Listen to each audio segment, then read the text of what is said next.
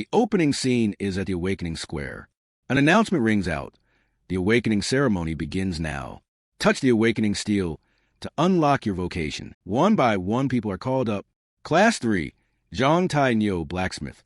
Class 5, Lao Shi mason. Feng Dung folds his arms and watches with a proud expression. He studies the Awakeners and shakes his head in disdain. Look at them, all mundane trades, a bunch of useless people. If they had supportive vocations, they wouldn't be so pathetic. Someone beside him chimes in with praise. That's right. Unlike our enfant, Awakening is a glorious combat vocation. The Great Sword Warrior. This rare vocation can't be compared to those bricklayers. Suddenly, someone accidentally bumps his shoulder. A subordinate quickly speaks up. Who's so rude as to touch enfant? The person who bumped him replies politely. Sorry, I'm in a hurry. Feng Dung immediately focuses on the newcomer. He spreads a sly smile.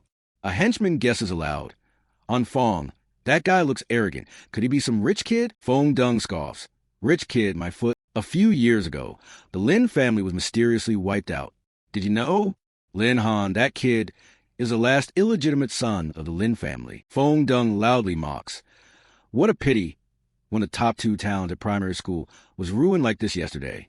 And he still dares to come awake in vocation. Trash is still trash. What delusions. Lin Han merely smiles faintly. He stands there proudly as people whisper, a weak chicken that only squawks on the side. Think awakening a rare vocation will make him impressive? Lin Han places his hand on the steel. Let me show you what real talent looks like. A tremendous force erupts, and those nearby are stunned by the spectacle. Enfant, what's happening? Everyone is dazzled. A strange light they've never seen before appears. Could that guy be a genius? Lin Fong is bitter and can't believe his eyes. How is this possible? That useless guy's awakening caused a bizarre phenomenon? If he really stands out, I'll be a laughingstock, won't I? The awakening result appears. Hidden vocation, Class 6, Lin Han, Beast Tamer. Someone bursts out laughing. A hidden vocation that's Beast Tamer. What a shame. Awakening into a Beast Tamer. Should we call him a genius or a loser? Feng Dung treats it as a joke. Just a Beast Tamer. You really think you can flip the script? He shows clear contempt. You should know, if your beast strength is enough, you're just trash. Raising a powerful mount costs a lot of resources. Do you have enough money? If you crawl over obediently, I'll give you money to buy a mad dog as your contract. How about that? Lin Han teases. Isn't this Feng Dung's little brother? You have nothing but your vocation, right? If the mount doesn't roar, does that make you a starving house cat? I must insult you a bit.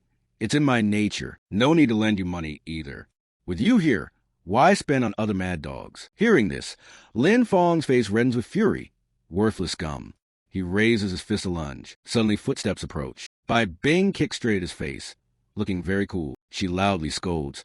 Who do you think you are to badmouth my student? Get lost or I'll skin you alive. Feng Dung falls silent, left only to stew in resentment. Immediately ordered his men to leave. He didn't dare act high-handed with her, since the Bai family wasn't someone he could touch. Today he'd spare Lin Han. Deal with him another day. Bai Bing praised. Kid, you're not bad. Awaken hidden vocation too? Lin Han scratched his head sheepishly. Sister Bing, please don't tease me. She immediately changed her tone. This brat, how many times have I told you? Outside school you call me sister. You dared sneak off to the awakening ceremony? Bold, aren't you? Lin Han pleaded. Sister Bing, take it easy. Her face softened a little. Bai Bing pulled out a card and instructed. Beast tamers are a bottomless pit. Take this money first and find a decent mount.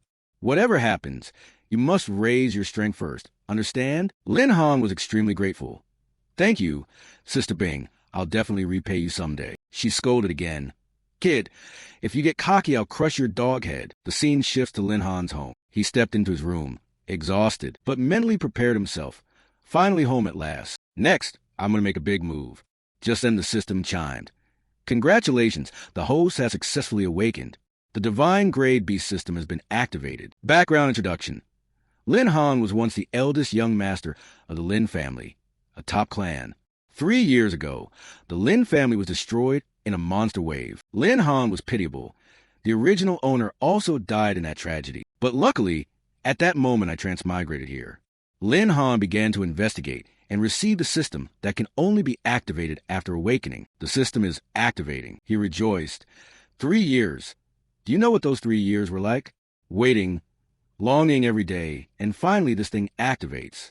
Today I finally have a break. The info panel reads, name, Lin Han Vocation, Beast Tamer First Ascension, Hidden Vocation, Level 1 Strength, 70 Agility, 50 Spirit, 110 Constitution, 60 Equipment, None Skills, Life Contract LV.1, Beast Space LV.1, Summon Beast LV.1.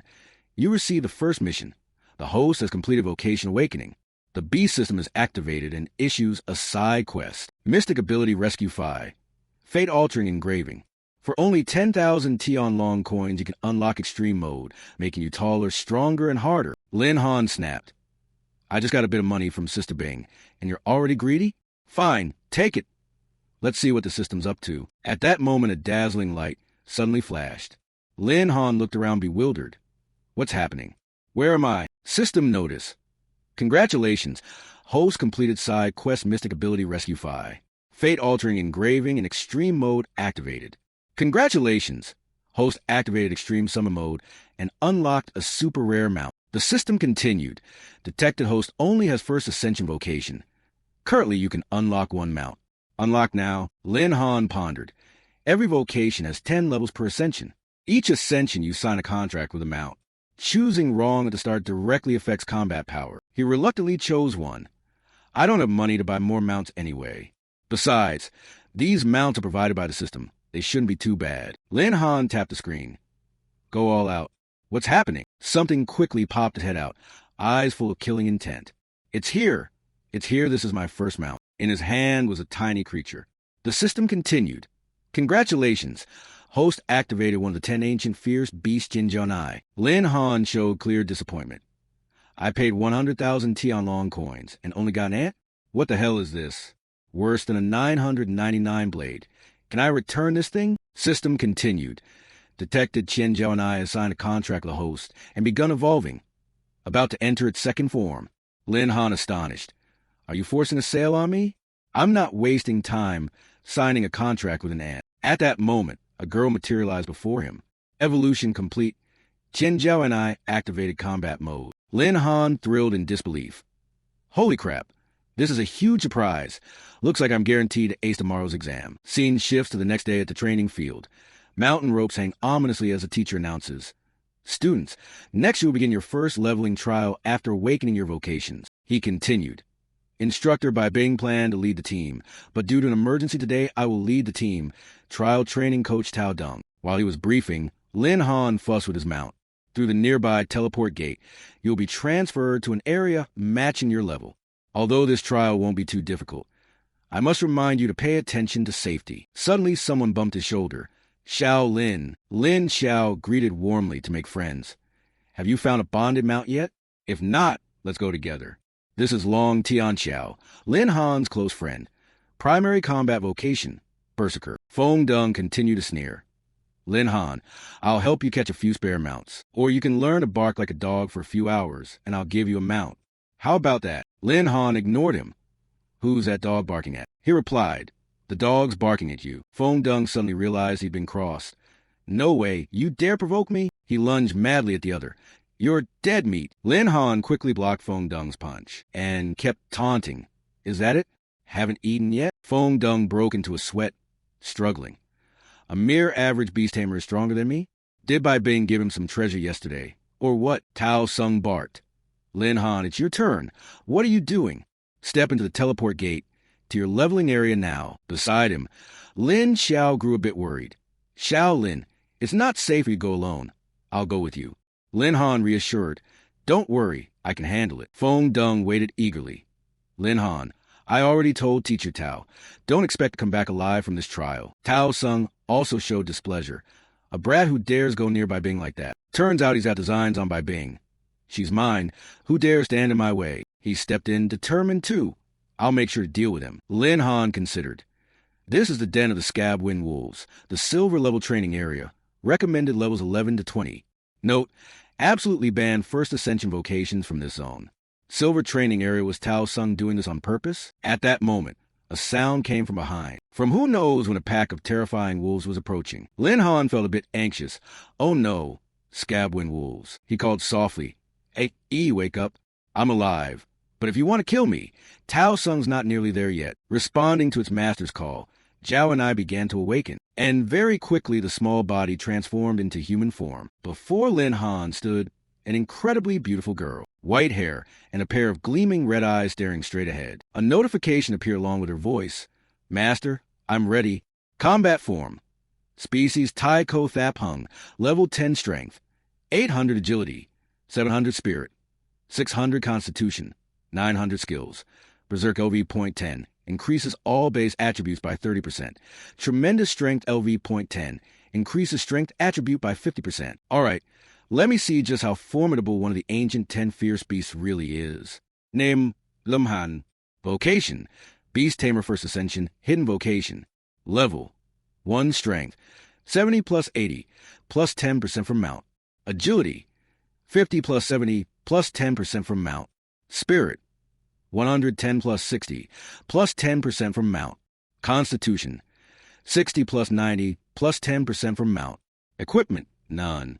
Skills, Life Contract LV.1, Beast Space LV.1, Summon Beast LV.1. Congratulations to the host for activating the mission. First battle, eliminate 10 fierce beasts. Mission reward, 100 beast points. At that moment, Zhao and I punched a snarling wolf rushing to attack. One punch, then a kick. Any wolf that charged was easily dispatched by her. Wolves hunt in packs. Yet in the blink of an eye, the entire scab wind pack had been felled by Zhao and I. One by one, they lay with tongues out, gasping for breath. Lin Han stood at ease, hands in his pockets, watching it all. After her lethal strikes, Zhao and I landed lightly on the ground. Master, it's all taken care of. Her beautiful face bore no trace of the bloodshed, still cold and impassive, waiting for Lin Han's next command. Lin Han was very pleased with his mount. Beautiful, powerful, and impressive in its debut. He couldn't help applauding. Truly one of the 10 great fierce beasts. 7 scab wind wolves were dead in under a minute. If he grows up, won't she be unparalleled? Wiping everything out here? Lin Han's system rose from level 1 to S, and his strength, agility, spirit, and constitution all increased significantly after defeating 7 out of 10 fierce beasts. However, 3 beasts remained. He didn't know what trials lay ahead, but such an easy start filled Lin Han with zeal and confidence. Although his combat power didn't match Yi's, it was nearly on par with ordinary combat vocations. Zhao and I obediently waited for orders. Master? Lin Han smiled and encouraged his little pet. I must be crazy to compare attribute stats with her. She's one of the 10 great fierce beasts of the ancient era. Few peers at her rank can match her, right? Zhao and I was beautiful and cute and stood half a head shorter than Lin Han. He couldn't help rubbing her head, but judging by her appearance, it was hard to associate her with the title Fierce Beast.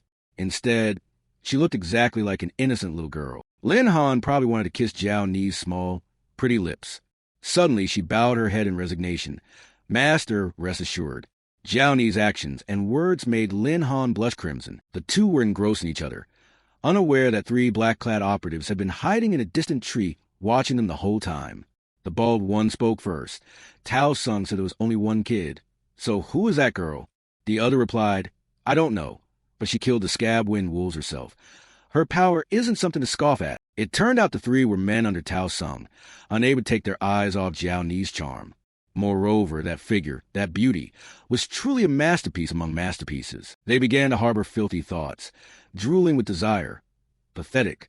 Boss, that girl is even prettier than Bai Bing. Maybe we should... The other agreed, yeah, killing her would be a waste. The boss, the bald man, seemed the most rational and sober, sensing that beneath Zhao Ni's innocent exterior lay uncommon strength.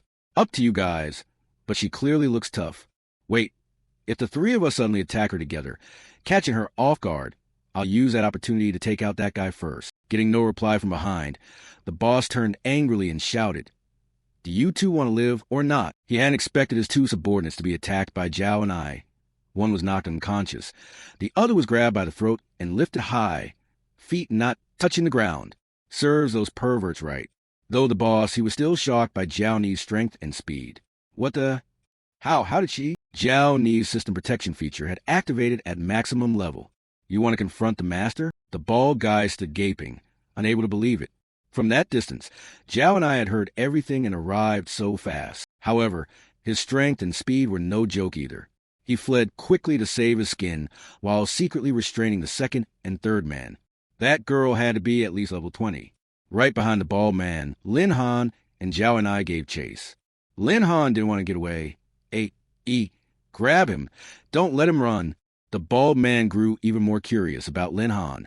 Who exactly is that kid to have such a high-level bodyguard? Distracted looking back to see if Zhao and I and Lin Han had caught up, the bald man didn't notice ahead. The claw of a gigantic beast was lunging at him. Damn it, faster. A swipe from the beast's claw clamped down on the bald man. Lin Han shouted a warning. Zhao and I stopped. She had just managed to stop, positioning herself between Lin Han and the greenish monster to protect him.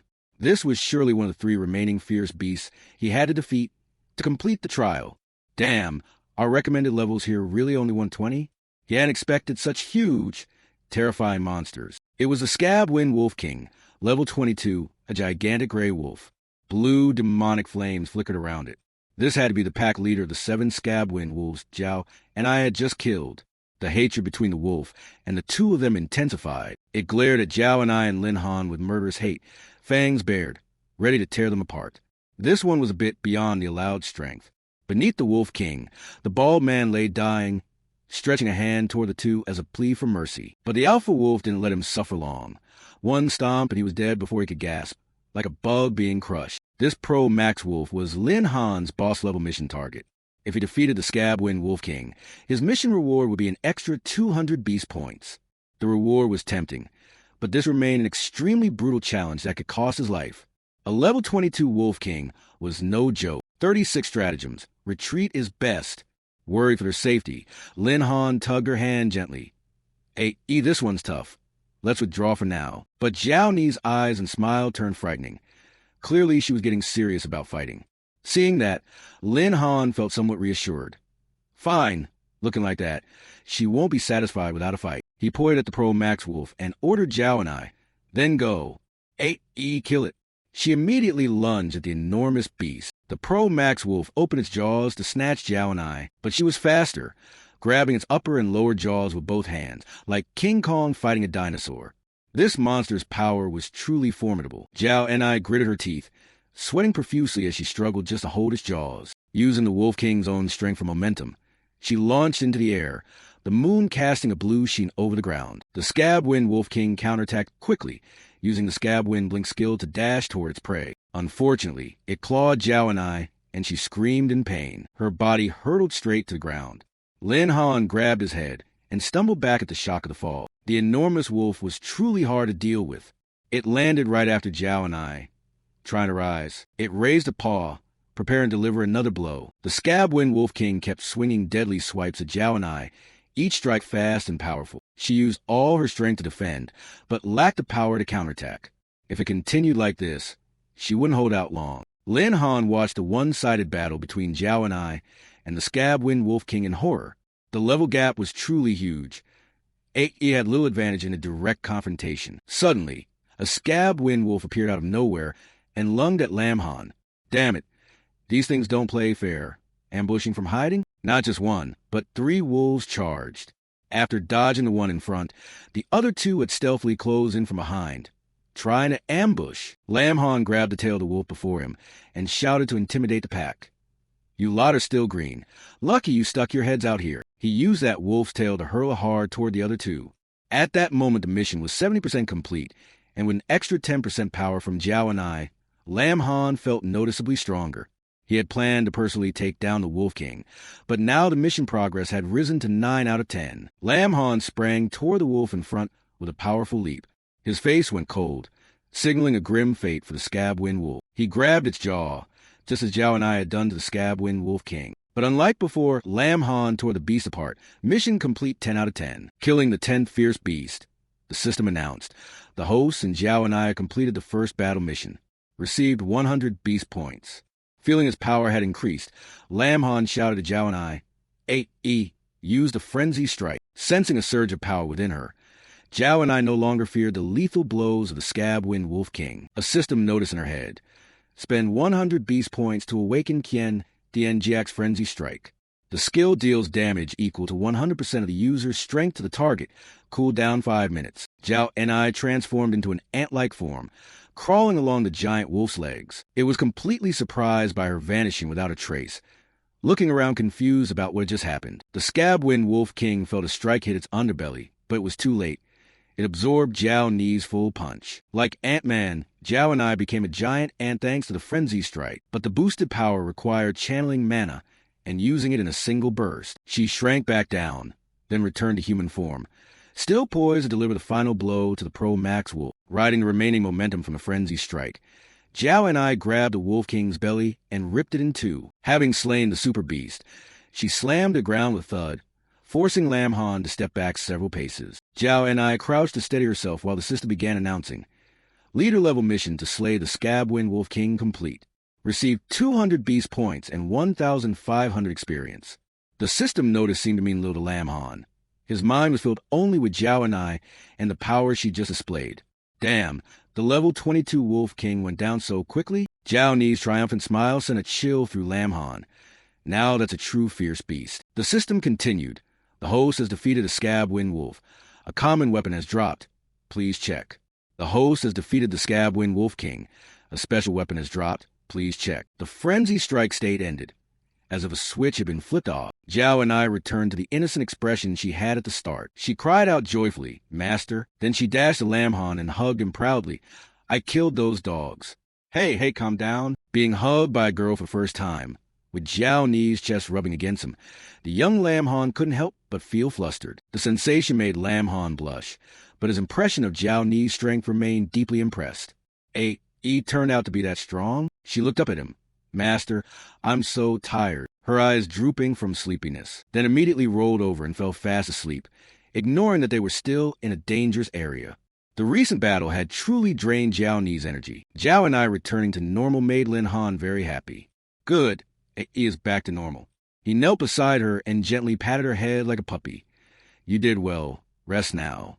Half asleep, Zhao and I replied, "He got it, Master." Lin Han also rested, leaning against a nearby tree trunk. He checked the system and saw the energy-saving mode, restoring his stamina. Monsters dropping rare loot, just like the online games from his past life. Lin Han tapped the screen. "Let me see what gear dropped." Lin Han's eyes lit up as if he found gold when he saw the special weapon he had just received. "My luck is unbelievable." It was a silver sword Lang Najia, usable at level 22, which would grant Lin Han plus 50 strength and plus 80 agility. The sword also had a rage effect. When the wielder is wounded, all attributes increase by 5%. Even the common weapon wasn't bad. Selling it would fetch a high price. There was also an ice staff, usable at level 10, granting plus 50 mana and a freezing effect. Each attack has a 30% chance to freeze the target for 1 second. Eagerly, Lin Han checked the status on the system. Once he recovered, they continue hunting monsters to level up and pick up loot to sell for money. I wonder how many levels I leveled up after clearing those earlier. A system alert appeared. Lin Han has reached level 10, the maximum level for a first-tier Beastmaster. You must quickly advance your professional rank, or you will be unable to continue leveling. He hadn't expected that killing a Wolf King would spike his experience all the way to the cap. Lin Han looked at the pile of wolf corpses he and Zhao and I had just slain, planning to keep hunting to strengthen himself and pick up gear to sell. But that was no longer necessary. 2 black-clad agents that Zhao and I had knocked out were still there.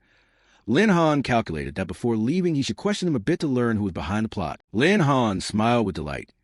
Things were likely to get interesting from now on. The moon above still shimmered green, as if unconcerned with the battles that had just raged below. Time passed. A few hours later, Tao Sung and the medical team were already waiting at the teleport gate. Everyone on the medical team heard clearly. The students participating in the trial were about to return. Tao Sung continued instructing them to prepare for examinations and treatment when the students returned. He smiled, but his mind was full of wicked thoughts. Not everyone would be lucky enough to survive long enough to be treated. He was surely targeting Lin Han. A voice called out, catching Tao Sung's attention. It seemed Bai Bing had come to check on her students, but her presence unnerved Tao Sung. "Miss Bai, why are you here? Weren't you busy today?" Tao Sung put on a false smile. "Miss Bai, we're only here to pick up the students from the trial. I can handle it. Why did you have to come over?" Bai Bing seemed to know what Tao Sung had done to Lin Han. "Regarding Lin Han's trial, don't you think you owe me an explanation?" Tao Sung still thought he had covered up. "Miss Bai, I know you and Lin Han are close, but as teachers we must treat every student equally." He even tried to brag. "On that point I can share my experience. Or would you care to follow me somewhere private, so we can discuss this more thoroughly?" A teacher preaching fairness, yet bold enough to harass a woman in front of everyone, deserved to be taught a lesson by Bai Bing. As expected, Bai Bing swiftly swung a dagger. The sharp blade pressed his throat. Tao Sung, I want explanation. Tao Sung finally began to panic. Miss Bai, I don't quite understand what you mean. Bai Bing, furious, said, Lin Han is just a newly awakened beastmaster, yet you assigned him to the silver training zone. There, he couldn't even fend for himself, let alone find a temporary battle beast. Do you think you can bully him because he has no family? The gleaming blade pressed against Tao Sung's neck. If Bai Bing applied a bit more force, his head would be severed. Tao Sung grabbed the blade and pushed it away. Miss Bai, maybe you've misunderstood me. I had my reasons for doing this. Lin Han awakened as a beast master. If he didn't undergo the trial, how could he quickly raise his level? Besides, I didn't send him to his death. I even assigned 3 teaching assistants to accompany and help him. Bai Bing lowered the blade when those words satisfied her. You better pray Lin Han comes back safe. Otherwise, Bai Bing's gaze was razor sharp. If he gets injured anywhere, I'll cut off the corresponding part of you to compensate him. Tao Sung only dared to scratch his head in agreement, but in his mind he thought, she's only daring to act like this now. Wait until she sees Lin Han's corpse, and let's see how cool she stays then. Before long, he was already fantasizing about a steamy scene with Bai Bing. Just then, an announcement cut to the argument between Bai Bing and Tao Sung. The students who took part in the trial have returned. The first to return was Class 6 Lung Ling Shui, the rare wind strike mage, one of Yi Zhong's twin prodigies. She strode out with ease as if nothing had been difficult, and praises rang out. Oh my, it's Lung Ling Shui. Sure enough, she was the first to complete the trial. 8 Yi Zhong twin prodigy really stand apart. Compared to her, Lin Han isn't even in the same league. Feng Deng was the next to finish, trailing behind and dropping flattering words. Ling Shui is truly the school's top student. She even beat me out. Seeing her silent, Feng Deng pressed his advantage and confidently said, Ling Shui, were the 2 great geniuses of Yi Zhong. From now on, we should get closer. But Ling Shui didn't bother to pay him any mind, and even dodged his attempted hug. She replied coldly, crushing Feng Deng's delusions. If it were the old Lin Han, I might reconsider, but you, forget it. Being scorned like that left Feng Deng visibly furious. Another trainee finished and exited through the gate. Lin Xiao rushed over, panting as he asked after his friend. Has little Lin come back? Feng Deng sneered contemptuously and spat an insult. I can't believe a fat guy like you even survived the trial. What terrible luck. But your good friend wasn't so lucky. Lin Han must have died in the labyrinth. Seeing him dare to insult his brother, Lin Xiao ground his teeth. Furious and ready to beat him up, he shouted a challenge. Feng Deng, say that again if you have the nerve. But Lin Xiao wasn't truly threatening, so Feng Deng arrogantly replied, Say what you want. Lin Han's dead in there. He's just a useless beastmaster. How long could have held out? Hearing this, Lin Xiao went even more berserk and yelled. He, Tao Deng, annoyed by their bickering, banged his hands and shouted, Shut up. He turned and sternly scolded Lin Xiao. Seeing him reprimanded, Feng Deng was even more pleased. Long Tian Xiao, is Lin Han your buddy? Stop thinking about others and focus on improving your own strength. Tao Sung saw Lin Xiao still frozen and urged, Move aside quickly. Don't block the other trainees from returning. Lin Xiao knew they were on the same side, so he didn't bother to fight back and try to comfort himself that everything would be fine. After all, Lin Han would surely come back. Time passed, and the training continued. An hour later, Feng Deng sat regally on a rock while his underlings vigorously rubbed him. They asked solicitously, Brother Feng, you've worked hard these days. Is your strength okay? Lin Xiao continued anxiously watching each person step out of the gate, impatiently waiting for news of his brother. Everyone else has returned. Why hasn't Lin Han appeared? Seeing him worried, Feng Deng's underlings took the chance to mock. Need to think about it? He must have died in there. After all, he's a beastmaster. Die among beasts is fitting enough. Suddenly from afar, a stone shot through like a whirlwind, moving at a terrifying speed. Retribution finally struck Feng Deng and his group. The rock flew like a lightning bolt, smashing into their heads. Lin Xiao startled and turned to see who was behind it, then rejoiced when he recognized a familiar silhouette. Lin Han had finally returned. He strode in arrogantly and sneered, I lost track of time. Since when did the school get so full of noisy dogs? Seeing him back, Lin Xiao shouted happily, Xiao Linzi. He ran excitedly toward Lin Han, yelling, Xiao Linzi, you're finally back. Not only was Lin Xiao relieved, Bai Bing standing nearby also let out a breath of relief and said with ease, Kid, you nearly scared me to death. But there were others who were displeased. Tao Sung frowned, thinking, how is this possible? I clearly sent 3 people to deal with him. How could this useless guy come back unscathed? Still, he didn't give up his plan to eliminate Lin Han. Lin Han, you got lucky this time, but don't think I'll let you off easily. Fong Dung stepped forward and jeered, refusing to believe Lin Han had completed the trial. What use is a beastmaster without a pet? He probably hid in a corner the whole time, with his brother finally having support by his side. Lin Xiao retorted loudly. Fong Dung, are you stupid? Do you really think everyone's like you, always getting coddled? Hearing that, Lin Han found it ridiculously funny and challenged him. Protected am I? Try me once and you'll see. Before he could finish, Fong Dung cut in. Lin Han, that useless beastmaster, hid in those haunted mountains for so long, and only now comes out. What a coward! Despite the insults, Lin Han remained calm and even held back Lin Xiao, who was about to charge. What did you say? Lin Han replied mildly. Fong Dung, have you barked enough? He gave a contemptuous smile and added, with your ability, you're not even worthy of carrying my pet shoes. Hearing Lin Han, Fong Dung was furious but forced a calm. Oh yeah? Out of pride, Fong Dung proposed a bet. Want to bet who has a higher level? If you win, I'll give you 100,000 Tianlong yuan. If you lose, you have to kneel and call me Grandpa. Lin Han showed no fear and agreed immediately. Bet accepted. I'll slap your face into the dirt in a bit. Lin Xiao hurriedly warned Lin Han, don't be hasty. The trainer's still here. Upon hearing that, Lin Han turned to Tao Sung and smiled. Teacher Tao, this is our business. Please don't intervene. Tao Sung cleared his throat a few times, but ultimately agreed to let them fight. Fine, but once you make a bet, you must keep your word. Honesty is the virtue Yizhong values most. On the surface, Tao Sung said that, but inside, he was elated at this godsend. Lin Han, you found your own death path. I'm more than willing to send you to the gallows. Bai Bing beside him did not object. Instead, she looked at her student with pride. Her gaze carried a familiar conspiratorial aura. That brat must be planning to trick someone again. Tao Sung wasted no time and called for the match to begin. All right, the bet is set. Start. Lin Xiao, uneasy, stepped forward and asked to join. Teacher Tao, even though I'm not in the bet, I'm Lin Han's brother. I won't go with him in this match. The system immediately displayed his class. Kwang Zhan, level 2. Hearing that, Fong Dung sneered. Only level 2? What's there to brag about? Look closely. This is a level true geniuses should reach. His level info popped up as well.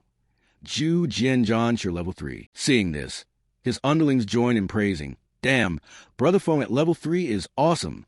No wonder it's a rare profession. Lin Xiao's face suddenly went pale with fear at the other's rank.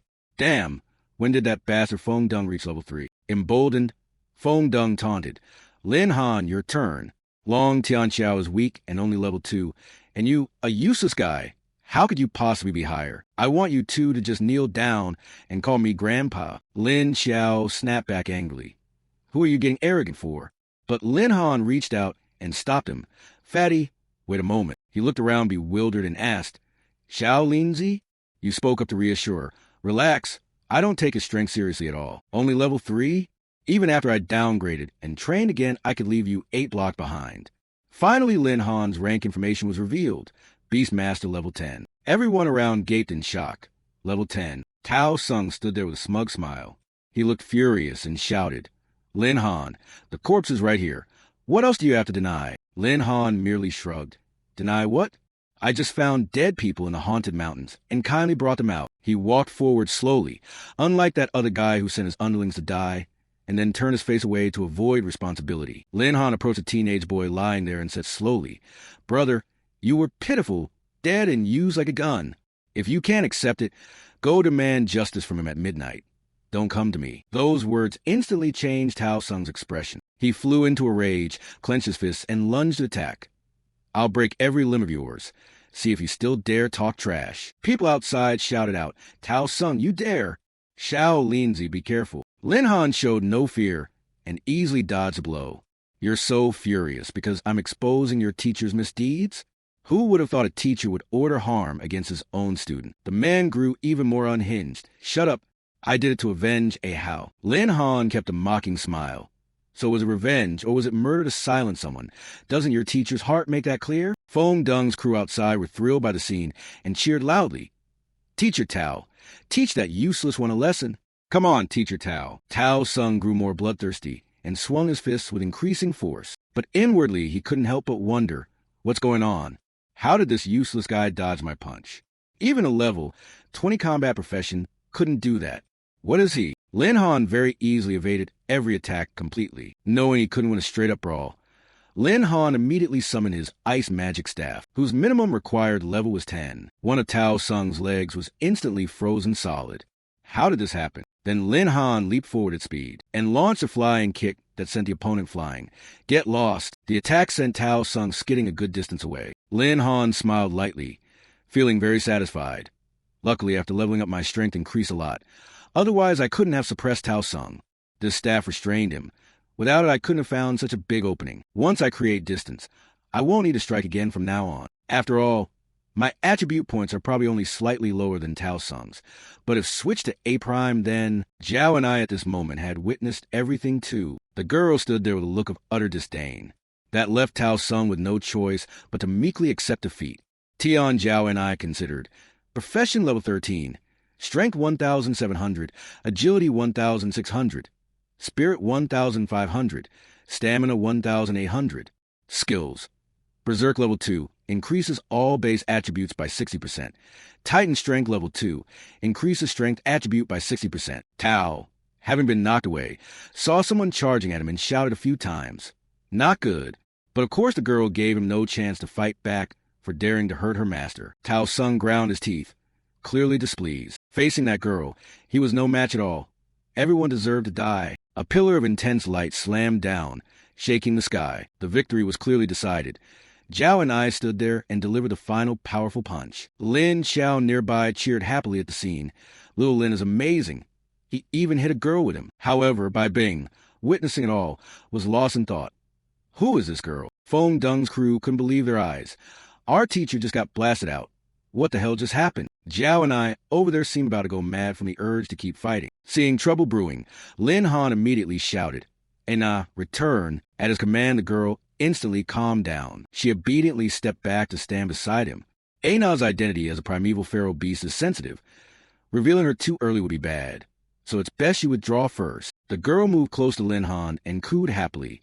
"Master," Ena stopped when told, "Am I good?" Lin Han praised gently. "Very good, but first you should change back into your human form." Hearing that, she smiled in satisfaction and replied, "Got it." Tao Sung angrily screamed at him and accused, "Lin Han, not only did you kill the assistant instructor to level up, you colluded with outsiders to stand against me. Where did that girl go?" "Never mind." Veins bulging, his eyes full of hatred and rage. A student with such corrupt morals must be severely punished. He clenched his fist and roared. Before Tao Sung could act, a foot landed on his shoulder and a cold voice rang out. Wait. The man, hands clasped behind his back, said, "Teacher Tao, don't be quick to accuse a student before a proper investigation." Tao Sung, held to the ground, turned his head in surprise. "You? Why are you here?" A moment later he shouted, "Principal." It was a middle-aged man with white hair, Si Kong Chung, principal of Yizhong, level 56, Crimson Demon Celestial Mage. Seeing the principal appear, Tao Sung hurriedly accused Lin Han. "Principal, this Lin Han killed the assistant instructor to level up. I want him punished by law. He even tried to kill me. People like him must be severely punished. There is complete physical and forensic evidence. I respectfully ask the principal to sentence Lin Han to death." Contrary to Tao Sung's fierce stance, Lin Han remained extremely calm, arms crossed. False accusations can be made by anyone. "Do you think I'll run myself to death just to clear my name?" The principal then asked, "Lin Han, what is your opinion?" Lin Han replied, "Of course, principal. Perhaps you should first examine the cause of the assistant instructor's death." Si Kong Ching pointed toward the hovering young man and began to analyze. The rib cage was shattered to pieces, and more than half the internal organs were severely damaged. This mortal wound was definitely inflicted by a large beast. Tao Sung protested, quickly retorting, "Even if the killing blow was dealt by the beast, it still involves Lin Han. Otherwise, how could Lin Han have carried the body back?" Lin Han grinned smugly. "Mr. Chow, you're so quick to blame others. If you weren't a head chef, it'd be a waste. I only brought your teaching assistant back, and you insist I murdered him. Why don't you just say that you sent that person to assassinate me? But he was so incompetent the beast turned on him." Tao Sung snapped angrily. "Nonsense.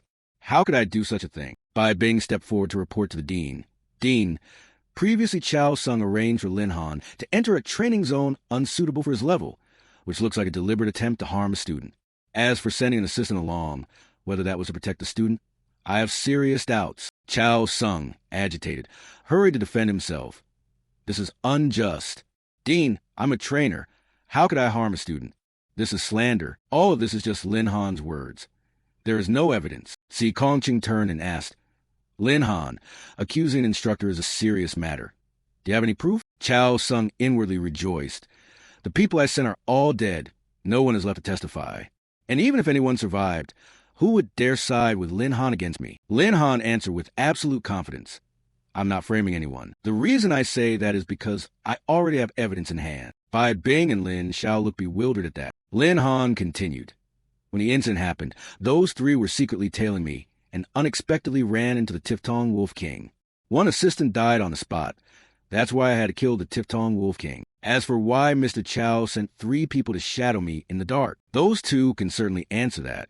As he spoke, he gave a light kick to the bound man. The 2 terrified men screamed and sobbed. I'll tell the truth. It was Teacher Chow who arranged for us to follow Lin Han and, if necessary, to fabricate the story that he was killed by the beast's claws. Yes, everything was set up by Teacher Chow. Please don't treat us like this anymore. We can't take it. Outside, there were plenty of ants. These creatures obeyed a strict hierarchy. Swarms of vicious ants crawled over their feet, biting and tearing so frantically that their skin stung and bled. Lin Han smiled wickedly, thinking, there's an ancient ant here.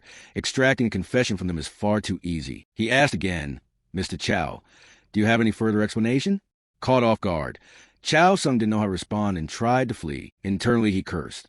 Damn it, how could these 2 useless men be so easily broken? But in an instant he froze, as he was ambushed from behind by a heavenly master's talisman light.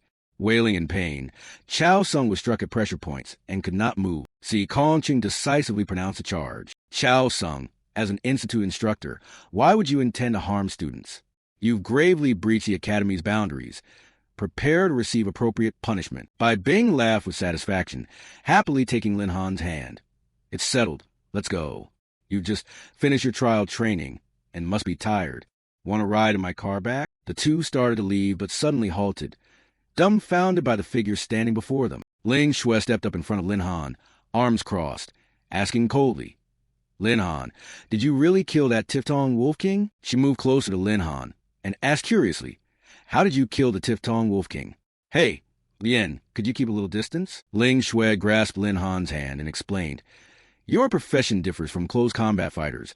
You specialize in long-range attacks. Without teammates drawing fire, you couldn't have confronted the Tiftong Wolf King head-on. Ling Shui closed and even more, beckoning Lin Han. The only explanation is that you're bonded with a powerful spirit beast. Lin Han, fight a simulated match with me so I can test your abilities. Lin Han glanced away to avoid her. Saying this now seems a bit unreasonable, doesn't it? He thought, does cool-looking Lien Ling Shui really have the curiosity of a child? Bai Bing patted Ling Shui's hand lightly and said, Lien, I understand your desire to increase your power, but right now you all need to summarize lessons from the trial training, not compete over strength here. Sparks flew between them. Ling Shui held her ground. I'm just curious about how a beast's master fights. I hope you understand. Bai Bing put her hands on her hips and replied, Sorry, Lin Han just finished fighting and needs a rest. He can't accept your challenge. Lin Han trembled, holding up his hands to block. Miss Bai, the students are all tired after training today.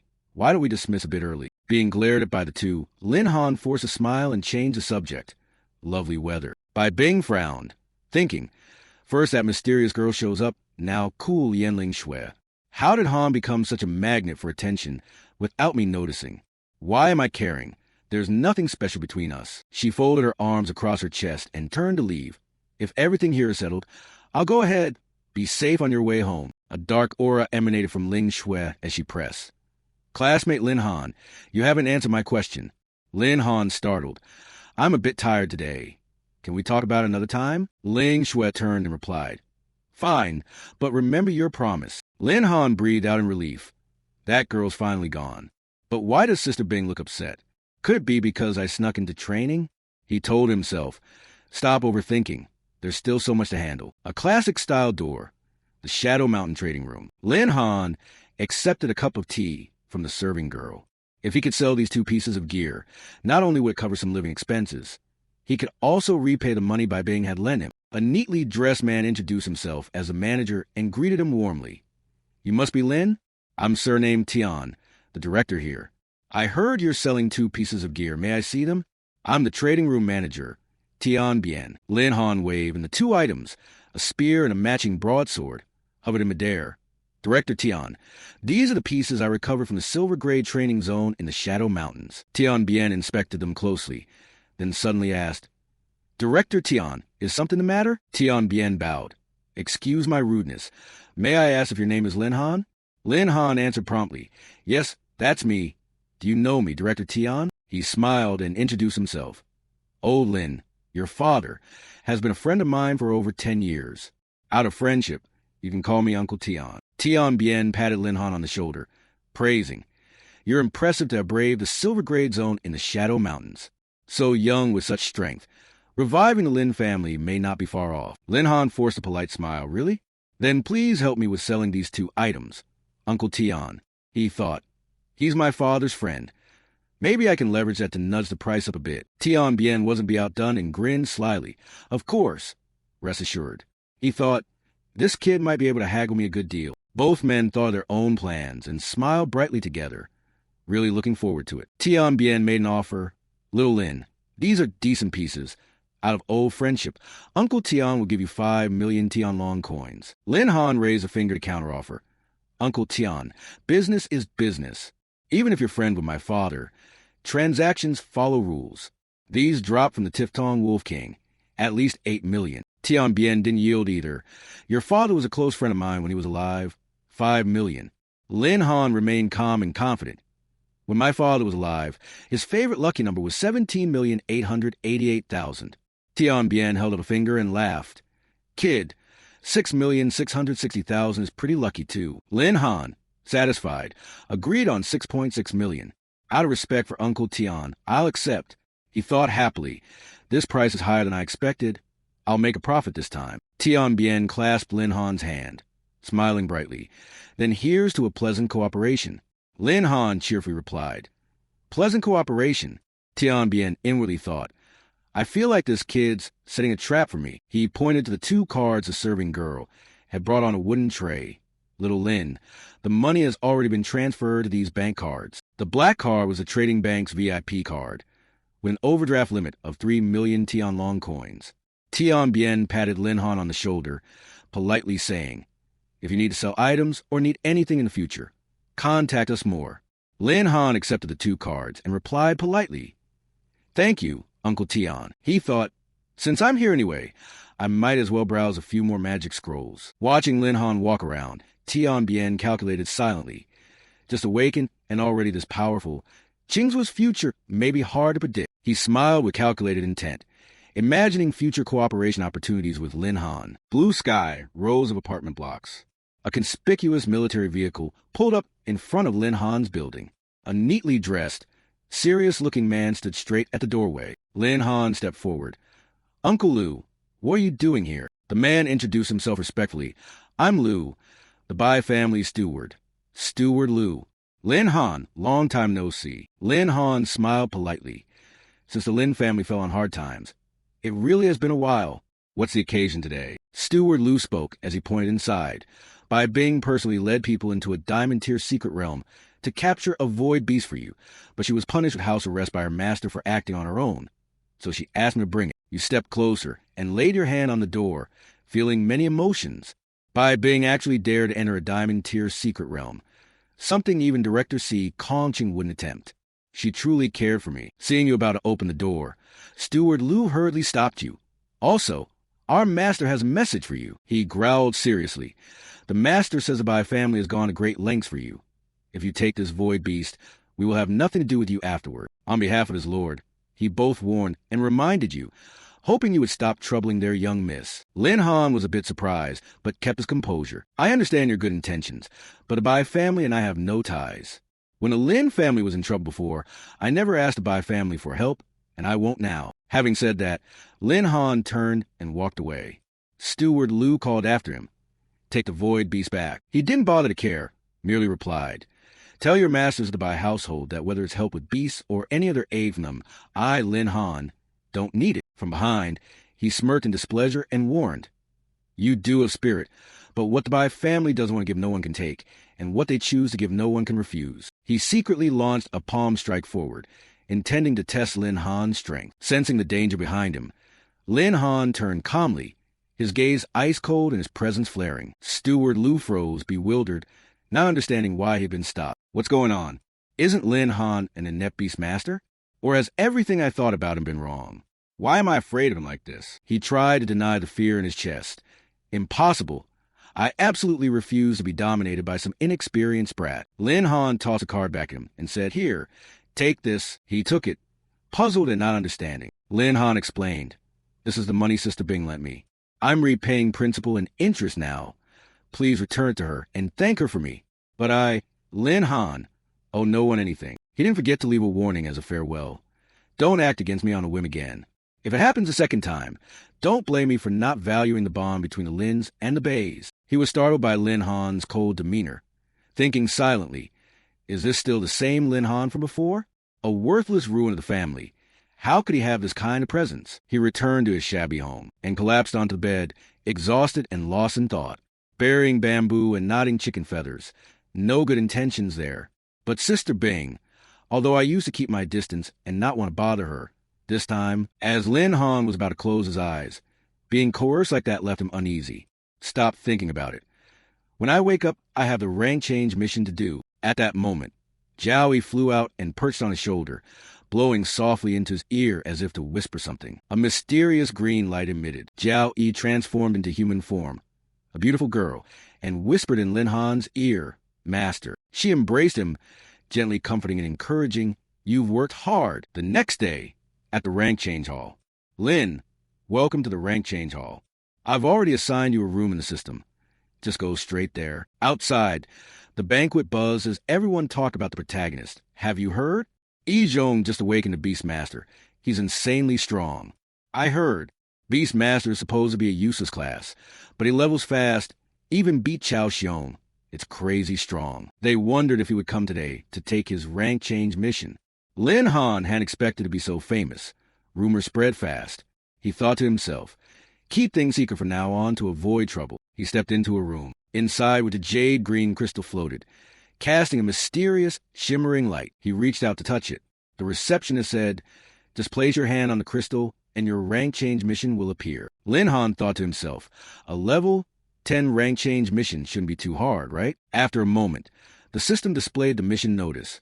Mission name, Lei Ming of Ongguo. Difficulty, 5-star. Objective, kill the Lei Ming beast in the ancient ruins and collect at least 7 energy stones.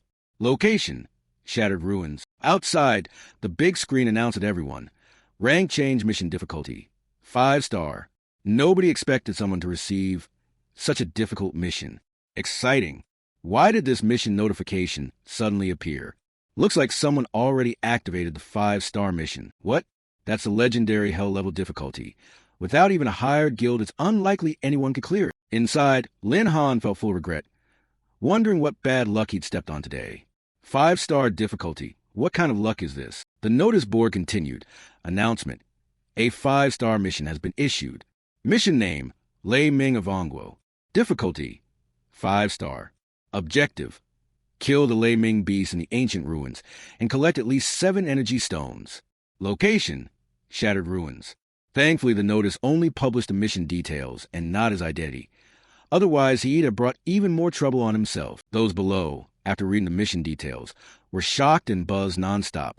Who was unlucky enough to trigger a 5-star mission? What class could that person be to be so capable? After hearing the commotion outside, Lin Han just stretched, his face still cheerful. He thought, good thing my identity wasn't made public. Otherwise, it would be even more troublesome. Lin Han looked up as beams of light shone on his handsome face. Now that he'd accepted the mission, there was no time to waste. At an age-worn structure that had weathered 100 years of wind and rain, the shattered ruins, soldiers in formal uniforms paced back and forth around the mercenary recruitment camp. A hulking man with a polished shaved head, wearing only a black tank top and chewing on a toothpick, grumbled, Not a single person here to take a mission.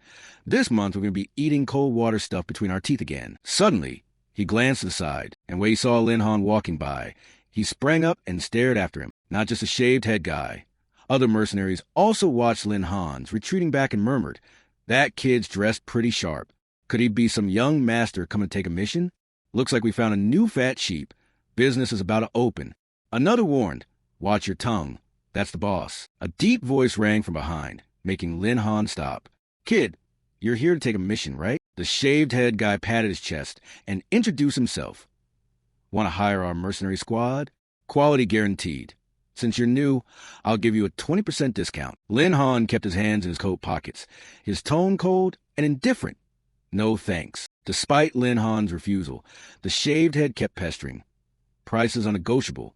This time I'll waive the service fee. Consider it making friends." Annoyed, Lin Han grabbed his arm hard. Squeezing until the man's veins stood out, his voice icy. "I said no thanks. Keep bothering me, and you'll lose more than an arm." With that, he swung his arm and effortlessly shoved the hulking man aside. His eyes were cold and alert. "Free services for strangers? Do you take me for a fool? A mercenary crew like this, if they're not scamming people, they're robbing and killing them." The shaved head clutched his bruised arm, gritting his teeth in fury. "Damn it, we should beat him to death." At that moment, an arm waved a knife as a signal. "Boss, let's go." The voice belonged to a long, red-haired girl who smiled wickedly and stabbed the knife into the table. "Boss, are we really just going to let that brat be? There are guards here. It's not convenient to make a move." The red-haired girl looked up, her mysterious green eyes full of scheming. "No one can touch us. We can leave safely. Wait until he exits the safe zone. Then we'll deal with him afterward." Lin Han looked at the structure ahead, calm. "So this is the Shattered Ruins? Its style is completely different from the Haunted Mountains." In the space, Zhao Yi heard Lin Han's call and appeared. "Come out, A.E. We're getting ready to part." Zhao Yi wrapped her arms around Lin Han's arm. Cheerful. "Master, I'm ready." Lin Han tapped her forehead with a finger. "Nice. Today I'll give you a real fight." The system appeared again, and Lin Han muttered, "Now it triggers a system quest too? Congratulations, Master. You have activated a Lord-level quest. Quest name, Lei Ding's Heart. Objective, hunt the envoy of Lei Ding and collect Lei Ding's heart." Reading the system info, Lin Han grinned excitedly.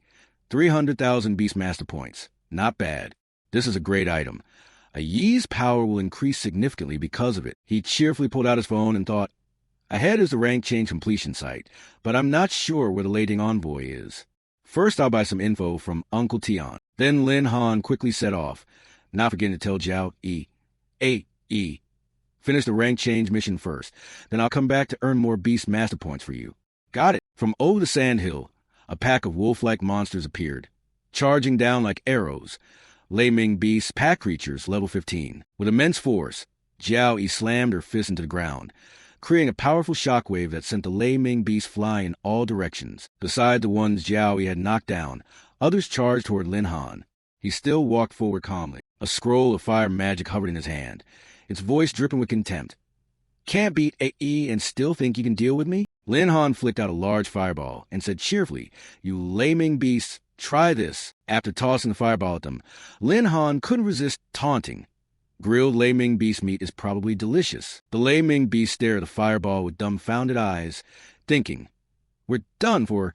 It's going to be barbecue." A barrage of fireballs roared in, burning the pack of Lei Ming Beasts alive as the magic scroll released blazing spheres. The few lucky ones that survived cowered and fled. The Lei Ming Beasts were successfully wiped out. System notice: experience +0. You have successfully defeated the Lei Ming Beasts and received an energy stone. Additional notice: attention, you have reached the maximum limit of first transition. You must complete the rank change quest, or you cannot surpass the limit. Before reaching second transition, you cannot gain further experience. Lin Han controlled 3 magic scrolls hovering in his hands. Fireball technique, heavenly fire technique, fire flame missile. His expression soured as he muttered, "My quest isn't finished yet. Trying to run? My scrolls won't allow that." Around him, Lin Han's fireballs continued to fly in all directions toward the remaining monsters. Joking and commanding at once, he said, "Hey, hurry up. Finish them off."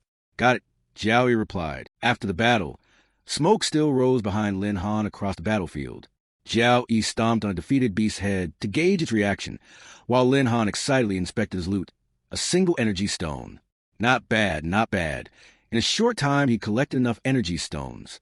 The magic scrolls were expensive but truly useful. The system panel displayed Jiao Yi stats. Tian Jiao Yi, species.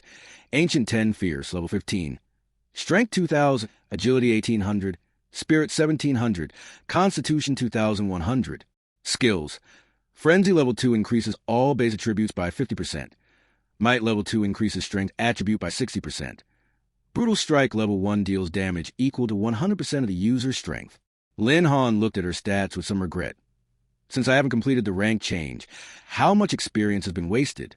Luckily, he jumped from level 13 to 15, so today's trip still yielded something. He pulled his phone out of his pants pocket and wondered. The exchange must have sent info on the lading envoy already, right? A voice on the other end answered. Little Lin, I've discovered the lading envoy's location and will send it to you now. The phone screen displayed the preset location, a red dot blinking continuously. The caller warned. However, the lading envoy is very tough. If you haven't reached second transition and are under level 15, you better not go alone. Lin Han didn't reply. He turned and called, "Hey, E, let's go collect beast master points." Jiao Yi happily, "Yes, master." The two left together, unaware that behind a rock a red-haired girl was secretly watching. She watched the direction Lin Han's group had taken, smiled, and thought, one magic scroll costs tens of thousands. He's already discarded so many on the way. This kid's definitely a big spender. He's about to get rich. The shaved head behind the red-haired girl sneered. "Boss, do we strike now?" She shook her head to stop him. "Not yet. Wait a little longer for the kid to gather more energy stones. Besides, the girl with him isn't easy to deal with. Let them tire themselves out first." The shaved head flattered. "Boss, you're wise." Meanwhile, Jiao Yi and Lin Han, arm in arm at a couple, happily headed toward the spot marked for the lading envoy on the map. The marked location indeed had a lading envoy sleeping soundly, level 17. Lin Han felt slightly disappointed seeing it. Only level 17? Compared to the Tatsu Wind Wolf King, it's far weaker. No real challenge. He crouched down, pointing excitedly. "Hey, E, let's go. Kill and go home." Jiao Yi beamed and lunged straight at the opponent. The lading envoy heard the noise, woke up, and turned its head to look. But before it could do anything, it took a full punch to the neck and spat out fresh blood. After delivering the blow, Jiao Yi immediately shrank down, transforming into a blue ant with red eyes. She quickly dug through the soil and slipped beneath the layer of golden sand. The lading envoy was still struggling to find who had struck it. Jiao Yi had burrowed to right beneath its belly. A mound of earth rose up. She reverted to human form, surfaced, and punched it straight in the stomach. Lin Han summoned a magic scroll. A massive block of ice materialized above the stunned lading envoy and rose into the air. Lin Han waved his hand and smiled coldly. Die. The ice mace scroll, a diamond-shaped ice mass, hurtled down from above and pinned the beast to the ground. The lading envoy was completely defeated, unable to resist. The system notified again. Successfully defeated the lading envoy. Experience +0. Jiao Yi sat upright on the ground, smiling with narrowed eyes at Lin Han. E is tired. Over here, Lin Han, not entirely satisfied, stared at the system panel. Quest complete. Defeat one lading envoy. Reward 300 beast master points have been granted. He exhaled. This one wasn't strong in power, but a thick hide. Took a long time to kill. Receiving 300 beast master points was a good haul today. Points left unused would be a waste. So first awaken a skill for AE.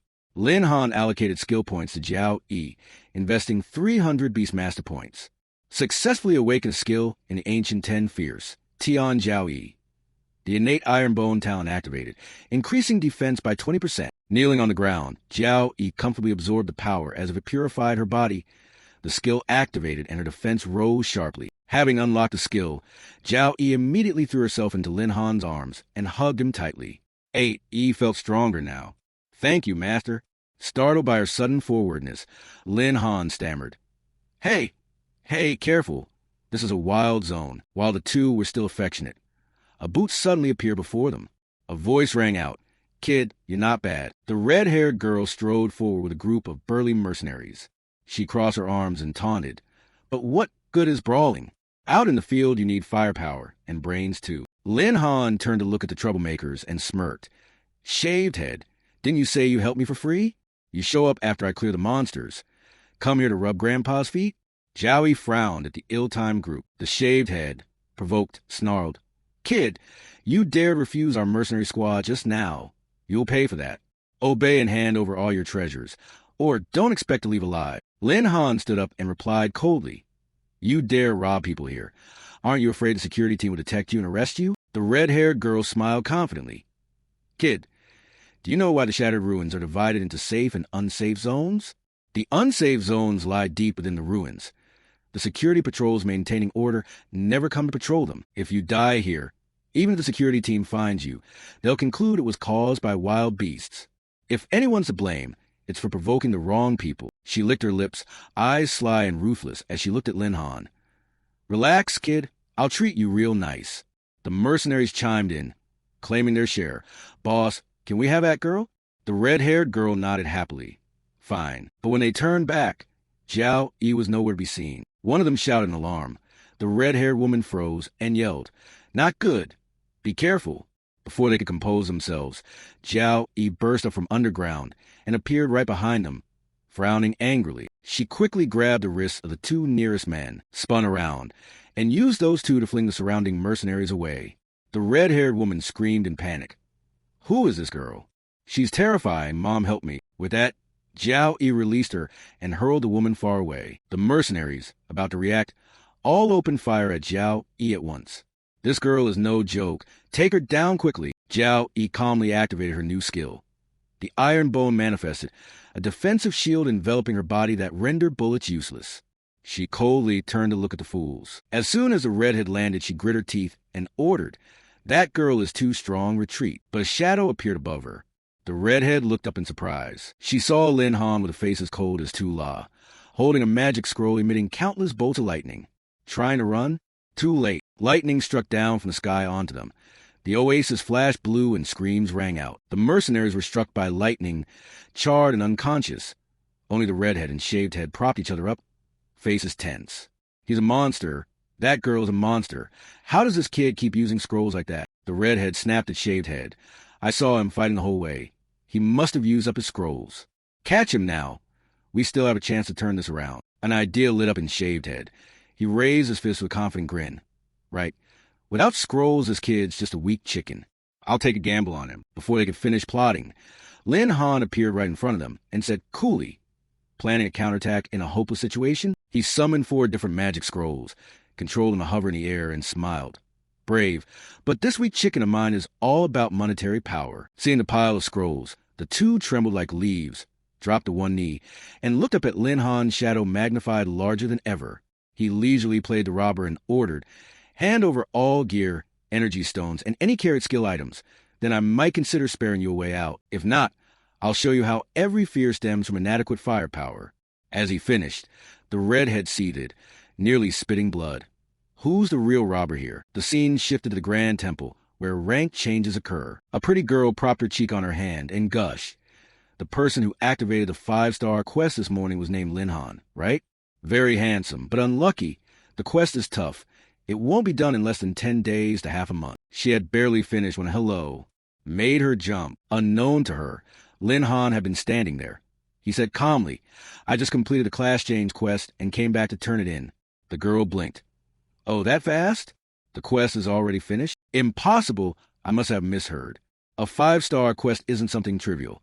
How could it be finished so quickly? Embarrassed, she bent down to check the paperwork and asked again, Lin, are you asking for information about the class change quest? Please wait a moment. But Lin Han affirmed, No, I really have completed the quest. I'm back to change class. Question marks filled the face of the registration clerk. Then she shouted so loudly it shook the temple. What? You finished the quest? Lin Han wasn't surprised by her reaction and merely smiled. Yes, it was fairly easy. Sweat again poured from the clerk's face. Please wait. I'll book a room for you now. She read the information to Lin Han. Room 996 is available. The procedure is the same as when accepting the quest. Lin Han turned toward room 996, waving as he went. All right, thanks. The clerk remained in disbelief. Only a few hours, and the quest is done? Is he bragging? Before she could finish the thought, an announcement rang out. Congratulations on successfully completing the class change quest and reaching second transition. The clerk gasped and looked at the notice board. Could it be true? A crowd in the temple's waiting hall heard the announcement and clustered together in astonishment. A 5-star quest completed? Since when did someone this powerful appear here? The notice board displayed the second transition profession, Beast Master Scholar. Lam Han reached out and touched the screen, a faint ribbon of energy wavy and dim flowing out to wrap around his hand. Second profession, Chuan Shou Sure Beast Tamer. His whole body was bathed in the light of the new energy as the class changed. Lam Han felt the shift clearly in his body and thrilled inwardly. Is this the second transition profession? Feels pretty good. The screen displayed his information. Name, Lam Han Profession. Beast Master Scholar. Second transition. Hidden profession level, 10 strength, 1,000 agility, 900 spirit, 800 constitution, 730 skills. Level 1 life contract. Level 1 B space. Level 1 B summon. A long series of notifications popped up. Second transition successful. Unlocked innate profession skills. Lightning Wing. Can fly for 10 minutes. Cooldown 1 hour. Copy skill. Can copy all skills of a beast and use them for 5 minutes. Cooldown 2 hours. Antagonistic bloodline. Can cause a beast bloodline to become antagonistic. The host has successfully reached second transition and activated the system's second transition reward. The host may choose one of the following skills. A. Fusion. Can merge a beast, repeatedly exploding basic power multiple times. B. Spiritual empathy. Communicate with wild beasts, increase their favorability, and raise the success rate of binding contracts. C. Malicious perception. Detect creatures with malicious intent within a certain range, including humans with no cooldown. Lam Han excitedly read the system info. Are these the new skills after class change? Lightning Wings copy skill. Let me test the power of the new skill and see. A golden beam of light appeared behind him. Lightning Wings sprouted. In a flash, he shot up high into the sky. Wow, I can fly? Lam Han happily used the new skill while rereading the system info. Flying is an advanced skill, normally learned only from high-tier skill books. He didn't expect to unlock it immediately upon second transition. Beastmaster really lives up to being a hidden profession. He grinned with narrowed eyes. And the copy skill means I can copy and use all of a beast's skills? Even if it's only 5 minutes, used at the right moment, it could decide victory or defeat.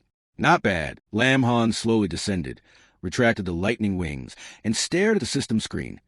Next up are the other upgrade rewards. He read each skill carefully and evaluated their uses. Fusion seemed cool, spiritual empathy useful in combat, but the most practical was definitely malicious perception.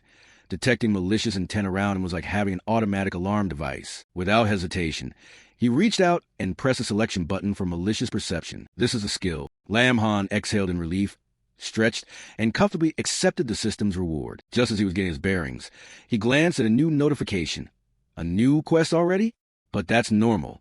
After second transition, he should find a second beast to bind, and also test the effect of antagonistic bloodline. The system immediately issued a new quest. The host has successfully upgraded to third transition Beastmaster Scholar, activating the quest to capture and bond with a beast. Quest reward, 500 Beastmaster points. Lam Han propped his chin and pondered. Solo attacks are indeed strong, but the effectiveness is a bit lacking. Lightning attacks are decent. Having a lightning-type beast would likely compensate for that weakness. His gaze filled with determination. Looks like it's time to pay Uncle Dain a visit. Lam Han happily slipped his hands into his pockets and left the class change temple, collecting his spoils while planning to buy some intel. The scene shifted to a bespectacled man, gaping in astonishment on the trading floor VIP room. Little Lamb, what treasure did you just unearth? Lam Han stood beside a pile of gems taller than he was glittering. He smiled brightly and introduced with a wave. Haha, I ran into a group of kind people who gave me a bunch of treasures. I'm planning to sell these. Uncle Dain, please help me inventory them. Hearing this, Uncle Dain couldn't close his mouth. He pushed up his glasses, beaming, and called out toward the door. What are you waiting for? Come inventory and price these now.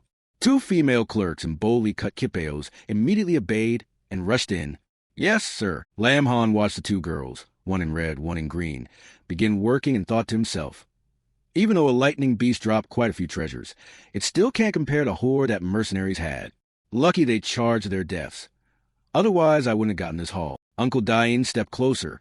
Little Lamb, the items you brought in are worth a total of 13 million Tianlong coins. I'll arrange to transfer that amount to your card right away. Lam Han smiled, showing off his good looks, handing over his blue card. Thanks, Uncle. Also, I'm looking for a lightning-type companion beast. Any suggestions? He took Lam Han's card, holding it with both hands. Lightning type, huh? Then, as if remembering something, he looked up at him. That's right. I heard a few days ago that in Wuzhou City, in the Thunder Forest, a very high-quality thunderbird appeared. He related what he'd heard to Lam Han. That thunderbird might carry ancient bloodline. Many who've tried to catch it returned empty-handed. In Uncle Dain's description, the thunderbird appeared mighty and majestic, perched on a sheer crag with its beautiful white wings spread wide. Lam Han got excited and grabbed Uncle Dain. A thunderbird with an ancient bloodline fits my needs perfectly. Uncle Dain, any more details? Uncle Dain cheerfully replied, no further intel, but our exchange just bought a feather from a thunderbird.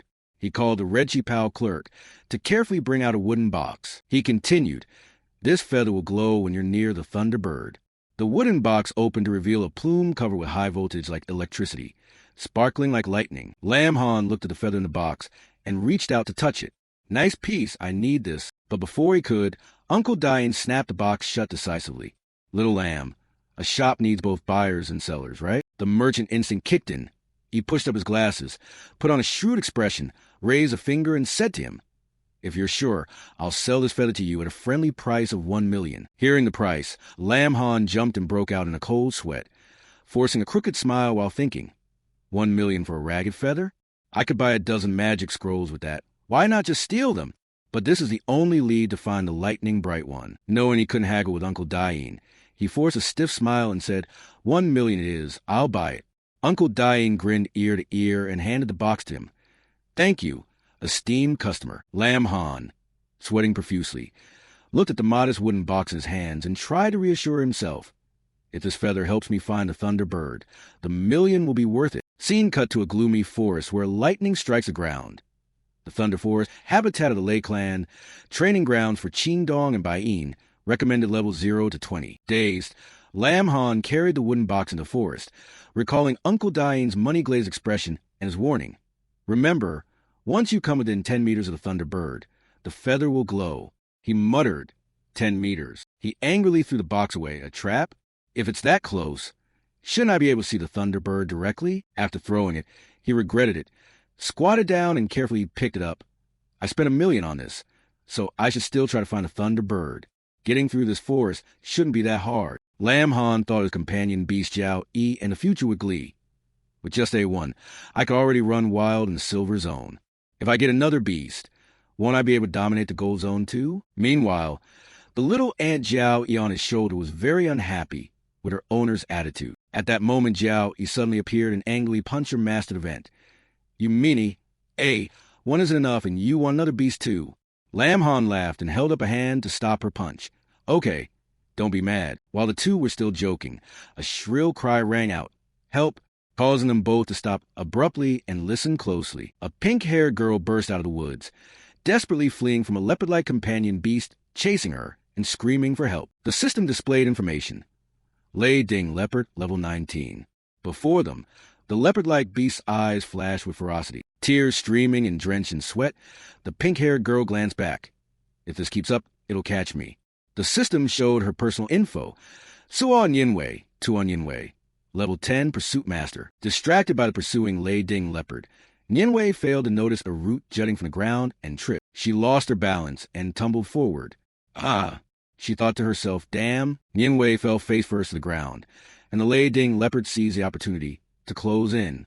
It opened its mouth and lunged its claws forward. She shut her eyes, gritted her teeth, and accepted her fate. This time I'm definitely dead. Time seemed to freeze. Yinwei slowly opened her eyes. Huh, I'm still alive? What was that sound? She turned and saw Lam Han stepping in like a hero saving a beauty, using Jiao Yi's skill to strike the Lei Ding Leopard, causing it to spew blood with a single furious blow. Yinwei was stunned, not understanding what had just happened. After dealing with the Lei Ding Leopard, Lam Han looked down at Yinwei still splayed on the ground. Are you okay? She replied, and not hurt. Inwardly, she assessed her rescuer, able to knock back a Lei Ding Leopard with one punch. Who is this guy? She thought that, but remained very worried. The Lei Ding Leopard isn't easy to handle. We should take this chance to run. Lam Han laughed and asked, You mean that big cat? Confident. He stared at the leopard he'd pushed back a long distance. It had to dig its sharp claws into the turf with all four paws to slow down his strike. Don't worry, someone will take care of it. No sooner had he spoken than Jiao Yi transformed into a giant ant and began fighting the Lei Ding leopard. Jiao Yi leapt up and bit the Lei Ding leopard on its left shoulder. The bite made it writhe in pain as it struggled to fight back. They clashed wildly amid dust and chaos. Lam Han watched from the side, thinking he hadn't expected a one's iron bone skill in its heavenly Jiao Yi form to enlarge like that.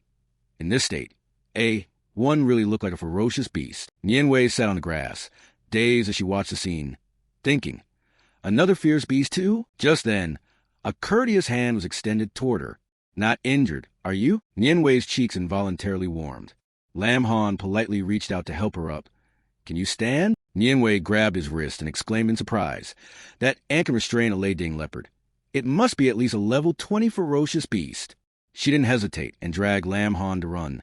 Hurry, while it hasn't noticed us. Run. They hadn't run far when the Lei Ding leopard's body was flung in front of them, blocking Nian Wei's escape and making her scream. Angry, Jiao Yi stamped on the leopard's corpse and muttered, How dare you kidnap your master? Seeing that, Nian Wei grew even more terrified. This is bad, we? At that moment, Lam Han calmly stepped forward. One.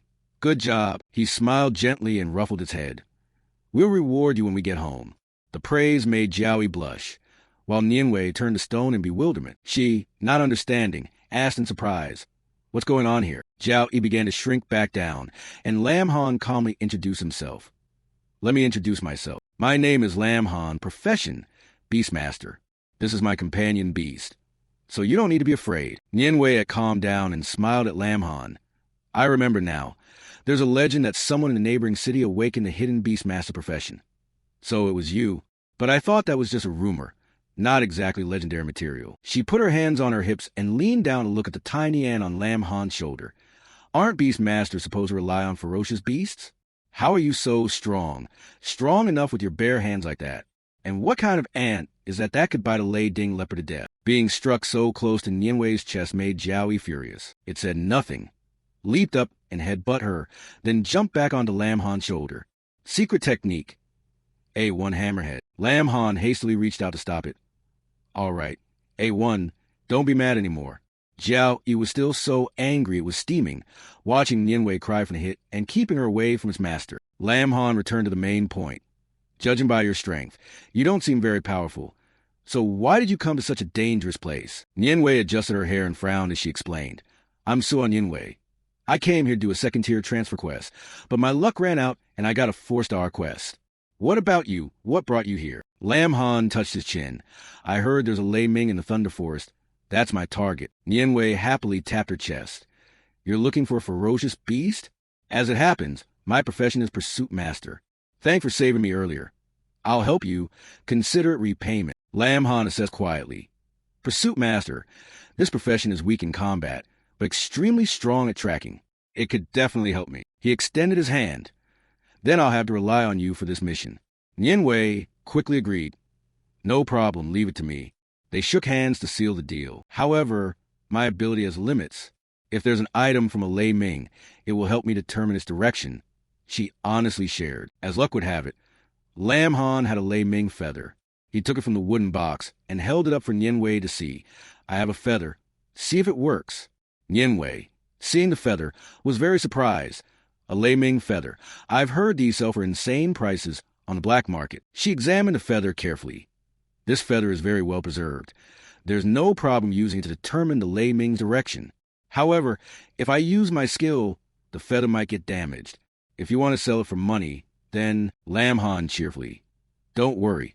This item is expendable to me. It's fine if it gets ruined. Hearing that, Nian Wei gained confidence.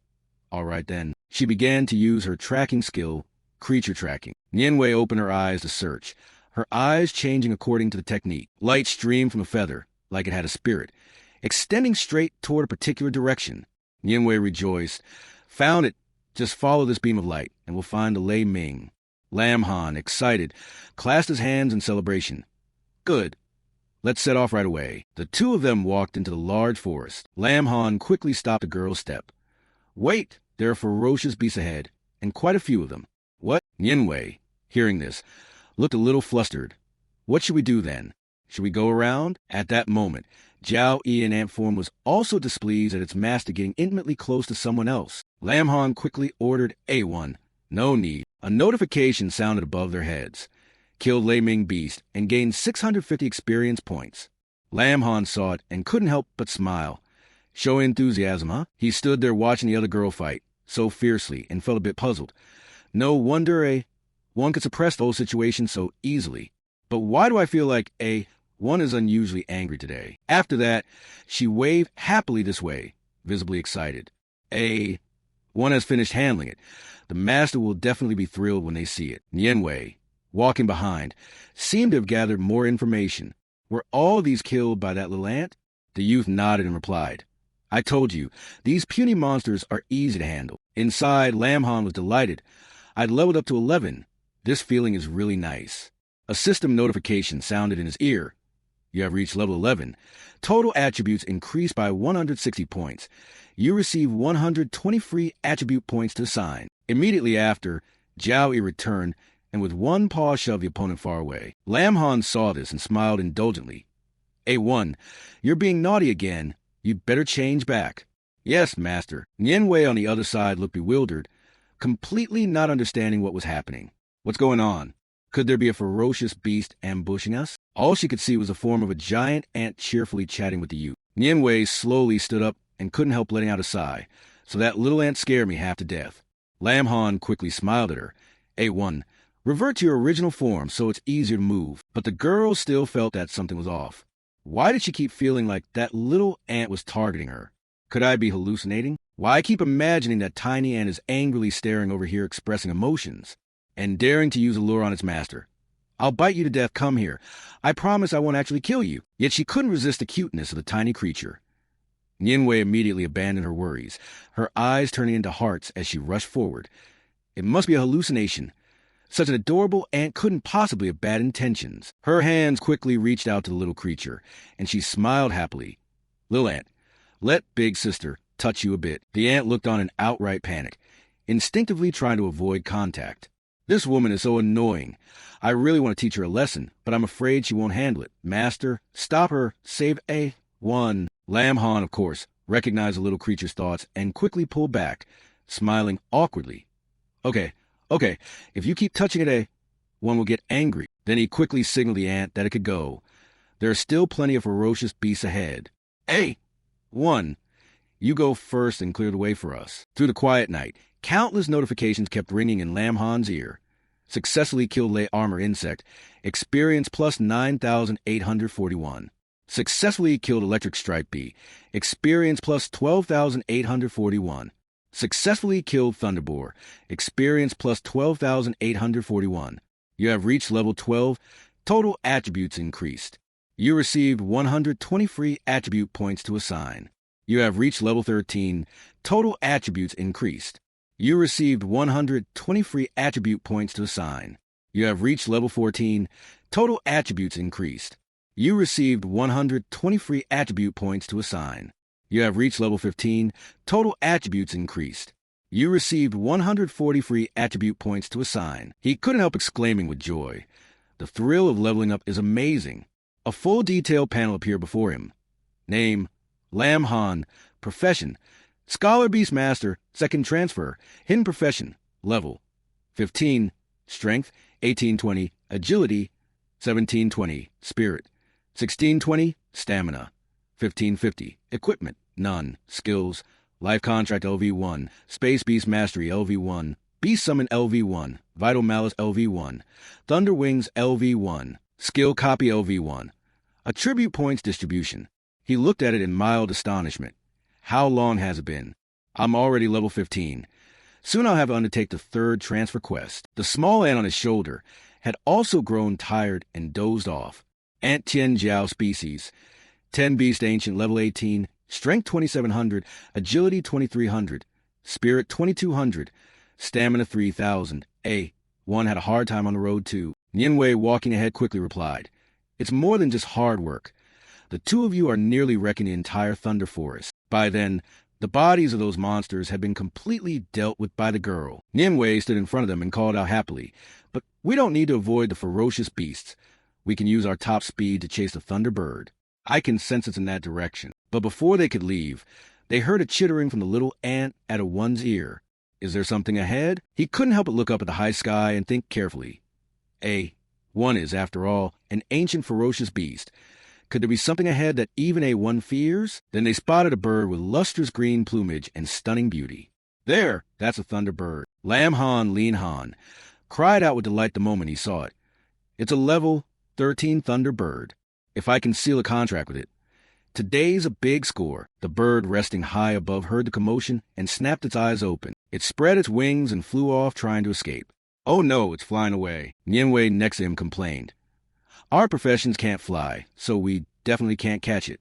I can't believe after all that effort we'd missed a thunderbird like this. But Lam Han kept a cheerful smile the whole time. Who said I can't fly? The thunder wings activated, and a pair of golden wings quickly formed on Lam Han's back, leaving the little girl speechless.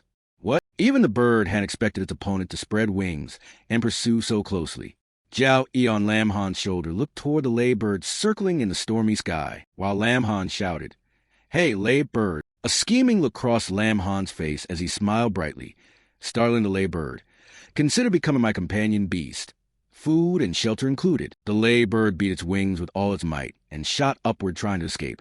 But Lam Han spread his wings too, determined not to let it go. He watched the opponent flee in astonishment, thinking to himself, that reaction was intense. The thunder wings gathered full force, and Lam Han rose close behind the lay bird.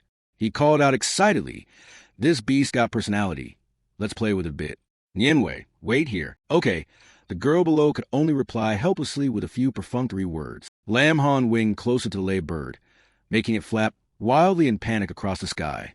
He shouted, Hey, you really don't want to be my companion? Following me won't be a loss. He tried to grab it, but only caught a handful of feathers. The lay bird shot up into the high sky, out of reach. He cursed in frustration. It got away again. Suddenly, the lay bird turned and unleashed massive bolts of lightning in all directions, especially toward Lam Han, catching him off guard. Lam Han slowly raised his fist and smiled softly. So you know you can't escape and choose to risk it?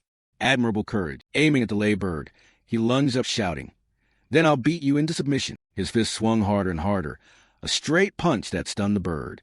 Lam Han shouted, Contract enforcement skill, fiercest strike. He clamped the lay bird's neck, and a sigil appeared on his hand. Lam Han exhaled. Finally, the contract is sealed. The system displayed information. Lay bird, subrace Azure Thunder Frenzy bird, level 13, strength 523, agility 768, spirit 622, stamina 502. He murmured, but level 13 lay bird with stats like that is far weaker than Tian Jiaoyi. The system then asked, Contract successful. Initiate bond enhancement with a contract target? Lam Han almost forgot and laughed. With the system here, getting stronger is as easy as flipping your hand. The lay bird gradually returned to its original form. A beautiful girl appeared, exhausted from effort. System notice. Transformation reversal successful. About to enter the second form. Lay Emperor, 10 Feral Ancient Race, level 18, strength 1900, agility 3000, spirit 2400, stamina 2600. Skills. Thunder Rampage LV1. Within a 1 kilometer radius, lightning will fall chaotically. Swift Flight LV1. Plus 40% agility. Lam Han watched and thought to himself, no wonder she's a Thunder-type feral beast. She jumped 5 levels at once, and Thunder Rampage really is a devastating aerial weapon. The girl's pure white legs touched the ground. She looked up with a lovely face and glittering eyes and said gently, Greetings, master. Lam Han's gaze fixed on her, silently praising. Very good. The feral beast's reputation matches reality, even more formidable than A1. Jiao Yi, standing on Lam Han's shoulder, seeing the scene grew furious and grabbed his collar tightly. Her anger showed plainly in her eyes as she glared confrontationally at the lay bird and said, What stinky bird dares steal my master? Not on my watch. Lay bird retorted with disdain. A tiny ant dares claim the master? I'd swallow her whole in one bite. Lam Han hurried forward to mediate, breaking the tense atmosphere between the two companion beasts. Okay. From now on we're family. Don't be mad anymore. A1, you were the first to take humanoid form, so you should let her have precedence. The lay bird looked at Lam Han happily and said, Master, may I have a name? Lam Han thought for a moment and said, You're a thunderbird. I once heard an ancient poem by Wei Ruoku. At the dawn of the great waters, yin and yang balance, thunder awakens the lakes. Courage shakes heaven and earth. Then let's name you Tiangu. The lay bird accepted the new name softly. Tiangu, I really like this name. Tiangu, thank you, master, he thought to himself. A gentle, charming girl who wields such brutal thunder rampage skill. How I wish I could test her strength just once. A light bulb appeared in Lam Han's head as he pondered. Now's the perfect chance to let Tiangu display her full power. Meanwhile, Nimbai sat in the corner, waiting sadly. Where did Lam Han go? When will he come back? At the sparsely populated settlement, the Man People's camp. Nimbai saw him and called out happily, Lam Han, are you really going to help me complete my 4-star quest? But my target is the leader here. It's too hard. Maybe we should forget it? Lam Han turned back and replied cheerfully, You help me find the lay bird. I'll help you finish your second transfer quest. It's the right thing to do, and I also want to use this chance to test Tiangu's strength. He pointed at Tiangu. She soared upward, emitting bolts of lightning around her. Lam Han commanded, Go, Tiangu. Show me exactly how strong you are. Tiangu shot into the sky and unleashed lightning, as if heaven itself were striking. She rose and shifted back into human form, cutting through the white bone veil, and from on high shouted, whereupon the lightning plunged violently downward. The sky began to form a massive vortex, dense bolts of lightning radiating down over the man camp. Some of the men in the camp looked up, their faces thoughtful and angry. Amani was level 7, a Manji level 8, and the Manji leader level 9. Nimbai stood behind Lam Han, her face anxious and urgent. Lam Han sighed softly, thinking, the monsters here are too low level. One thunder rampage from Tiangu could wipe them out. We might even end up begging them not to die. He said aloud, Tiangu, unleash your power, but don't kill the man leader, okay? Nimbai looked up at the sky and wondered, with so much lightning up there, where is that bird? Why can't I see it clearly? The lay bird descended from above, and Tiangu complied. A bolt of lightning struck hard. Lay Jiao, lay bird, slammed down to the ground, its force blowing everyone nearby away. Around the chieftain, powerful lightning strikes knocked everyone to the ground. He panicked, grabbing his bow and arrow, aiming straight ahead and shouting. Tiangu lunged forward, clamped down hard on his throat, her face remaining calm as if she were squeezing a tiny ant to death. Lightning from above struck him directly, leaving him only able to scream in helpless pain before collapsing. Nian Wei and Lin Han hid in the grass. She whispered anxiously, Has the lay bird acted? With so many enemies, who knows how long this will take? Should we go help? A heavy object slammed to the ground, making Nian Bai startle and cry out. Loi Jiao stood on top of the scorched tribal chief. Nian Bai couldn't help but be amazed. This is a leader of the Manhwa people. So Loi Jiao's already captured him and brought him here? Well done, Tianko. Lin Han took a knife from his pocket and handed it to Nian Bai. If you eliminate him, your mission will be complete. She trembled as she took the weapon, murmuring in response, I understand. A loud chop rang out. Blood sprayed from him. Nian Bai had killed the Manhwa leader and completed the mission. She felt shy and didn't dare look Lin Han in the face. Lin Han, thank you. If not for you, I couldn't have finished the task. She put a hand to her chest and said happily, My home is in this area. Since the job's done, would you like me to stroll around Wuzhou City with you? Lin Han stepped forward and turned back as he spoke. No need for formalities. You helped me find Loi Jiao too. If fate allows, we'll meet again. Nian Bai smiled faintly, thinking, Lin Han, I hope we meet again someday. Lin Han walked ahead. The two girls trailed behind, looking at him with innocent eyes. Lin Han thought, in just half a day we've caught a second ferocious beast. I'm really lucky. Next, I should plan the leveling route more sensibly. The ring of his phone cut through his train of thought. Lin Han glanced at his hand, and the caller ID on the screen made him wonder. Long Banzi is calling me at this hour. Must be something important? He pressed the phone to his ear. Long Banzi, what's up? If it's an invitation to eat, I'll be there now. On the other end, Lin Xiu said cheerfully and loudly, No. Forget dinner. I have something important to tell you. He recounted battles of a girl among giant monsters. Xiao Linzi, have you heard of the Illusion Void Arena? The Illusion Void Arena is a simulated illusion created by the Imperial Army. It not only replicates all kinds of combat scenes, but can also spawn different kinds of ferocious beasts to fight awakened humans. An image formed of a woman standing confidently before a pack of fierce monsters. The monsters fell. She knelt on one knee looking at it, smiling with confidence. Lin Xiu continued to explain. Although it doesn't grant experience points, it can be used to train moves and skills. So many people compete for spots there. I told my father to secure a slot for you. Lin Han thought. Tian-Ko and Anat's independent combat abilities are indeed outstanding. Team cooperation still needs work. This is perfect for them to refine in the Illusion Void Arena. He pictured the two girls, Zhao and I and Tian-Ko, embracing affectionately. Little sister, we must serve our master well. Big sister, we must serve our master well. A look of delight spread across Lin Han's face as he thought.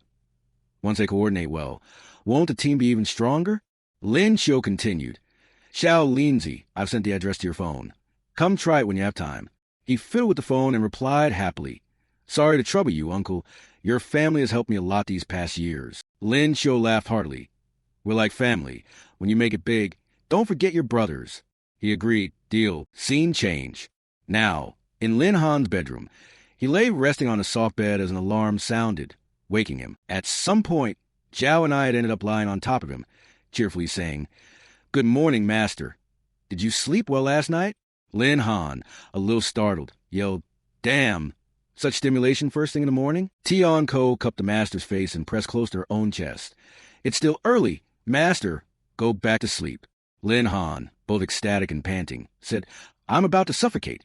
Are these sweet assaults of affection? Zhao and I glared angrily at Tian-Ko and scolded. You stinky bird. Doing that will make the master unable to breathe. Tian-Ko replied nonchalantly. If it were you, master would be breathing even freer. You're so tiny after all. The two continued bickering. Zhao and I shouted, Small? I'm not small. Our master already said I'm the older sister. Tian-Ko snapped back angrily. You don't even get that?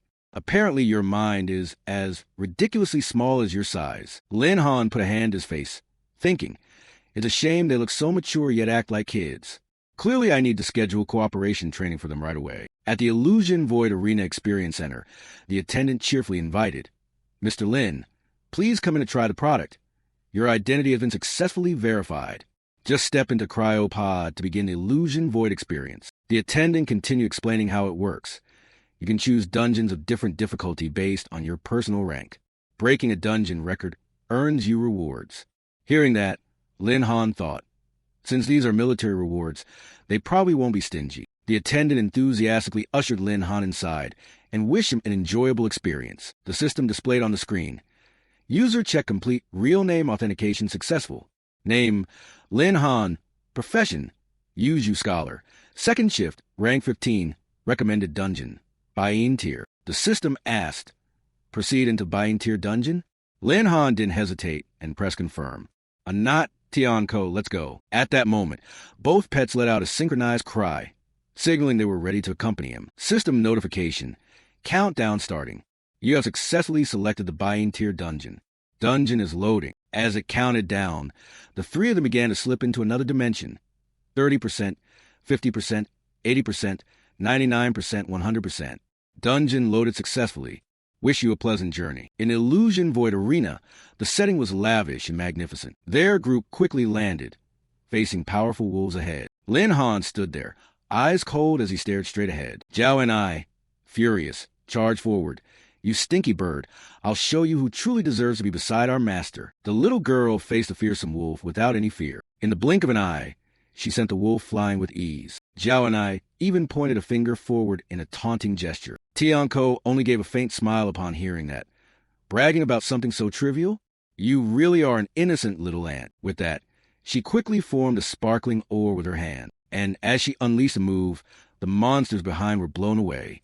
Now that's true power. Seeing the two about to fight, Lin Han hurriedly intervened. Your family.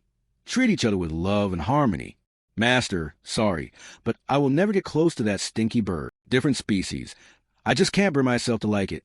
Lin Han was truly exasperated. These two girls really had strong personalities. At that moment, a white wolf appeared above his head. Lin Han, annoyed, swatted it away with one hand. Even you want to bully me? The two girls ran over, anxiously asking, Master, are you injured? Sorry, Master. This is all because Tian-Ko didn't protect you well. He saw their worried expressions and could only sigh. It's because we fight for favor that the Master's safety was affected.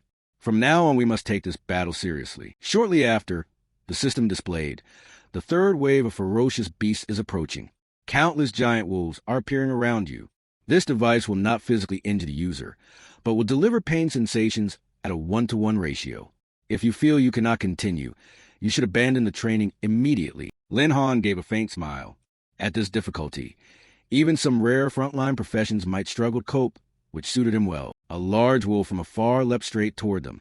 The biggest weakness a Yuzu master is insufficient personal combat strength. So another purpose of his visit to the Illusion Void Arena was to make up for that weakness. His hands tightened quickly, channeling power forward into a forceful punch that immediately blew the wolf away. The two girls beside him, seeing that, grew adoring. Master is amazing. Lin Han smiled gently. Not bad at all. Worth investing all my free attribute points into strength. At that moment, the remaining wolves began to howl. The real battle was starting. The three of them formed a powerful team and charged forward. A not-activated frenzy, Tianko activated haste. They followed orders and launched their attack. I don't want to fight alongside your stinky bird. One snapped, but this is the master's command. Same here. The other answered, I absolutely won't get in the master's way. Behind them, Lin Han wore a calm, satisfied smile. I want to see whether these Feng Lang King trainees can match in notch strength or outpace Tianko's speed. They coordinated perfectly. One strikes, the other supports. In brutal tandem, the monsters could only obediently die. Meanwhile, at the Illusion Void Experience Center, the surroundings were lavish and magnificent. The Feng Young group began teasing each other. One said, when Brother Feng's great blade trembles, the beasts all fall. Feng's presence is undeniable. It's a pity you missed it. Su Ding, hearing that, felt a bit annoyed, but the others continued. Next time, Su, invite me to team up. I'd be glad to join you. But the girl had kept a cold expression from start to finish. Sorry, I want to fight alone. Feng Young looked intrigued. This aloof beauty is icy. Let's see how I can pluck her. Only quickly they realized something was off. Whoa, what's up with the stats in this room? This speed. Are they trying to break the record? In the Silver Tier dungeon, the run was already at its final stage with only 8 minutes 59 seconds elapsed, and the player was Lin Han.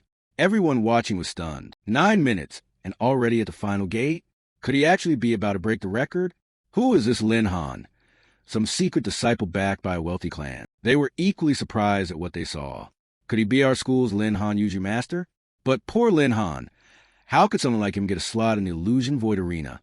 It must be a namesake. Then the Silver Tier dungeon soon announced. A new record has been set. Time, 9 minutes 8 seconds. Record holder, Lin Han. Those present couldn't believe it. 9 minutes 8 seconds? He really broke the record? So Lin Han is that strong. Those inside the battle sighed tiredly. Lin Han looked at the announcement board and smiled happily. Finally, it's over. System notice. You have received the skill reward Thorn Poison. Use. Inflict poison. Thorny vines will surge from the ground within a 100-meter radius around the user, binding all targets classified as enemies. The vines inflict paralytic toxin. Duration, 5 minutes. Cooldown, 20 minutes. Afterwards, the system automatically reclaimed consciousness. Welcome back. Lin Han took the skill book in his hands and smiled. I didn't expect the reward to be a skill book. This Illusion Void Arena is interesting. Next time I'll try the Gold Tier dungeon. He quickly left the area. Outside, a crowd had already gathered, packed tightly. He really broke the record and cut the time in half from the old mark. This newcomer is insane. Does anyone here know Great God Lin Han? Please introduce me. As he stepped out and saw the crowd closing in, he panicked and wanted to flee. Why did they even publish my full name this time?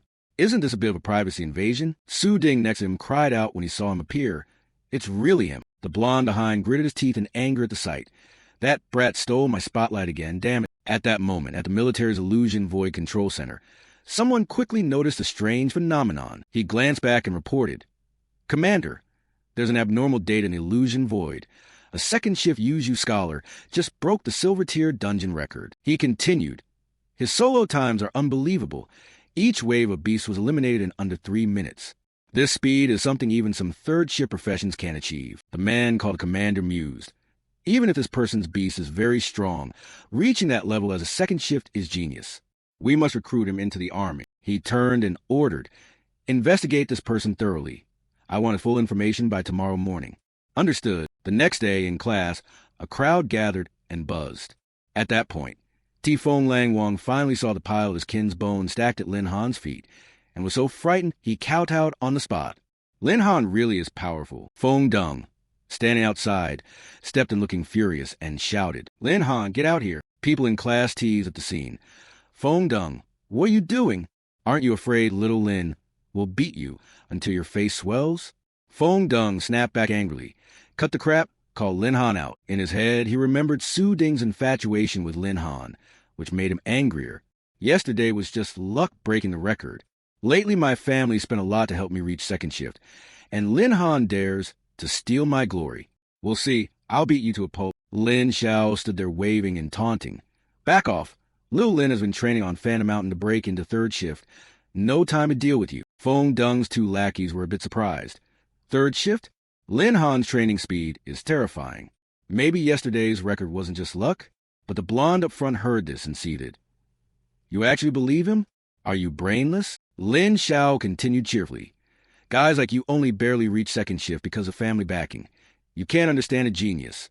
Wait until my little Lin returns as third shift, then cling to his leg and chant, amazing, amazing. Fong Dung, embarrassed into fury, yelled, You fat bastard, leave it to me. He ground his teeth, unable to feel pleased. When Lin Han returns, I'll teach both of you troublemakers a lesson. At the same time, at Phantom Mountain, powerful bolts of lightning struck with great force. Lin Han just stood there, calmly looking at the monsters he had easily defeated before him, and couldn't help but feel pleased. Oh my, with these two experienced grinding machines, third shift should be a piece of cake. Successfully defeated Ti Fong Lang, gained 500 XP. Defeated Bao Lei Ding, gained 1,000 XP. Defeated Thursday Lei Ming, gained 1,000 XP. Zhao and I quickly rushed forward, happily calling out, Master, a not killed the most beasts. Isn't he awesome? A not worked hard. The other girl couldn't help vying for favor. Master, Tianko just finished counting. Looks like I killed more than those two girls. Tianko is great too. They started arguing again. You stinky bird. I recounted many times. Can't be wrong. You're definitely the liar. Kid, with your brain you actually counted that? Lin Han stood between them, a bit helpless. Okay, stop it. He stared straight ahead, calculating inwardly. Anat and Tianko were getting stronger. The beast in the silver area combined weren't enough to get them started, let alone help them increase their strength. Lin Han quickly spoke up, looking straight at the two before him. How about we head to the gold training zone? The moment he said it, the two girls' attention was immediately caught. They then quickly went to the gold training zone. They carefully hid behind nearby bushes to observe. Unexpectedly, they immediately ran into a pack of venom-striped lizards. Definitely a tough bone to chew, but it was perfect for a bit of strength training. Lin Han quickly issued orders to the two girls beside him. Anat, draw their fire head-on. Tianko, activate haste and strike from the air. Zhao and I looked at the monsters and cheerfully threw a punch. This time I must kill more monsters than Tian Company. But before she could do anything, the lizard spat a large amount of venom. It quickly hit Zhao and I, causing her to cry out. Her whole body staggered as she swiftly stepped back. Zhao and I trembled, unable to calm herself. Master, Anat feels very unwell. The poison causes paralysis and continuous blood loss for 1 minute. Lin Han saw the danger and realized the venom would make Anat lose a large amount of blood. He immediately ordered Tianko, quickly use Lei Bao to finish this off. She quickly unleashed a powerful strike from the sky. Columns of lightning appeared, capable of wiping everything out as the thunder fury descended. The attack created a massive explosion that could blow away an entire horde of huge monsters. Lin Han stood there and couldn't help but comment. Tianko's thunder fury is way too random. It's hard to hit small targets like these venom-striped lizards precisely. We need a way to suppress their movement. He suddenly remembered the skill book he received for breaking the record in the illusion void. Lin Han quickly took the skill book out. Thorn Poison, a mid-grade skill book. Effect. Within a 100m radius around the user, thorny vines will rise from the ground, binding all targets identified as enemies. The vines carry a paralyzing effect. Duration, 5 minutes. Cool down, 20 minutes. Lin Han looked ahead with a delighted smile. Tianko's attack can't reliably hit small targets. Using a control skill will increase her hit rate. Then, beautiful purple magic circles appeared at his feet one after another as Lin Han learned the skill. As the notification popped up, he happily looked forward. You have learned Thorn Poison. Little lizards, your carefree days are over. Lin Han then slammed his fist into the ground to support the two girls. Anat, Tianko, Vu Dak Chi Thursday. Go for it. Clear the battlefield. Vine sprang up quickly, wrapping around and easily restraining all the monsters. Tianko obeyed the order and summoned countless columns of fierce lightning from the sky. Understood, Master. The system announced. Venom-striped lizard defeated. Experience plus 1,789. Repeated calls rang out. Venom-striped lizard defeated. Experience plus 1,789. Zhao and I also didn't fall behind and helped the master slay monsters. More notifications rang out continuously. Lin Han watched the battle, very satisfied. Not bad, not bad. He leveled up 4 times in a short while. The recent noise also lured 2 level 22 saber-toothed tigers. The system board appeared again. You reach level 16. Attributes increased across the board. Gain 140 free attribute points. You reach level 17. Attributes increased across the board. Gain 140 free attribute points. You reach level 18. Attributes increased across the board. Gain 140 free attribute points. You reach level 19. Attributes increased across the board. Gain 140 free attribute points. Lin Han looked at the scene with a pleased smile. Anat and Tianko have reached level 20. Once they finish, I should reach level 22. Then he looked at the 2 girls and barked orders. Anat, Tianko, finish this quickly. They immediately answered, yes, master. One by one, they each easily and thoroughly dealt with their opponents. Zhao and I level 20. Thunder Emperor level 20. Successfully defeated the saber-toothed tiger. Experience plus 266. You have reached level 20. Attributes increased across the board. Gain an additional 140 free attribute points. Reminder, notice, you have reached a maximum limit that a second shift can bear. You must accept the class change quest, or you will not be able to break the limit. Before completing 3rd shift, you cannot gain further experience. Lin Han stood watching the notification with great satisfaction. Now that he's reached level 20, farming monsters further is meaningless. He should return and prepare to complete the class change quest. Detailed info appeared quickly. Name, Lin Han. Profession, Scholar Yuju 2nd shift. Hidden profession. Level 20. Strength 3,290. Agility 2,570. Spirit 2,470. Constitution 2,000. No equipment. Skills. Level 2 Life Bond. Level 2 B Space. Level 2 B Summon. Level 1 Malicious Oscillation. Level 1 Thunder Wings. Level 1 Skill Copy. Level 1 Thorn Poison. Free attribute points 700. His next objective was a Divine Hall class change. He couldn't believe it was already time to change classes so soon. Lin Han reached out and touched a large crystal ahead, feeling a twinge of amazement. And to think, could this be another 5-star quest? The last one nearly ruined me. Immediately, a campus-wide announcement popped up, and the crowd outside began to buzz. Campus announcement. A 5-star quest has been launched. What the hell? Another 5-star quest already, and it's only been a few days. Why are there so many crazies lately? The guide there looked exhausted and, without thinking, was sure it would be Lin Han again. Could he be the legendary leveling maniac? Lin Han found himself in a bind. Damn it. This one requires materials too? Holy crap. Are they trying to kill me? The quest details flashed up quickly. Quest name, Whisper of the Ghost Ship. Quest rank, 5-star. Objective 1, board the ghost ship and eliminate all spirits. Objective 2, collect materials, Wolong Yen Tao Chi Tin, Feng Chi Run. Location, Ghost Ship Red Flame Forest. That night at the ghost ship dock, an unfathomably deep sea stretched out. Only the lone teenage boy stood amid the vast open space. Lin Han stared ahead and couldn't help exclaiming inwardly, I plan to go home and sleep, recover, then do the quest, but now it's all ruined. The 2 beautiful girls appeared quickly at his side, excited. Master, don't worry, Anat is here. Those quests are easy. We'll finish them in no time. Tianko will protect you well. Lin Han couldn't help but sigh, smiling as he replied, Of course I trust you. Time is short, get ready. The distant dark sky shifted slightly. The target was about to appear. They seemed to glimpse the silhouette of a strange ship, the ghost ship. Appearance time, 7 p.m. The group looked forward curiously.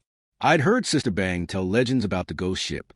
It's an extremely hot dungeon that draws many challengers, but most are scared off, and no one really knows what terrifying things lie within. At that moment, a spirit suddenly appeared and lunged straight at Lin Han to scare him. Holy crap, a real spirit? But in the blink of an eye, Lin Han punched it and it dissolved easily. However, the next sight was another monster looking down with an arrogant smile. Lin Han became furious the instant he saw it. Damn it, this guy dares to mock me? He was so enraged he wanted to swear a few times. You think I can't reach you? Immediately he activated his thunder wings, shot up into sky, ready to fight it out. Think flying is cool? Today I'll show you what happens when you don't act. You die. The spirit was quickly smashed to pieces by Lin Han. The system chimed. Spirit defeated. Experience +1. Notice. You have reached the maximum limit a second shift can bear. You must accept a class change quest, or you will be unable to break the limit. Before completing third shift, you cannot gain any more experience. The teen aloft heard the announcement and felt extremely thrilled. Sister Bang was right. Thunder really counters spirit-type beasts. Spirits are spirit-type creatures, and for them it's absolutely a critical weakness. But looking down at the sea below, Lin Han felt a twinge of thought. We're not getting any meaningful experience now. What a waste. Better to finish the quest quickly. The longer it drags on, the more impatient I get. The spirits flying above swooped down on the group in an instant to attack, as if he had anticipated it. Lin Han quickly ordered his companion. Tian Ko, exorcise them. Understood, Master. A powerful bolt of lightning struck down, completely sweeping them away. Thunder fury descended, killing the spirits. The system announced again, spirit defeated, experience +1. Lin Han watched that with satisfaction, but a strange doubt rose within him. These spirits were no match for Tian Company. This difficulty is at most 4-star. How could it be a 5-star quest? Then ear-piercing, wailing cries sounded. Lin Han was astonished to see those souls slowly merging together. Were they actually able to merge? Finally, the boss appeared. It stood there, ready to confront them at any moment. Ghost Ship Captain, level 25. Across from them, the captain fired a shot toward the foe. Lin Han remarked, adding this Ghost Captain actually makes things a bit interesting. He began issuing orders to his pets. A knot, you take the main attack. Tian Ko, disrupt the enemy's vision. Support and coordinate. The two of them quickly responded, and immediately charged straight at the enemy without a moment's hesitation. From behind, Tian Ko unleashed a thunderstrike aimed straight at the Ghost Ship Captain. The captain's hand was quickly restrained by the bolts of lightning. Zhao and I also launched a direct punch into his gut. Over here, Tian Ko praised, tiny ant, not bad. The opponent gave a faint smile. Her lightning just now was pretty formidable. Lam Han could only stand there, feeling a bit helpless at the scene. The two of them team up to deal with that guy first. Got it, Master. Once again, that captain became the target of the two girls. A powerful punch from Zhao Ni, using her most brutal strike, sent him helplessly gritting his teeth as he was knocked flying. Above, Qiangu continued gathering a massive bolt of thunder, unleashing a violent lightning strike. An enormous surge of energy aimed straight at the ghost ship across the way. At that moment, Lam Han was safe on shore. He exclaimed, that was overly showy. The system also posted a notice. Ghost Captain successfully defeated. Experience +0. Note, you have reached the maximum limit a second stage practitioner can endure. You must accept the transmigration mission, or you cannot surpass this limit. Before reaching the third stage, you cannot continue to accumulate experience. The two girls above had also finished the task, looking down with smiles. Master, a knot has taken care of the enemy. A knot is super amazing. Lam Han thought to himself. As the first time a knot and Qiangu fought together, the result was pretty good. The power of two ancient pharaoh beasts cooperating isn't simple. 1 + 1 really is greater than 2. Now that the ghost ship was dealt with, next was to find the 3 ingredients. Quest name, Whisper the Ghost Ship, 5-star quest. Objective 1, Ghost Ship, hunt and kill the spirits, completed. Objective 2, collect Wolong Yen, Fire Dragon Flame. Tao Chi Tin, Herb Core Gem. Fengjiren Wind Seed. Quest location, Ghost Ship, Red Flame Forest. The scene quickly shifted to the Red Flame Forest, where the plants looked strange. Lam Han used his power to sense the area. Countless monsters of unpredictable strength were nearby. Wind lizards, level 22. They were guarding a flower that emitted a faint blue glow. Once he identified the target, he opened his eyes and smiled confidently. Didn't expect to find the ingredient so quickly. Qiangu behind him said, Master, that flower must be Fengjiren. Should I use my old trick and fly over to grab it? Lam Han replied quickly, No, the branches are too dense. It's not suitable for you to fly over. Suddenly, Zhao Ni raised her hand with a bright look. Master, a knot can help too. The first ingredient will be brought back by Qiangu. Time passed quickly. 10 minutes later, Qiangu was being chased by the level. 22 wind lizards, clutching a blue gem. She quickly stood before Lam Han, presenting the Tao Chi Tin, and was immediately praised. Qiangu, well done. On the other side, a knot was impatient to contribute. A knot wants to go too. A knot wants a master's praise. Then go ahead, and knot, Lam Han replied cheerfully. Immediately, she barreled straight down into the ground. Everyone there was speechless at the scene. A knot's true form is an ant, so digging a tunnel was nothing. A knot moved through the thick earth and emerged under the giant tree looking extremely refreshed. Above, someone exclaimed, "Even a little ant is impressive. Looks like Fingjiren will soon be in our hands." The flower continued to shine brilliantly, but Lam Han warned, "Don't get too optimistic before it's finished. Stay alert." Zhao Ni quickly reached to pick the flower, but at that moment something abnormal happened. Lam Han shouted, "Not good!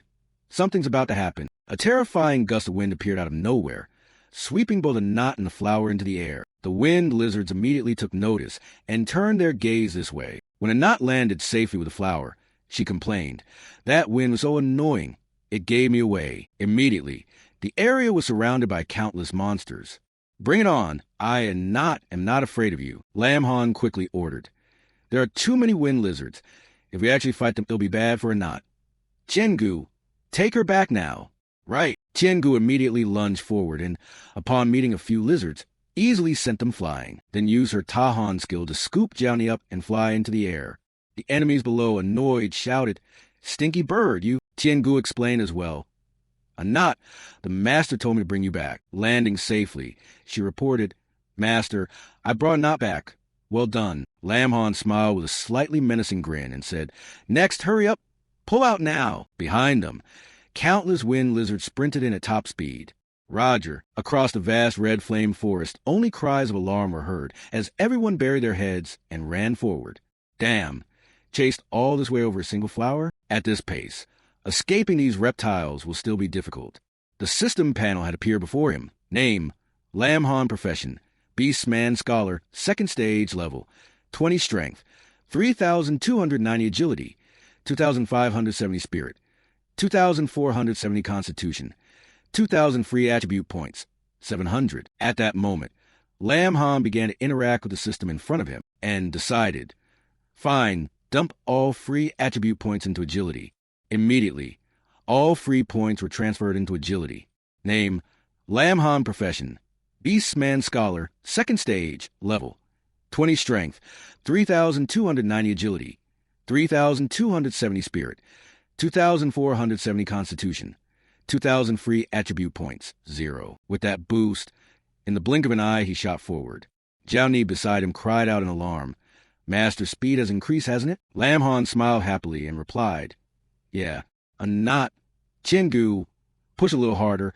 You'll be fine once we get ahead." The two girls looked surprised by his words. "What's ahead? What does master mean?" Deeper into the red flame forest, the scene grew strange. Countless fierce flames engulfed the surrounding space. The monsters behind immediately halted when they reached this area, then began to retreat. The group was surprised. Master, those reptiles have retreated. Did you intentionally run this way?" Lam Han smiled. "Exactly. The fire lizard packed deep within the red flame forest is the overlord here. Even alliances of wind and grass lizards won't dare mess with them." A leaf surrounded by flames seemed to appear before them, and the third target ingredient we need, Wolongyan, fire dragon flame, grows within that fire lizard pack, he said cheerfully as they continued toward the hot zone. "We're near the fire lizard pack. Finish the quest, and then we'll go home to rest." The two girls responded with excitement. Ahead were countless fire lizards, level 22, eyes closed as they rested beneath streams of blazing lava. Zhao Ni spoke up first. "Master, those reptiles are bathing in lava." At that moment, Lam Han's gaze sharpened. A deep blue light emanated from him as he stared forward. In the distance, a leaf was blazing. "Found it. Wolongyan. This open terrain is perfect for Qiangu to use her sprint skill." Suddenly, the system panel appeared. "Congratulations, Master. You have triggered a random quest.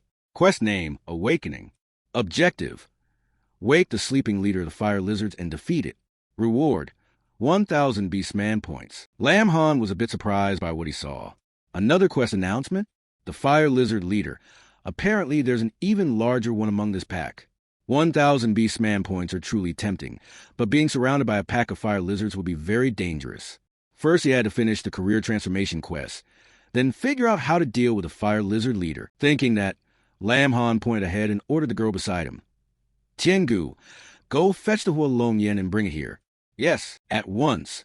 With her speed, she appeared on the other side and retrieved the Wolongyan.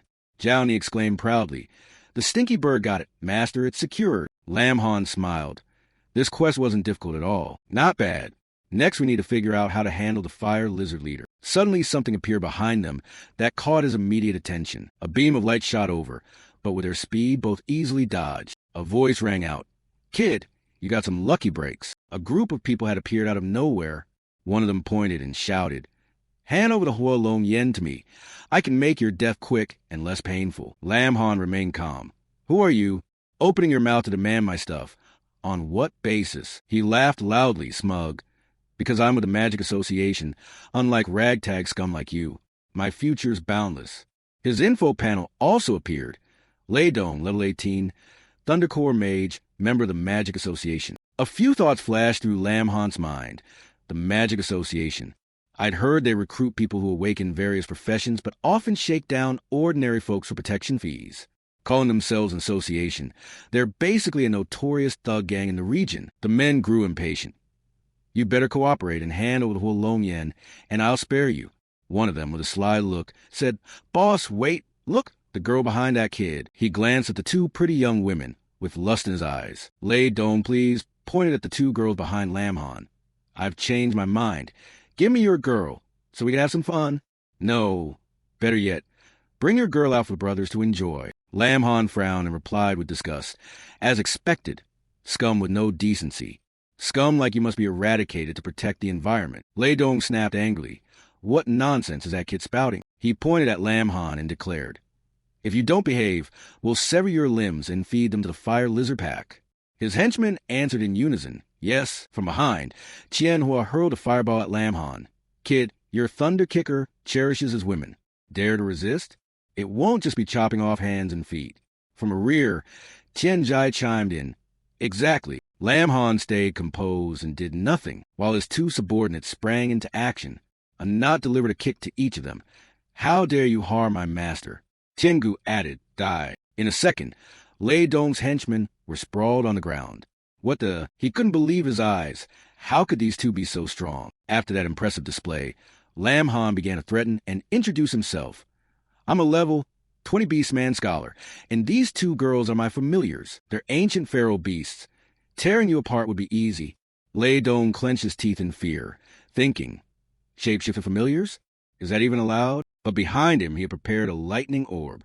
He thought, familiars won't easily leave their master.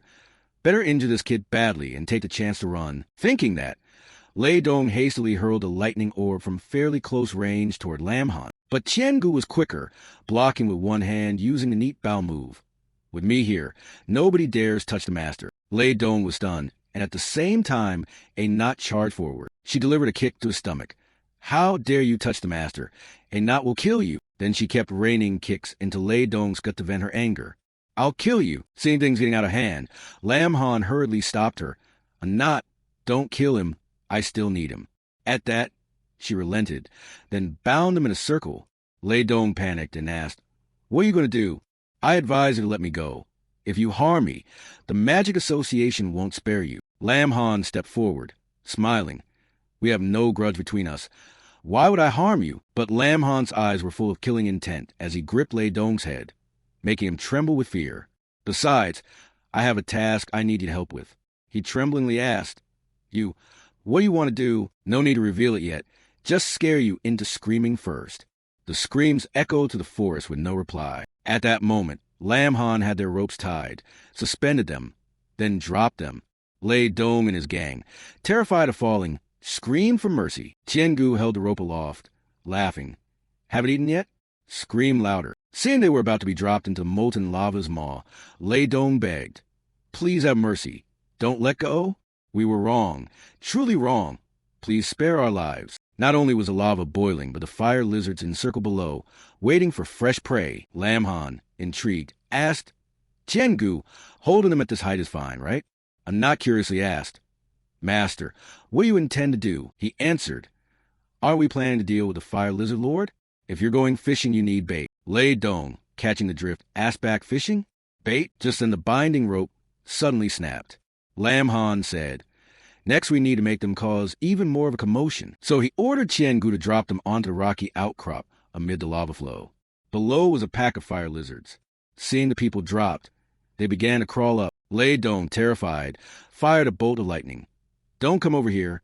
Don't come over here. But these lizards had bronze scales and iron hides and didn't react. His underlings cried in panic. Boss, your thunder attacks don't work on them. Help! I don't want to die. Soon after, the fire lizard surged into attack amid helpless screams. Help! Seeing this, Lam Han sneered. Useless. Tian-gu, protect them a bit. Don't let them die right now. She smiled and obeyed. Understood, master. Immediately, Tian-gu unleashed her move, summoning violent thunder to strike down, powerful bolts that struck the fire lizards. Lam Han approvingly praised. Very good. Keep it up. Make the chaos even bigger. Suddenly the lava's surface stirred, and a great jet of flame erupted. A level 28 fire lizard king rose before them. Lam Han was thrilled. We've hooked a big one. He ordered, Tian-gu, strike now. Then he continued to command. Good. You've drawn its ire. Quickly pull the target over here. Tian-gu followed Lam Han's words. Understood, master. Anat grew anxious and asked, Master, what do we do with those 4 scoundrels? He replied coldly, Leave them be. With their skill level, they'll soon become prey for the fire lizard pack. Those guys were too practiced at killing and robbing. You can tell at a glance they're habitual criminals. Disasters like them. If the fire lizard pack doesn't kill them, I'll deal with them myself. Anat agreed with this, smiled at him, and nodded. Lam Han ordered. For now, finish the quest first, and we'll deal with the rest later. Seeing Tian-gu pull the lizard closer, Anat rushed into attack. Understood, master. There was a thundering boom like a large stone dropping. Anat, small in stature, punched the dragon so hard its face twisted, a single ferocious strike. Then she followed with a barrage of earth-shaking blows that cracked through its tough shell. Good. Anat maintained the pressure. First we need to test its strength. Anat used her long, beauty queen legs to kick it flying. Tian-gu took over. Don't give any time to breathe. She obeyed the command, missing no opportunity. Yes, master. Lam Han was pleased.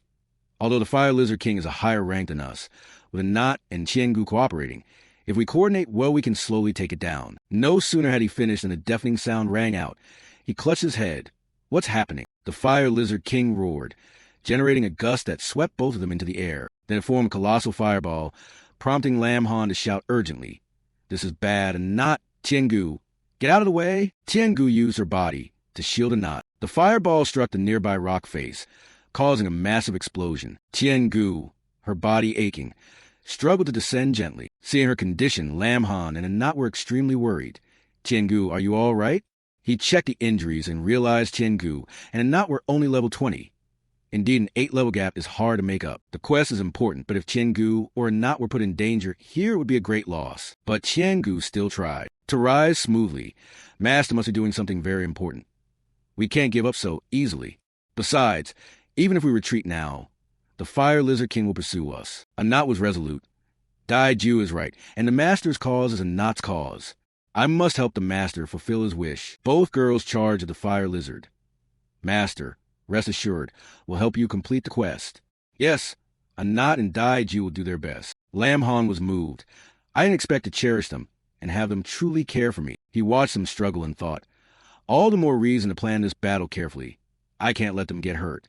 The Fire Lizard King's body is huge with extremely strong defenses, and neither Anat nor Tian-gu can deal effective damage to it. Lam Han had a headache, realizing a frontal assault was difficult, and he needed to change tactics. Suddenly his expression changed as if he thought of a move. Lam Han noticed a wound on the Fire Lizard King's body caused by Anat. He immediately signaled to both. Anat, Tian-gu, keep the fight going like this and look for an opening to widen the wound on the king's neck. They followed his command at once.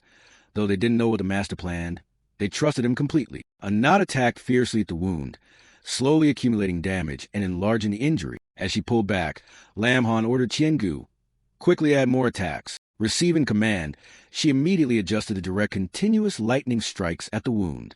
Understood, master. After a period of sustained assault, finally the Fire Lizard King collapsed. But before the two could celebrate, a familiar shadow appeared, leaving them stunned. Seeing the Fire Lizard King still alive, they were disappointed. We've been fighting so long, and it still hasn't done much? Lam Han's voice rang out. Not enough. Anat and Tian-gu only caused surface wounds on the Fire Lizard King. He immediately tapped his power and shot forward at incredible speed. System notice. Jian Dianji, Electric Strike Wings.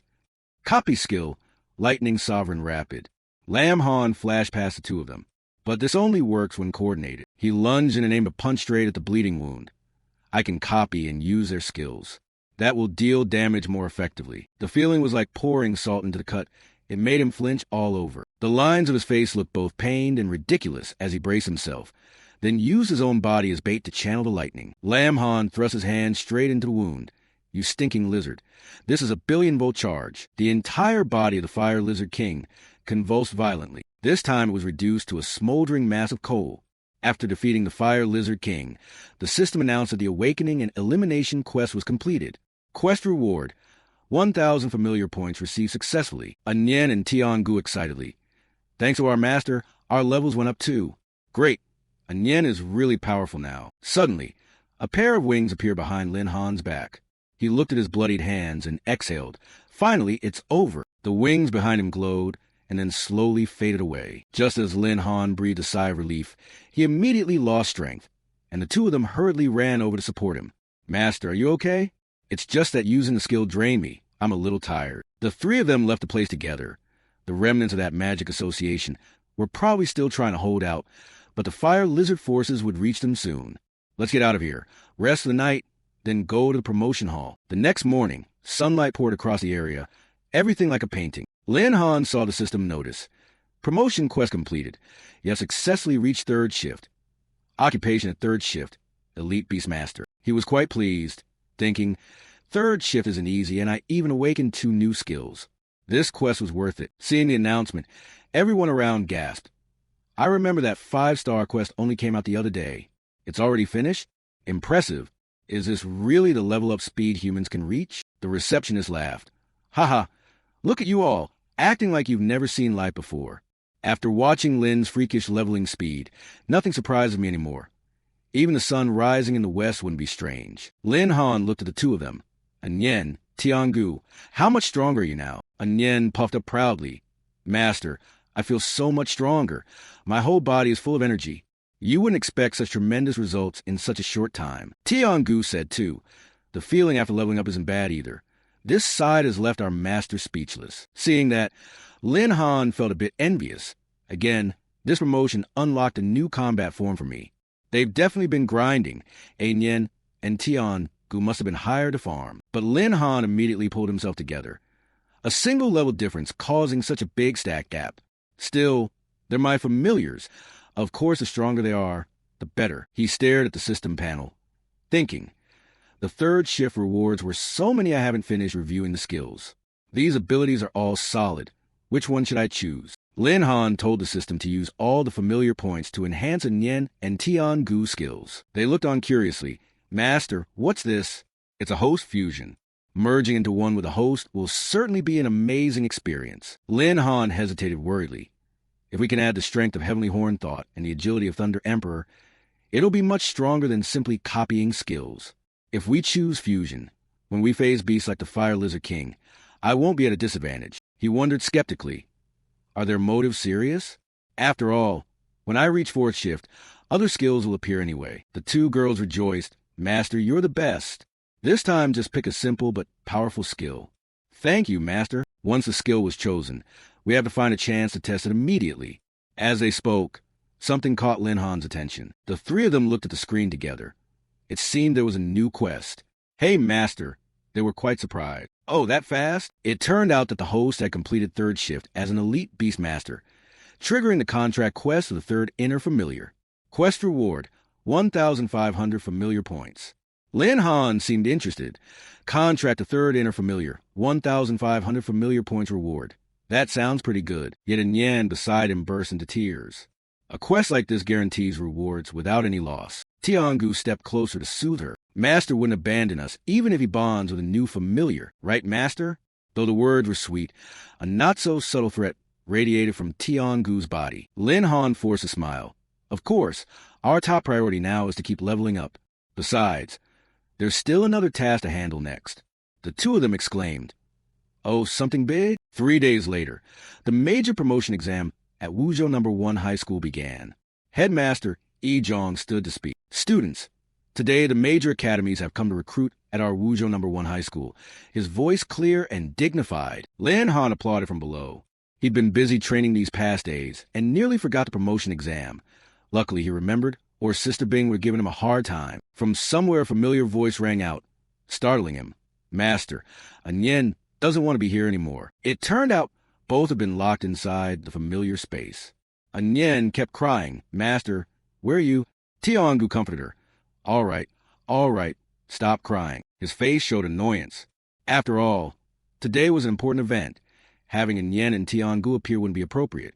Letting them stay in a storage-only familiar space was already a challenge for them. The headmaster announced, Let's give a warm round of applause to welcome the leaders and university representatives attending today. He introduced each person in turn.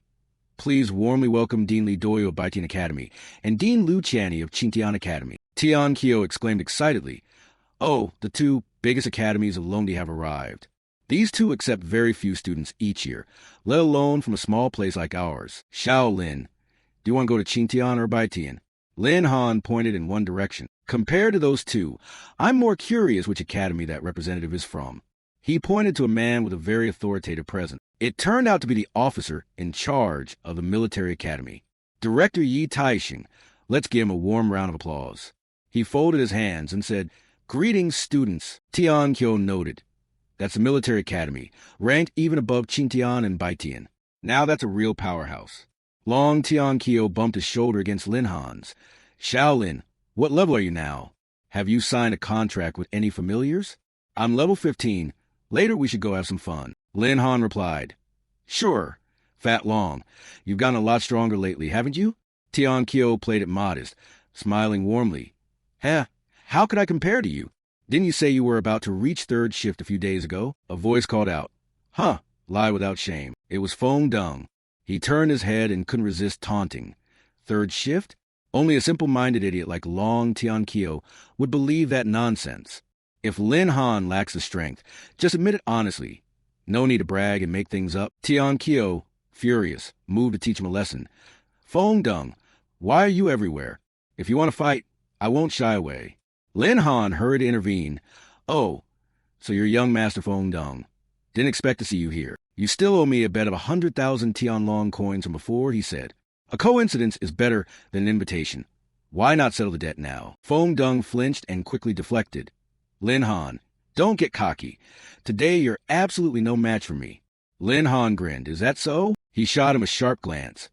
I'm the one who's going to disappoint you. Scene change. An announcement appeared. The promotion exam is about to officially begin. This exam has two parts, level check and live combat exercise. The first round, the level check, won't determine your final ranking, but will help everyone understand their own and other strengths, making it easier to form teams before the live combat phase. Round 2, the live combat drills will focus on assessing your battlefield adaptability and team coordination skills. The top 3 teams will receive a special resource package approved by the academies, along with priority selection rights. However, to prevent contestants from relying entirely on teammates and advancing unfairly, admissions will be based on 2 criteria: individual combat performance and a composite evaluation score. I now declare this promotion exam officially open. I hope you all perform at your best and smoothly enter the academy you desire. The level check officially begins. Please line up by class. The inspection orb can detect levels from 10 to 20, completely eliminating any chance of cheating. Class 1. Tian Quan, Poultry Raising Profession Level 10. Class 1. Tai Duo, Blacksmith Profession Level 11. Over here, Bai Bing worriedly thought, I wonder how prepared Xiao Han is with the familiars. This exam affects his future. As she thought that, she suddenly snapped angrily, frightening the other students. Uff, who cares about him? He wouldn't even accept the void beast she went through trouble to capture. The nerve. Before long, another thorn spoke up angrily.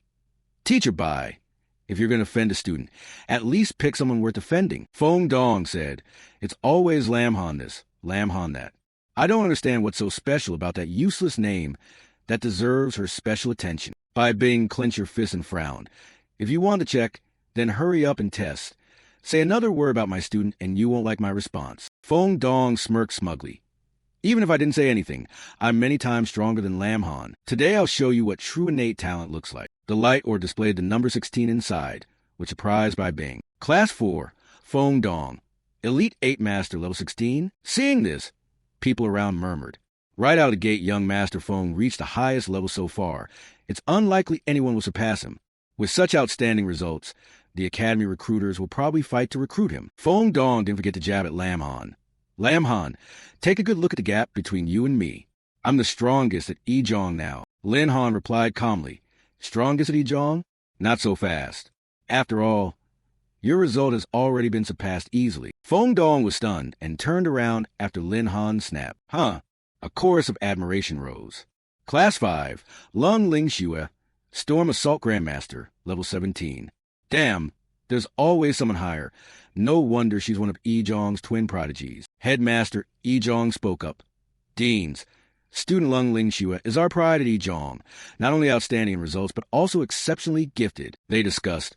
Her level and occupation are both excellent. As long as her combat thinking keeps pace, admitting her to Bai Tian is no problem.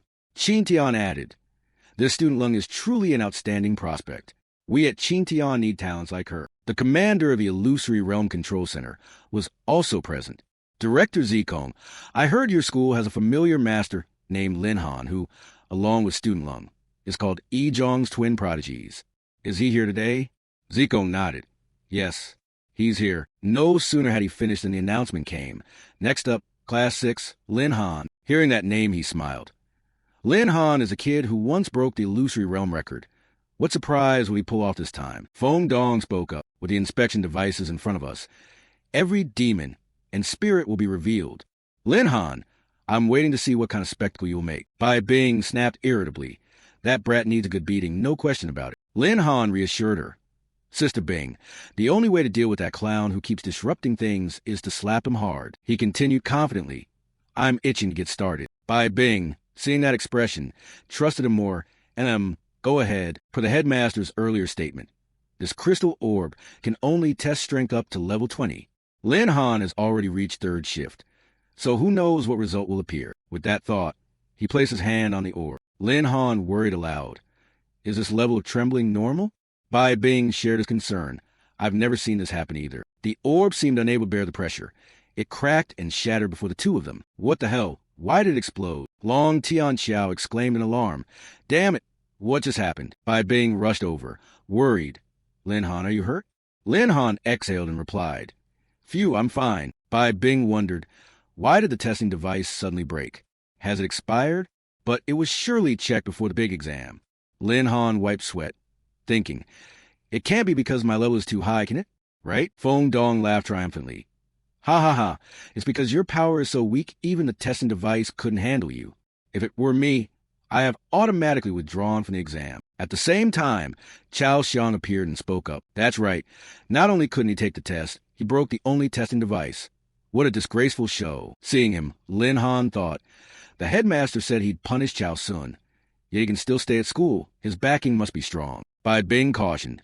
He's Chao Xiang, twin of Chao Sun, and also proctor for this exam. Chao Xiang still holds a grudge over you reporting Chao Sun. Be careful. Chao Xiang then approached the higher-ups.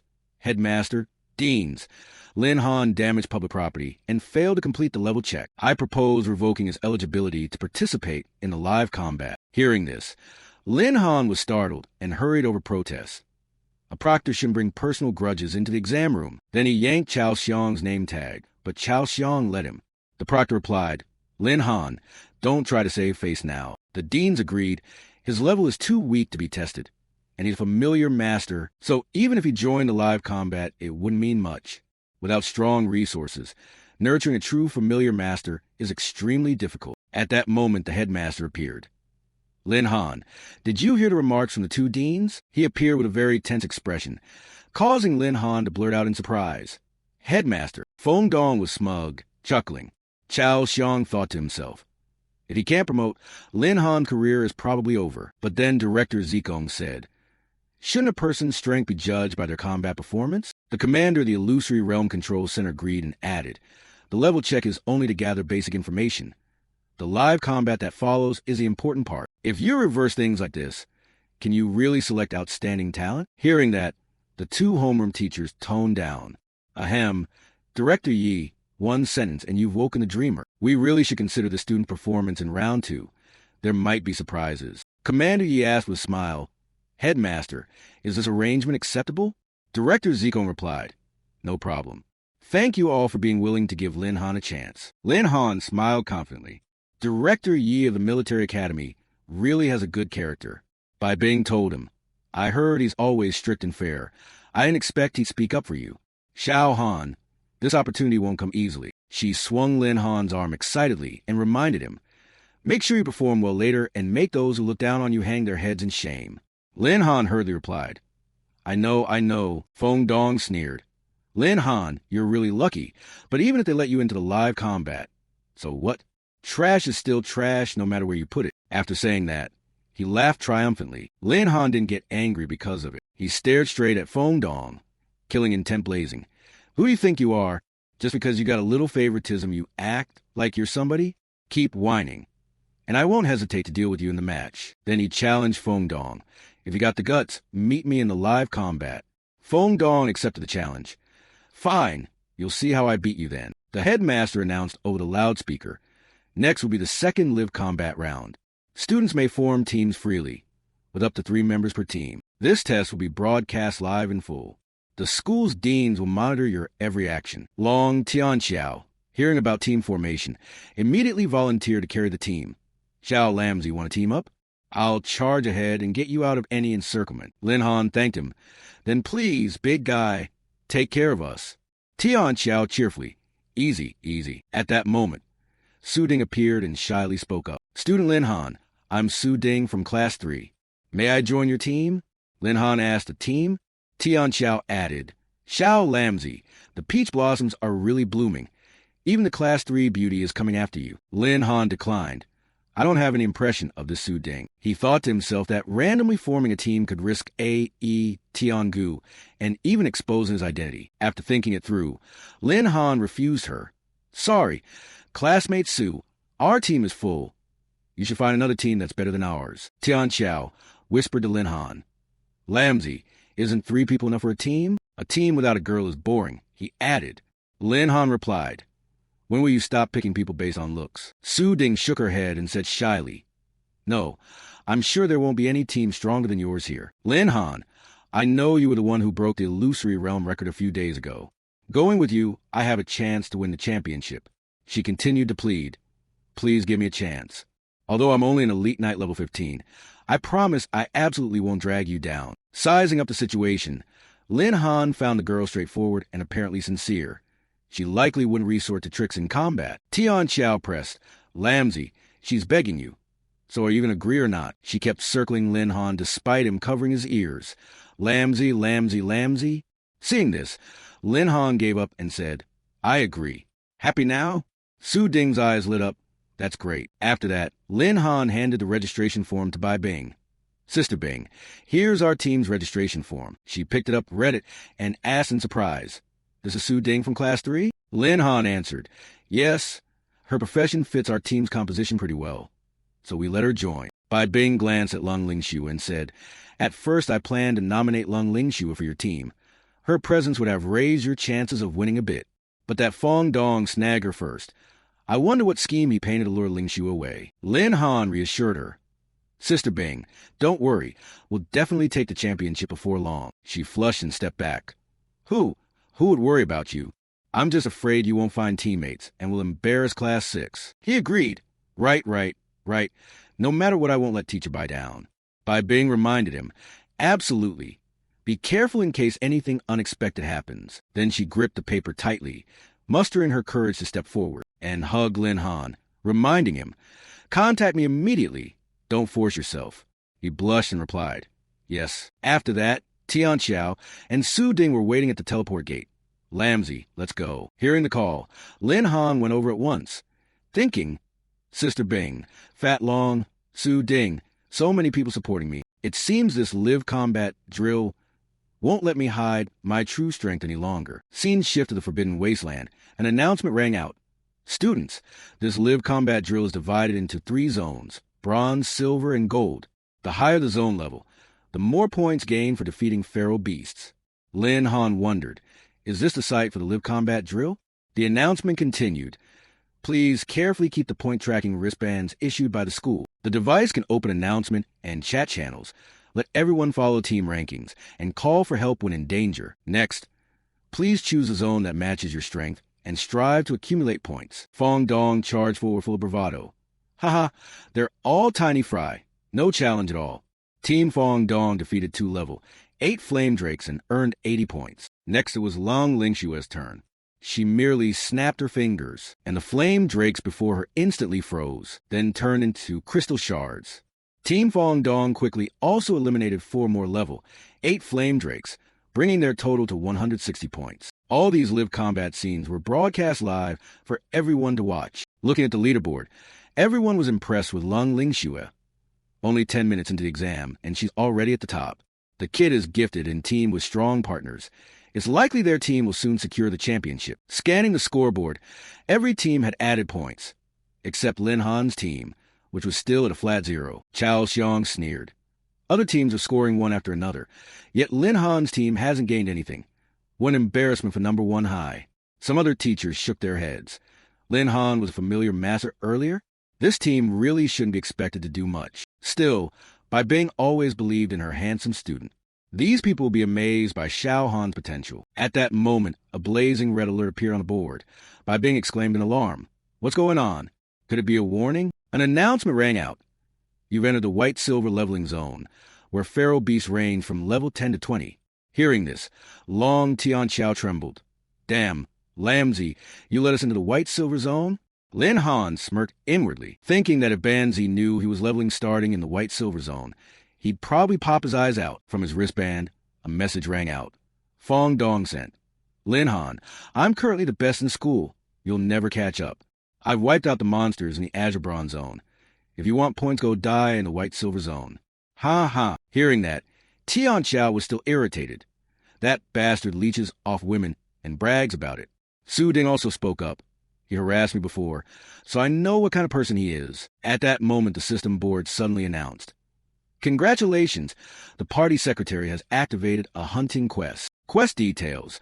Hunt and kill 10 golden tier beasts. Current progress. 0%. Reward. 1,000 Beastmaster points. After reading it, Lin Han thought to himself that this quest really read his mind.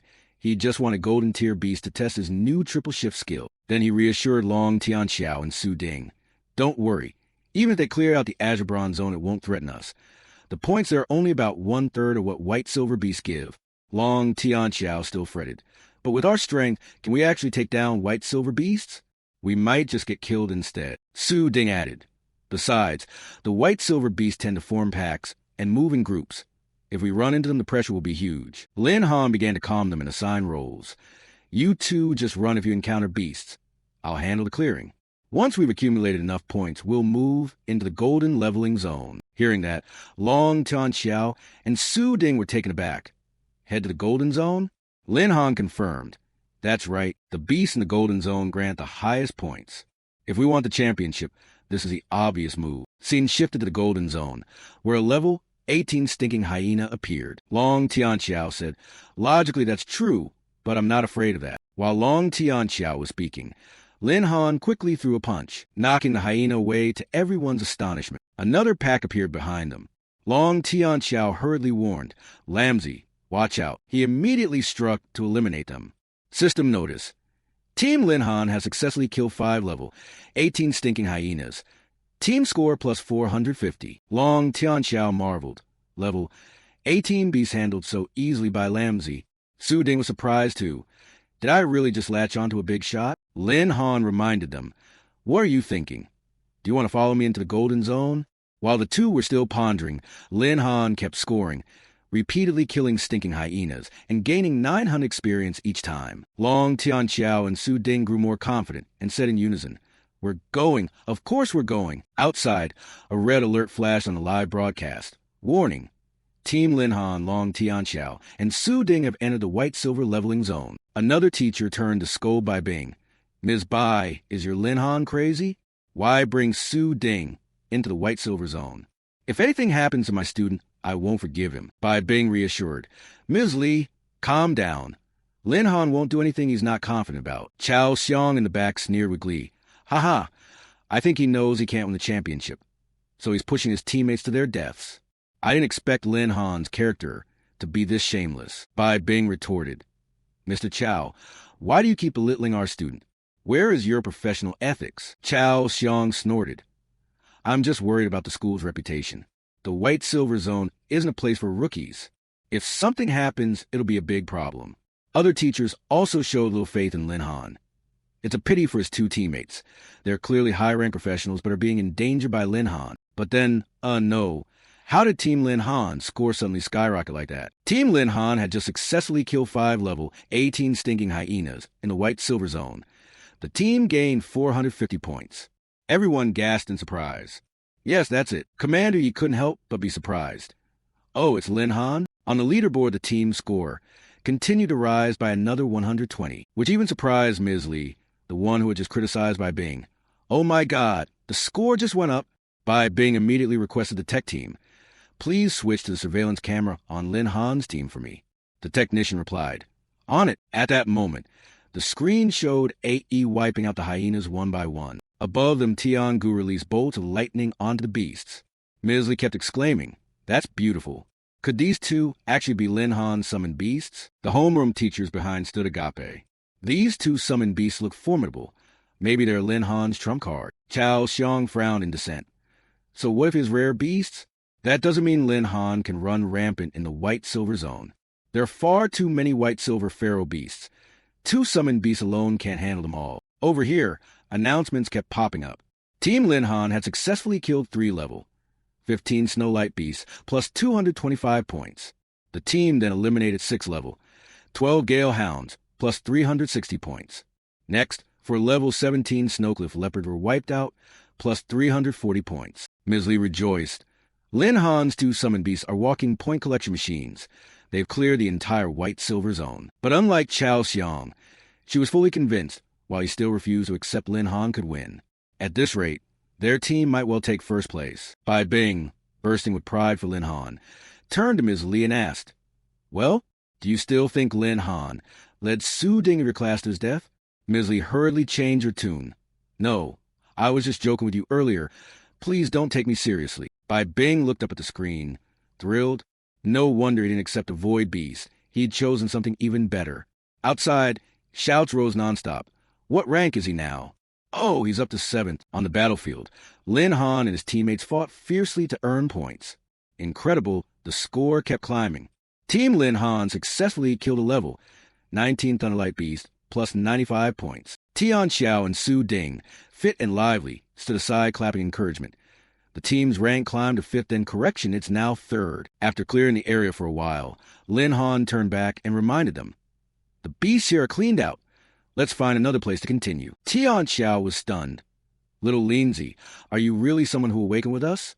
Lung Lingshu with promotion was flashy, yet you're even scarier than she is. Su Ding added, if someone at the 2nd awakening level can fight like this, I doubt anyone in the world can match it. Lin Han grinned with satisfaction. Who told you guys I'm 2nd awakening? The two couldn't believe it. Mouse agape. Not 2nd awakening. Could you possibly be 3rd awakening already? Tian Xiao reached to ruffle Lin Han's hair. Little Lindsay, how long has it been that you've already reached 3rd awakening? Are you cheating? Lin Han pushed his hand away. Hey, just talk. No hands-on stuff. Then the group followed Lin Han. The white-silver zone could no longer sustain them. Let's go. I'll lead the way. Everyone head to the golden zone. Tian Xiao from behind praised. Do whatever Lin Ji says. This time we've definitely latched onto a major booster. Outside, Ms. Lee blurted. What? He wants to go to the golden zone to level up? Bai Bing also worried inwardly. This is too dangerous. Can Lil Han handle it? Chao Xiong continued to needle. What? Doesn't know his limits.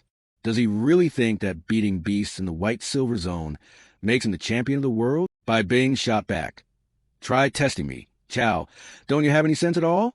Can't you see Lin Han's 2 summoned beasts can even crush ordinary golden-tier pharaoh beasts? Instead of spouting doom and gloom, you'd better trust your student. That's what a teacher should do.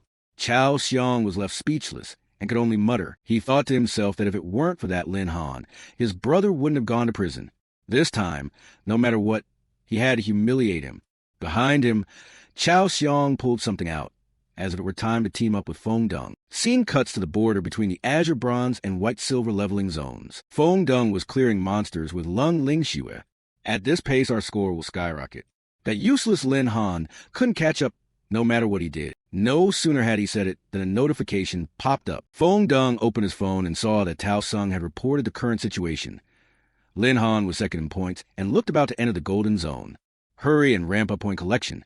If necessary, you can move into the white-silver leveling area. Lung Lingshu had turned back. Let's just kill the monsters here.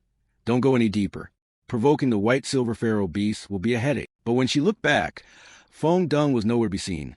Where did he go? Are there pharaoh beasts over here? At that moment, Fong Dung had run up to the level 20 Tongzi demon orb and shouted, Lung Lingxue, hurry. Let's join forces and kill it. Lung Lingxue was startled, and Fong Dung, feeling pleased, thought to himself, luckily Judge Tao assigned me this pharaoh beast spot. If we can kill this Tongzi demon orb, victory is guaranteed. But the Tongzi demon orb wasn't so easy to defeat. He cried out in panic. Damn, why is it so fast? Nearby, Lung Lingshu had summoned ice across the sand, and she launched an attack on the Tongzi demon orb. Ice flower hammer. The demon orb's chest froze, and it screamed in anger. Lingshu kept striking, both anxious and resentful. Didn't I tell you not to provoke white silver pharaoh beasts? Stop complaining, and help finish it off. Fong Dung shouted. Just cooperate with me, and the brutal-style weapon master that the Tao family promised you will be just as effective. But Lung Lingshu felt this time she'd been badly betrayed by Fong Dung. If she'd known, she should have joined Lin Han's team earlier. The layers of ice on the beast's chest shattered, and it charged at Lingshu.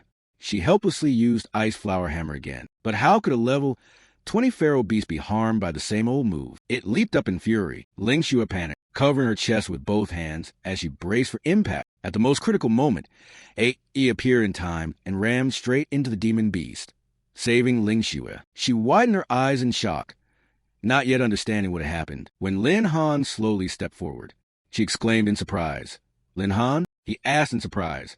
Why are you here? In his anti-Inju form, He kept tearing at the opponent, blood flying everywhere, mingling with the demon orb screams. At that moment, Tiangu, cold-eyed and fierce, beat wing and sliced through the air, attacking with extreme speed. Lung Lingshu hurriedly leapt to dodge, and a deadly strike landed on the demon orb, causing it to howl in pain. After a series of coordinated moves, the three of them completed the objective, and all returned to human form. Suddenly, Lung Lingshu stared at the demon orb's corpse as if she'd noticed something.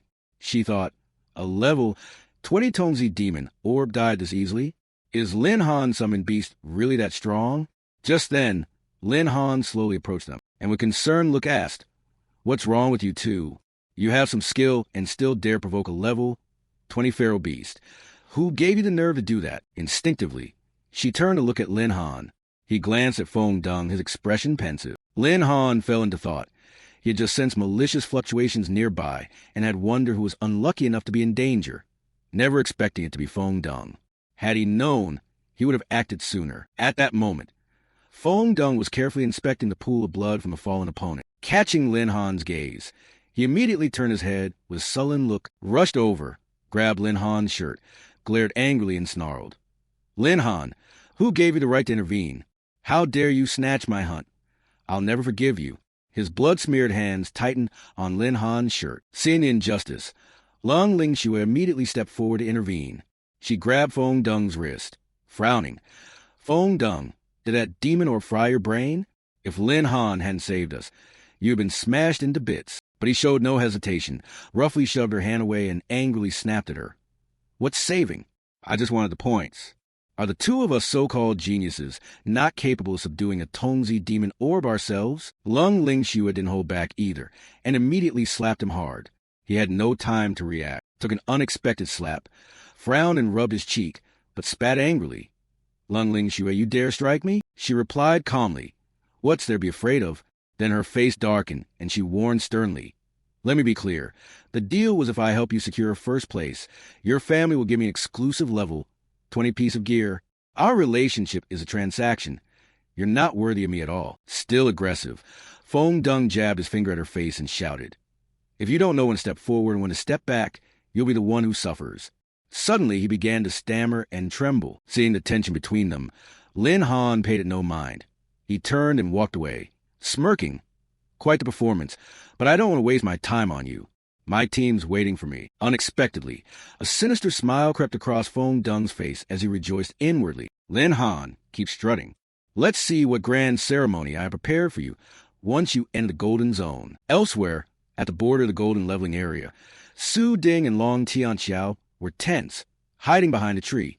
He whispered, "Lindsay, why are you gone so long? You should be back by now, right?" Suddenly a sound rang out, and both of them joyfully turned around.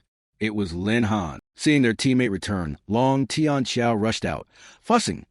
"Lindsay, Lin Ba, Lin Granddad, where'd you run off to just now?" As he spoke, he clung tightly to Lin Han's leg, overcome with emotion. "This is the golden leveling area. Predatory beasts can appear at any moment and eat us." Suddenly the rapid footfall of a wild beast sounded behind them. Just as they were consoling each other, a level 2 wooing wolf lunged in at point-blank range. Relying on his keen senses, Lin Han detected it and, with one glance, recognized it instantly. The moment the wolf sprang, Lin Han immediately delivered an ultra-fast palm strike to its belly. With no time to counter, it was flung hard against a tree in the woods and was taken down in a single blow. Immediately the system announced, "Wooing Wolf defeated. Gained 2,136 experience points, and a new quest accepted." Su Ding and Long Tianxiao were stunned. Su Ding trembled and stammered, "I remember Wooing Wolves are pack beasts, but..." Long Tianxiao added, "Wooing Wolves, level 28 beasts?" Watching, Lin Han announced gravely to the two, "That's right, we've been surrounded by an entire pack of wolves." Hearing that, Long Tianxiao was horrified. A pack of level 28 feral beasts? We're done for this time. Nevertheless, Lin Han remained composed and untroubled. He smiled confidently, thinking, "Luckily I just killed quite a few feral beasts and AE and Tiangu leveled up, so these beasts are just warming up for them." No sooner had he finished than the system displayed images and an alarm wail of the wolf pack. Lin Han kept a smile and told the two, "AE Tiangu, don't hold back. Within 10 minutes. Turn all of them into experience for me." Bai Lang's excited voice rang from afar. "AE, activate frenzy. Kill them all." AE replied immediately, "Yes, master. AE will help you slaughter the big dogs." Combat scenes play continuously with experience gain notifications, introducing the Antian Jew with its frenzy skill, immense power, and iron resolve. Next came the system analysis of Lei D and his thunderous skills, Tapang, accompanied by continuous point notifications. After a period of fighting, the three of them had taken down a large number of wooing wolves. Immediately after, 2 notifications about quest details and rewards for completion appeared. Reading them, Lin Han thought, "Being able to kill so many feral beasts and level up continuously like this is great." But jumping into the golden leveling area and already encountering a pack of wooing wolves this early feels off. After thinking it over, he decided to tap the system panel to boost his strength, just in case of further danger. At that moment, an Antian Jew leapt from somewhere and lunged straight toward Lin Han, then pounced onto him. Lin Han spread his arms to catch it joyfully. AE lay in Lin Han's lap, excitedly saying, "Master, I killed that big dog." Lin Han laughed and patted her head. "Good AE. First get off my body." She giggled and sniffed him teasingly. "This scent is so nice. I really want to knock Master over." Lin Han smiled awkwardly and was about to speak, when he couldn't help exclaiming, "Master, Tiangu is no slouch either." Tiangu, behind him, pouted jealously. "Lil Ant, I told you not to monopolize Master." Lin Han had to soothe them. Okay, both of you calm down. We still have to keep hunting monsters." Su Ding still trembled, while Long Tianxiao whispered, "Han not only has extraordinary combat power, but also tames feral beasts as pets. This is nothing like a normal beast tamer." Tianxiao marveled. Befriending someone like this is a lifetime of luck. Lin Han then suggested, "Right, you two have followed me this whole way. You can't leave empty-handed. I'll leave these 2 wooing wolves for you to finish off and pick up some experience." Su Ding and Tianxiao smiled, eyes filled with killing intent. "Yes, thank you, Lin Ba." Lin Han replied, "All right, get them cleaned up. We still need to keep grinding monsters." A while later, Tianxiao looked at the bracelet in amazement. "Oh my, since when did we climb to first place?" On the leaderboard it clearly read, Number 1 Lin Han, Long Tianxiao, Su Ding 7,200 points. Number 2 Lung Lingxue, Feng Dung 4,150 points. Lin Han replied nonchalantly, "Probably about half an hour ago." Outside, everyone was ecstatic watching the live scoreboard. Tianxiao praised, "These points are insane. I wonder what the teachers will think." Su Ding added, "We owe these points entirely to Lin Han." Headmaster Qing Sheng declared resolutely, "This Lin Han, Qing Sheng wants him." Bei Tian also spoke up to claim him. "You people have some nerve. Does Qing Sheng have experience training beast tamers? Clearly he should come to Bei Tian. Another retorted. Has Bei Tian ever had an exceptional beast tamer and been so great? Do you have more resources than we do? Bei Tian shot back. Bei Tian is stronger than Qing Sheng.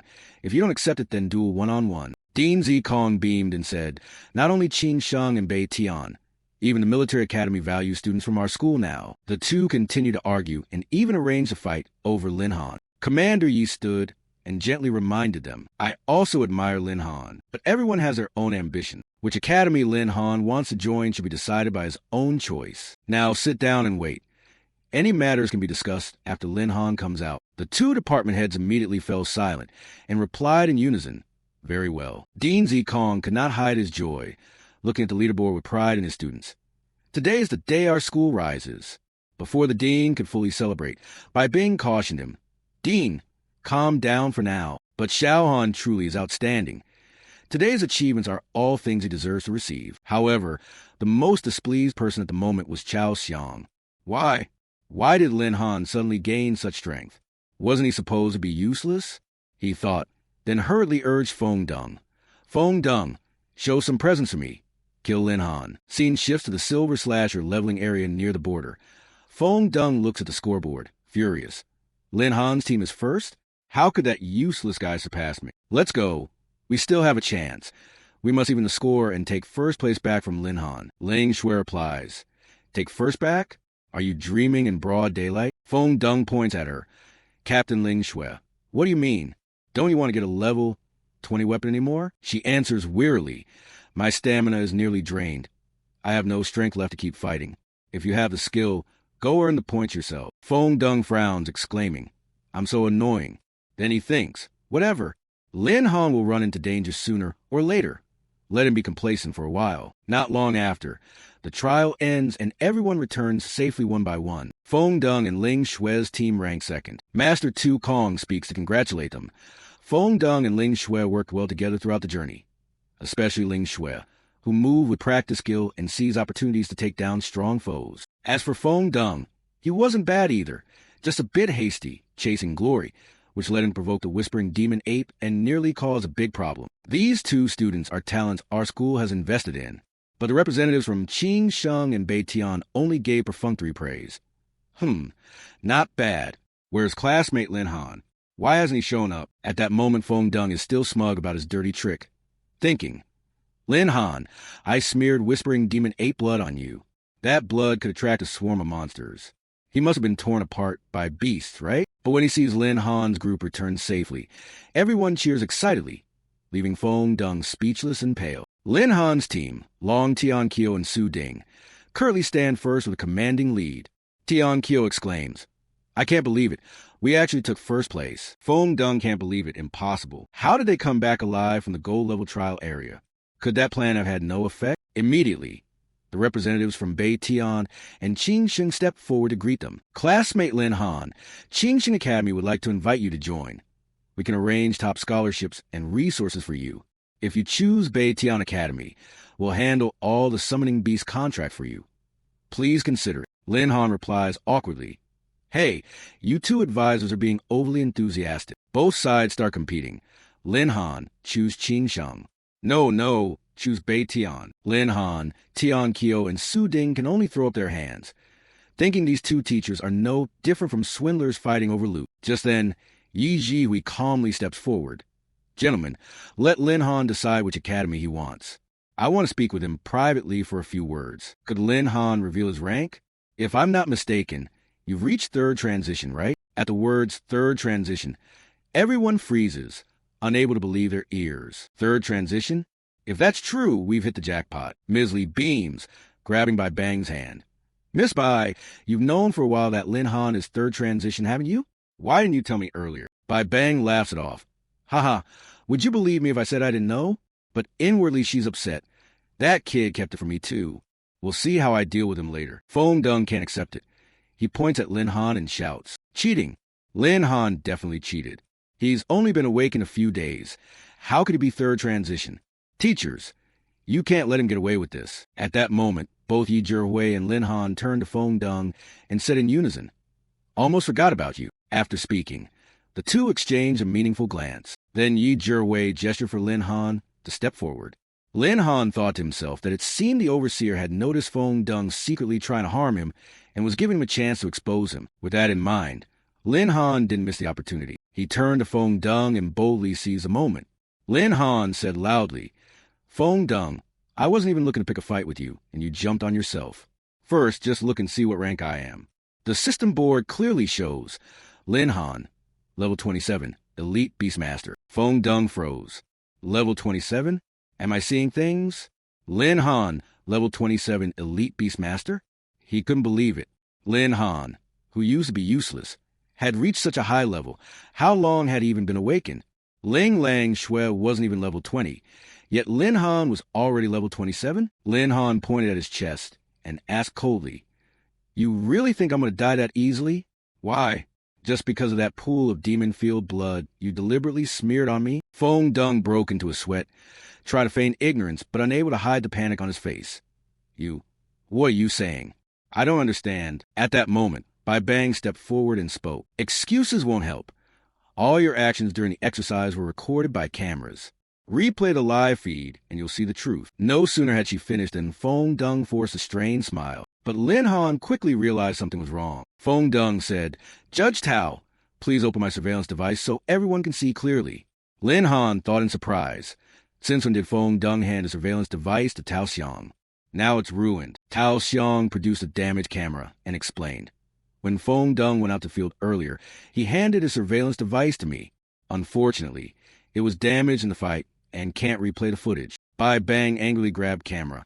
"No way, let me see it." Tao Xiang inwardly smirked. "These fools! Why would I leave evidence of Feng Deng trying to harm Lin Han?" He'd already started his scheme as soon as he left the combat zone, with the surveillance device damaged. Even if everyone suspects Feng Deng and Tao Xiang of framing Lin Han, there's no proof. Just then, Yi Jiwei spoke up. "The surveillance device is broken? I have cameras on my side. Maybe we can check them." Tao Xiang, caught off guard, blurted, "What?" Yi Jiwei took out his phone and explained. To closely monitor each student performance, the military had previously installed cameras in the combat areas. Originally meant to ensure fair evaluation, they unexpectedly became evidence. On the screen, everyone saw Feng Deng deliberately bend over and secretly touch a pool of blood. It was clear he had smeared demon-filled blood onto Lin Han. Yi Jiwei began to speak. "Although the Whispering Demon is a silver-tier beast, its blood has a provoking effect on higher-tier beasts. Your action was clearly intended to lure gold-tier beasts, driving Lin Han's trio into a death trap. You should consider yourself lucky you're not one of my soldiers. Otherwise, someone who betrays teammates like you, I'd make you regret it for life." Feng Deng was left speechless, stammering, I. Tukong also spoke. "Feng Deng, I never expected you'd do something so despicable and tarnish the school's reputation. You're unworthy of being our student. Prepare to be expelled." Lin Han said calmly, "Dean, Feng Deng is just a pawn. A student like him knowing the effect of demon-filled blood, and the camera failing so conveniently. Don't you think that's too much a coincidence? I suspect Judge Tao is the one truly scheming behind this." Tao Xiang immediately brushed off the accusation, waving his hand. "It's not related to me. I'm a judge. How could I do something like that?" He added a line that stunned Feng Deng. "Besides, someone like Feng Deng makes me ashamed to even associate with him." Feng Deng cried angrily, "Uncle Xiang, you can't treat me like this. At first, I only wanted to take the accumulation points from the Whispering Demon Ape," he bluntly exposed. "You were the one who texted me about the effect of demon-filled blood, telling me to smear that blood on Lin Han to cover up your crime." Tao Xiang flew into a rage and kicked Feng Deng to the ground, and the phone in his jacket pocket fell out. The person quick enough to snatch up the phone was Bai Bang. She easily found the messages between the two of them, then turned the screen to face everyone, leaving Tao Xiang with no denials. Bai Bang said coldly, "Feng Deng wasn't lying. His phone still has messages with Tao Xiang." Seeing that, Tao Xiang lunged madly to snatch the phone back, but was stopped and restrained by Tukong on the spot. "I didn't expect you to be as despicable as your brother. People like you must be punished." Commander Yi also spoke. "Hand Tao Xiang over to the military authorities." He warned sternly, "You abuse your position for personal gain and harm students, demonstrating no teaching ethics. You will face a punishment beyond anything you can imagine for the rest of your life." A teacher from Qingxing Academy said coldly, "Serve him right." As for Feng Deng, a Qingsheng instructor added, Someone morally corrupt like that will never be accepted by Qing Shang. Bei Tian Academy also refuses to take Feng Deng or any member of his clan. Onlookers pointed and jeered, delighted at the downfall of the two schemers. Feng Deng and Tao Xiang teamed up for a vicious dirty trick. Now not only are they humiliated, but their futures are ruined. Serve them right. Feng Deng sat up, gritting his teeth in fury. It's over, really over. Beside them, Lin Han smiled meaningfully. If he hadn't been affected by the demon field blood, I probably wouldn't have uncovered Feng Deng's schemes so quickly. He glanced at Commander Yi with quiet admiration. He hadn't expected Manager Yi to be so sharp. Truly a superior of the military academy. Getting into that academy would be no small thing. Just then, Yi turned back and called, "Lin Han." He replied respectfully, "Yes, sir." Yi stepped forward, offering his hand. "Your performance in the combat exercise was excellent. The military academy is always ready to welcome you at any time. However, the military academy cannot offer attractive conditions, and after joining you'll face extremely harsh training. Whether to join is entirely your decision. Think it over." At that moment, a Qing Xing teacher also came forward. "Lin Han, don't rush your decision. Consider it further." A Bei Tian teacher hurried after. "That's right. Our Bei Tian faculty is certainly the strongest in the Tianlong Empire." Receiving invitations from all three major academies in succession, Lin Han didn't answer immediately and replied tactfully, "I'll consider it." Din Tukong watched Tukful. In all his years, this was the first time he'd seen two major academies and the military academy vie for a single student. Since Lin Han is still a student of number 1 high, he should give him his support. After Tao Xiang was taken away, the scandal subsided. At that time, Dean Tu Kong stood on a high platform and announced, "Dear cadets, the exam ends here. Now we begin the awards ceremony." He began to announce the rankings. Third place goes to Du Hao Nan, Tian Kuan, and Yuan Bo. Next, second place goes to Feng Deng and Ling Shui. Finally, first place belongs to Lin Han, Long Tianqiao, and Su Ding. Tu Kong proudly announced that the top prize for the outstanding student went to Lin Han, based on his remarkable performance. "Here is your reward, a villa in the city center and an advanced skill book, Thong Tian Quan, and a golden blessing necklace that can increase all the user's attributes by 20% for 3 minutes, but can only be used 3 times. As a recipient of such generous rewards, Lin Han stepped forward to speak with pride and gratitude. "Receiving such a great prize today, I thank the principal for the cultivation, thank the school, and especially thank Wuzhou City." Inside, he felt a surge of joy. First place and whole villa as a prize. It was spectacular. Doesn't that mean later he can cuddle A.E. and Tian Gu every night to sleep? Tu Kong had no idea what he was thinking. He smiled. "You can thank us when you succeed and return someday. Have Bai Bang take you to see the villa first." A short while later, in the upscale villa district of the city, a black car slowly pulled into a private driveway. In the car, Bai Bang smiled and asked, "Which academy are you planning to choose for your next step?" Lin Han returned a question to her. "I'm not sure yet. I'm actually planning to ask your opinion." Bai Bang considered and explained. "If you want a stable environment to develop, Qing Sheng and Bei Tian are both good choices. But the military academy is extremely rigorous. If you aim for bigger goals later, going there wouldn't be a bad choice." Lin Han thought over, considering that without the system, going to Qing Sheng or Bei Tian to access resources would be best. But now that he had the system, especially the counter-organ ability, what he needed most were Beastmaster points, and those can only be trained through real combat. In the end, Lin Han decided without hesitation, "I choose the military academy." Bai Bang smiled. "You really surprised me. If you need help at the military academy later, remember to find me." Lin Han nodded appreciatively. No matter how powerful Bai family was, it was hard to reach into the military academy. Bai Bang likely didn't want him to bear too much pressure. He smiled with delight.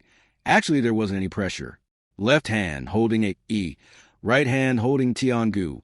Where's the pressure? But recalling A.E. and Tiangu's overly enthusiastic attitudes, he shivered slightly. No, the pressure might be a bit heavy after all. That's it for today's episode.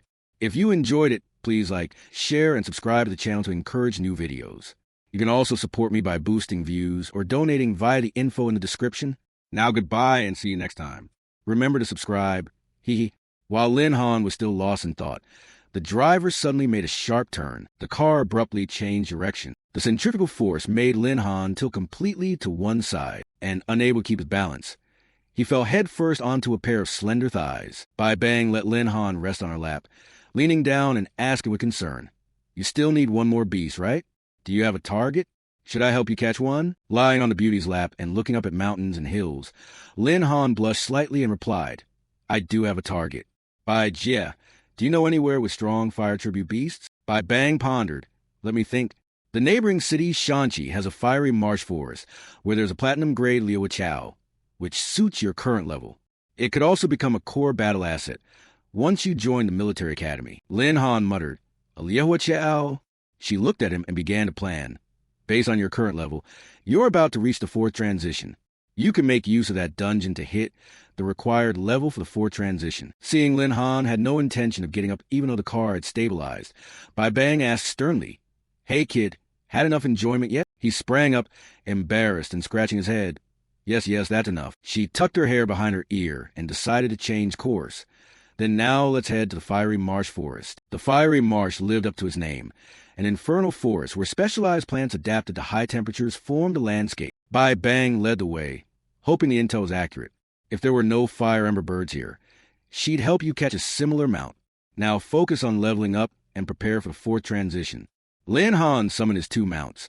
Thank you, Bai Bang. Suddenly, a fierce lion's roar sounded right beside them. It was a pack of fire lions hunting together. Seeing them charging, Lin Han immediately readied himself for battle. Come on then, he said. Bai Bang still had time to tease. If you're scared, you can hide behind me. But the fire lion pack didn't give them long. After carefully assessing their prey, they leapt forward. Bai Bang didn't bother to call him out. She calmly extended her hand, and blades of cold ice shot from her palm. The ice element quickly surged to suppress the lion's flames, making them panic and recoil. Lin Han thought in amazement, Bai Bang is that strong? She can suppress fire-based beasts with ice? He moved behind her while observing the pack's condition, keeping them low on health, so a single strike would finish them. 3 fire lions were frozen before them. Lin Han didn't act immediately, but asked, Bai Bang, just how strong are you? She didn't answer, only urged, I'll tell you later. Kill them now. Aren't you about to reach 2-star 4 transition? You must be close on experience, right? Lin Han didn't ask further, and immediately ordered his mounts. Go. A, E, and Tiangu lunged forward to attack in unison. He watched his experience points soar and marveled. Leveling up is so easy. The system kept notifying. Fire Lion defeated. EXP plus 2,258. You reach level 28. All attributes plus 210. Gain 240 free attribute points. Fire Lion defeated. EXP plus 2,258. You reach level 29. All attributes plus 27. Gain 250 free attribute points. Fire Lion defeated. EXP plus 2,258. You reach level 30. All attributes plus 300. Gain 300 free attribute points. In an instant, the system alerted. Attention! You have reached the maximum limit for the 3rd transition. You must accept the rank change quest. Otherwise, you cannot break through to the 4th transition and will stop gaining experience. Bai Bang calculated for a moment, then turned to ask, Well, are you at the required level? Lin Han scratched his head and smiled. Yes, I'm at the cap. Hearing that, she immediately grabbed his hand and led him forward. Let's continue then. The place where the fire ember bird appears is just ahead. In the center of the fiery marsh forest, a fire ember bird perched on a large branch. Bai Bang was pleased. The intel was right. The fire ember bird is indeed here. Lin Han cracked his knuckles, ready to show off. Okay, watch me. With that, he lowered his center of gravity. A pair of energy wings sprouted from his back, and in a flash he shot several meters into the air. Bai Bang looked on in surprise. When did this kid learn a flying skill? Soaring above, Lin Han smiled confidently.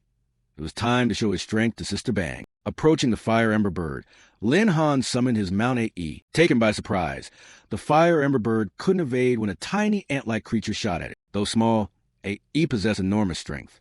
The tiny ant's leg delivered an earth-shattering punch, knocking the fire ember bird off the branch. With a thud, the fire ember bird was knocked to the ground by AE. Lin Han landed beside it and immediately reached out to tame it. The contract completed. The fire ember bird's information appeared before him. Fire ember bird species. Red flame ember bird, level 35 strength, 2,960 agility, 2,564 spirit, 2,100 constitution, 2,350. Looking at the stats, Lin Han propped his chin and pondered. The stats are too low. Its level is much higher than Yi's, yet its numbers aren't even half. Seems I'll still have to rely on my reversion skill. That's it for today's episode. If you enjoyed it, please hit like, share, and subscribe to the channel to motivate new videos. You can also support me by boosting views or donating via the info in the description. Goodbye and see you next time. Don't forget to subscribe. Hee hee. Seeing Lin Han successfully sign the contract with the Fire Ember Bird, Bai Bang nodded approvingly. Your strength isn't bad. You've put my mind at ease. Lin Han asked curiously, Are you leaving, Sister Bang? For work or? Bai Bang turned and walked away, nodding slightly. Yeah, I have to be out of Wuzhou City for a few days. Our next meeting might be a long time from now. You'll have to walk the road ahead on your own. I believe in you. Your future won't end here. Near the car, she seemed to want to say one more thing. Bai Bang looked back at Lin Han. I'll wait for you to come find me. When you do, make sure you surprise me. He smiled, definitely. With that, Bai Bang got into the car and left, leaving Lin Han alone in the fiery marsh. He stared at the Fire Ember Bird he had just tamed and told himself, All right, let's do the reversion. The Fire Ember Bird rose into the sky, flames blazing around it. Begin, gradually, like the other mounts. The reversion transformed the Fire Ember Bird into a human form. System notification. Fire Ember Bird successfully reverted. Before you stands a beautiful blonde-haired girl in a dazzling red outfit. Detailed info displayed. Zhan Huang race. Ancient 10 Fiend, level 35 strength. 45,860 agility.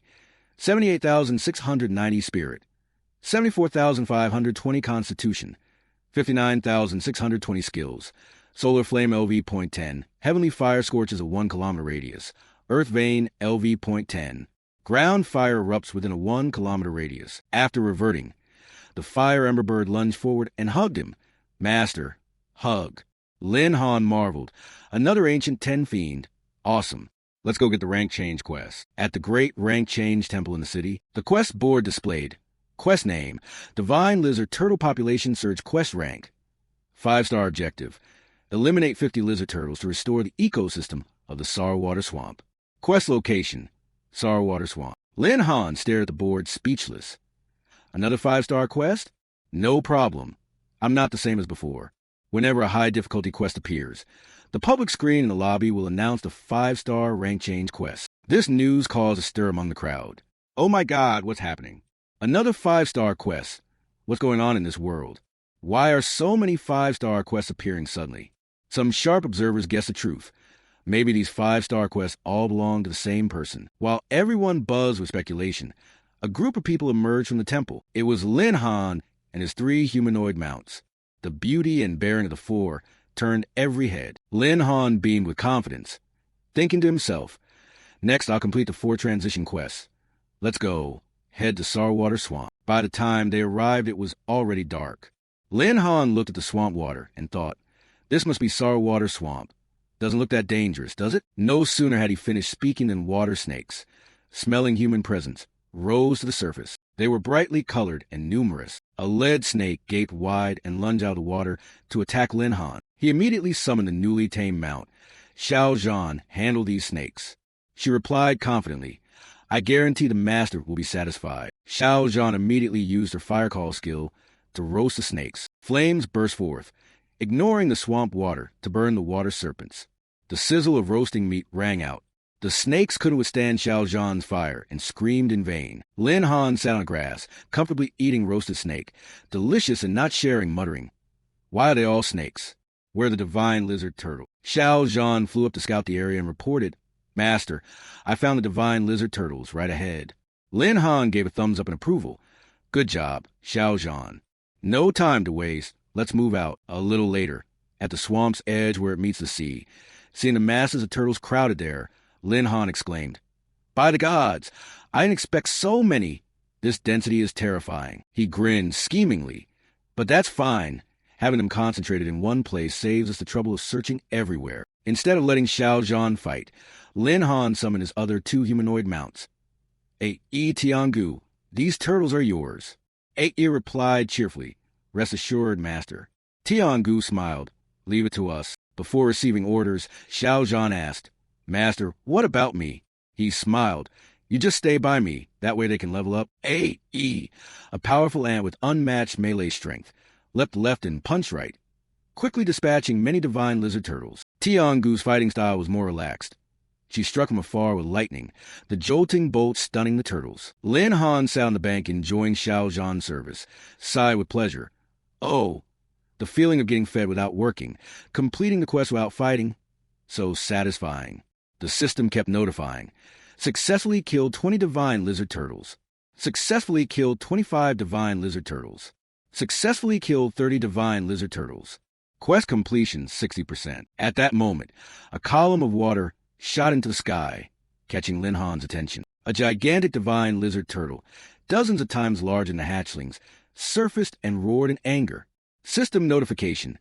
Divine Lizard Turtle King, level 49. Lin Han stared at the Turtle King in amazement and couldn't help blurting, "Good heavens, is that huge?" After the shock passed, he broke into a confident smile. If he were ordinary, he'd run at the sight of a level 49 Turtle King. But he had the system. Defeating the Turtle King would reward 1,500 mount points. Xiao Zhan spread her blazing wings and stood ready for orders. Lin Han immediately summoned all three mounts. Ei, Tiangu, Xiao Zhan, prepare to attack. He commanded, Ei, use crushing force. She smashed the turtle's tough shell. Next, Lin Han instructed Tiangu to use Thunderstrike. A massive bolt of lightning slammed into the Turtle King. Finally, the new Mount Xiao Zhan delivered a blazing fire strike from the void, searing the Turtle King. After the three-stage combo, the level 49 Turtle King had no chance to fight back, reduced to a faint breath, floating helplessly on the water as Lin Han prepared to finish it. But he didn't hurry to strike, assessing the situation, surviving full-force attacks from all three beasts. No wonder it's level 49. He muttered, "That's where it ends. I'm more than happy to take the system's reward." Little did Lin Han know another beast was eyeing the battered Turtle King. Before he could finish it off, a giant sea serpent suddenly lunged and bit the turtle's head off, making Lin Han yell in fury, "Damn it, my 1,500 mount points." Because neither he nor his mounts dealt the killing blow, the system announced, quest to eliminate the Divine Lizard Turtle King failed, and new quest appeared. Defeat the Blackwater Serpent King. Reward, 2,000 mount points. Veins bulging in his temples, Lin Han ground his teeth in anger. "You bastard, stealing my prey. I will make you pay back double." He muttered. Perfect. Time to test the system's level 1 fusion skill. The bodies of Lin Han's mounts were gradually encoded, and his voice rang in Yi's ear. Ant Tianju a thought. Next came the Thunderbird Tiangu, and finally the Fire Ember Bird Xiao Zhan. The three of them transforming into mysterious energy that flowed into his hands. Hear my command. A mystical light wrapped around Lin Han's body, like a superhero morphing, and in an instant he was outfitted with feral armor forged from Yi's formidable strength. A pair of wings sprouted on his back, one side fire from Xiao Zhan, the other lightning from Tiangu, while a discreet helm shielded his face, adding an air of mystery. Lin Han checked his current stats. Lin Han, merged state race, human level 30. Strength 91,364, agility 85,350, spirit 90,800, constitution 83,000. Seeing those numbers, he clicked his tongue. These stats are insanely strong. The Serpent King, having witnessed a strange transformation, still hadn't realized the danger. Its feral eyes fixed on Lin Han as it flicked its tongue and hissed to call its pack. Before long, a swarm of level 39 Blackwater Sea serpents appeared and surrounded him. 8E warned Master, be careful. Lin Han nimbly dodged several strikes from the serpents and replied confidently, "Don't worry, we're merged now. I can freely use the mount skills. The most effective move right now is Solar Flame." Deadly tongues of flame shot around Lin Han, easily hitting and incinerating the serpents. The air filled with the smell of blood and char. The system kept flashing notifications. Successfully killed Blackwater Sea Serpent. No EXP gained. Successfully killed Blackwater Sea Serpent. No EXP gained. Notice, you have reached the maximum limit for third transition. You need to accept a rank change quest. Otherwise, you cannot break past the limit before reaching 4th transition and will no longer gain experience. The face behind Lin Han's helm coldly stared at the Serpent King. "I've handled your underlings. Now it's your turn." The Serpent King opened its jaws in fury, baring razor teeth as it lunged to bite him to pieces. Lin Han expertly activated the mount's techniques. Crushing Force, Berserk, Solar Flame. Under the combined might of those three moves, a godlike punch slammed into the Serpent King. It couldn't dodge and howled in pain. With his superior strength stats, Lin Han quickly pulverized the giant Serpent King's massive body. He gently landed on the water, letting the destroyed body of the Serpent King fall and explode behind him. With the threat dealt with, the three feral mounts cheered in unison. Master, you're so cool. However, seeing no reward notification, he turned puzzled. Huh, it's not dead yet? As the smoke cleared, two serpentine heads emerged faintly from behind. Actually, not quite. More precisely, it was a turtle head and a snake head growing from the turtle's tail. The system immediately announced, an abnormal mutated beast has been detected. The king of the Blackwater Swamp has appeared. Blackwater Xuanwu, level 49. At the same time, in the city, red alarms blared continuously. Alert. Abnormal activity detected in the Blackwater Swamp instance. An ultra-rare feral Xuanwu appears to have spawned. The receptionist at the rank change temple, seeing the red alert, exclaimed, Blackwater Swamp. Isn't that Mr. Lin's instance quest? A rare mutant? Oh my god, it's Xuanwu, back at the swamp, staring at the mutant with a turtle head and a snake tail head. Lin Han was genuinely bewildered. What's going on? How did a Xuanwu suddenly appear out of nowhere?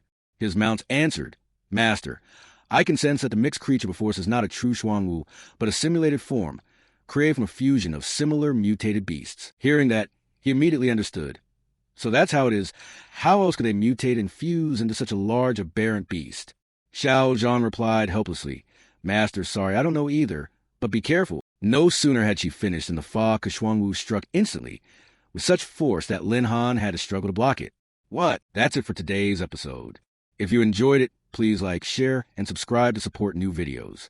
You can also help by boosting views or donating via the links in the description below. Bye for now and see you next time. Don't forget to subscribe. Hey. Irritated, he parried the blow, stepped back, and growled. I meant to keep you for study, but you had me dishonorable and ambushed me. Lin Han stopped holding back and gathered energy in his palm. You have a system like mine. You can always sign pacts with 10 feral beasts. Losing you won't matter. Then he delivered a powerful finishing blow, die. Solar Flame Thunderstrike. The lightning column descended onto the mutated Xuanwu. Immediately afterward came a thunderous explosion that rocked the sky and shattered the surface of the Blackwater Swamp. When the smoke and fire cleared, Lin Han stood cold and unmoving, declaring himself the victor. The system popped up. You have defeated the Blackwater Xuanwu. Receive platinum item, Xuanwu Guard Shield. He quickly sheathed it and checked its effects. At the same tier, the Xuanwu Guard Shield reduces critical damage by 50%. When level suppressed, it can reduce critical damage by 80%. It also moderately improves the wielder's luck and longevity. Lam Han quickly ended the fusion state with his familiar. He had finally completed the task. The reward wasn't bad. Now he should return to the temple to change rank. However, a sudden wave of aching fatigue hit, making him lightheaded. System alert. Due to side effect of the fusion skill, you have entered a weakened state. The state will end in 3 hours. Seeing their master unwell, the three familiars hurriedly supported Lam Han. He held his head and thought, it seems the fusion skill still has limits. From now on, it can only be used as a last resort card. 3 hours later, at the rank change temple, Lam Han returned to turn the task. The system popped up. Rank change task completed. You have successfully reached 4th rank. Profession 4th rank. Beastmaster Warlord. 4th rank success. Unlock profession. Innate skills. Lam Han looked at the system panel and read the innate skills. Stealth walk. Become invisible for 2 minutes. Does not mass breath. Cooldown 2 hours. Swap position. Instant teleport within 10 meters. Cooldown 30 minutes. Lam Han stroked his chin, pondering. Quite rebellious. Stealth walk is already great. Invisibility is a dream ability that can save your life at a critical moment. At that moment, a surprise occurred. The account holder had completed 4th rank and activated the 4th rank reward. The system presented attractive rewards and allowed selection of one of 3 skills below. A. Shared sight. Share vision with a familiar for half an hour. Cooldown 1 hour. B. Spiritual resonance. Can communicate with hostile beasts, increase goodwill, improve contract success rate. C. Breath seal. When enemies can't see you, completely hide your breath from detection by people and beasts, no cooldown limit. Lam Han gaped. Stealth walk was good but didn't mass breath, and breath seal perfectly patched that weakness. He didn't hesitate. I choose breath seal. The system immediately synchronized and announced the skill had been learned successfully. Current info panel. Name, Lam Han profession. Beastmaster Warlord 4th rank. Hidden profession. Level 30. Strength, 6880 agility. 5980 spirit. 4660 constitution. 4460. Equipment.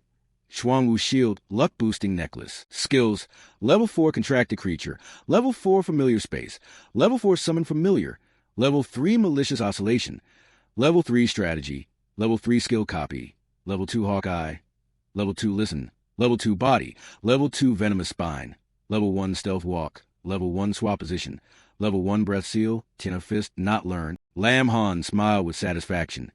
Next, he needed to register at the military academy. In front of the teleport gate, people came and went busily. Lam Han blended into the crowd, with a knot on his shoulder in the form of a well-behaved ant. Because the familiar forms of Xiaojun and Tiangu were too conspicuous, when walking through a crowd, only a knot should appear. While walking, Lam Han heard someone call, "Lamzi!" Turning around, he saw Tian Xiao and Su Ding. Tian Xiao, plump and cheerful, said, "Lamzi, we once promised to enter the same academy together." Su Ding spoke gently. "Back then I said I wanted to follow you." Tian Xiao put his arm around Lam Han's shoulder, chuckling. "I originally planned to arrive at the academy to surprise you." Su Ding happily added, "Who knew we'd meet here? What fate?" Lam Han nodded. "All right, we'll act together from now on." That night, at a hotel in the city, Lam Han grumpily hugged a pillow over his ears. He couldn't sleep because of the loud snoring. "Team up my foot." Who knew this chubby guy snored so loudly? Watching Tian Xiao snore away, he wished he could gag him. They had to register tomorrow and cross the van on Forest. If he couldn't sleep tonight, what would he do? A comforting voice sounded in the familiar space. "Master, don't worry. We have a solution." A knot, Tiangu and Xiaojun combined their efforts to produce a golden energy. They appeared beside Lam Han, and the snoring stopped. He was pleased. Familiar's energy can even create a soundproof enclosed space. How thoughtful they were. Inside the soundproof space, Xiaojun said, "Tiangu, scoot over to the other side. I want to hug Master." A knot also grabbed for him. "Master, I want it too." Lam Han beamed, hugging all three. "Don't rush. Everyone gets a turn." Tiangu had just climbed onto him while Xiaojun clung tight. Protesting, "No way. Master belongs only to me." A knot jealous. Snapped, "What are you saying? I only let you have him reluctantly. Don't go too far." Playful Xiaojun teased, "Fine. This time I'll let you have him, but I'm not giving up Master." No one backed down. The three of them dove into a tussle, and finally Lam Han stepped in to mediate. Come on, you three are teammates. No fighting. How about each of you takes turns hugging me for 3 minutes?" All three happily snuggled against his chest. "We'll obey, Master." The next morning at the edge of the military academy, outside the dark van on Forest, Lam Han's group set out. Tian Xiao noticed Su Ding looked pale and asked with concern, "Su Ding, are you okay? Didn't sleep well last night?" The tired girl replied, "Someone snored loudly last night and kept me awake." Tian Xiao scratched his head awkwardly and changed the subject. "Anyway, we still have to cross van on Forest to register at the military academy. Let's move." Su Ding didn't press it and smiled, nodding. "Okay." The three walked forward, unaware that a young man in the trees was secretly watching them. That man was Yen Dong. Sending a report, detected 3 new students entering van on Forest. Prepare to engage. The Hone Dao team is nearby and can strike at any time. A new update appeared. System notice. Malicious fluctuation has been activated. Lam Han sensed danger and quickly pulled his 2 friends close just as firepower rained down on them. He warned them to be careful. Heavy footsteps thudded on the ground. Facing them was a level 40 obsidian fire leopard. Lam Han calmly ordered them to prepare for battle. Tian Xiao exclaimed in surprise, "I didn't expect a level 40 beast. This is the academy's outskirts." Su Ding recalled, there were rumors that new military academy recruits must pass an entry trial. Didn't expect it to be true. While the two were still talking, Lam Han charged forward alone. "You guys protect yourselves.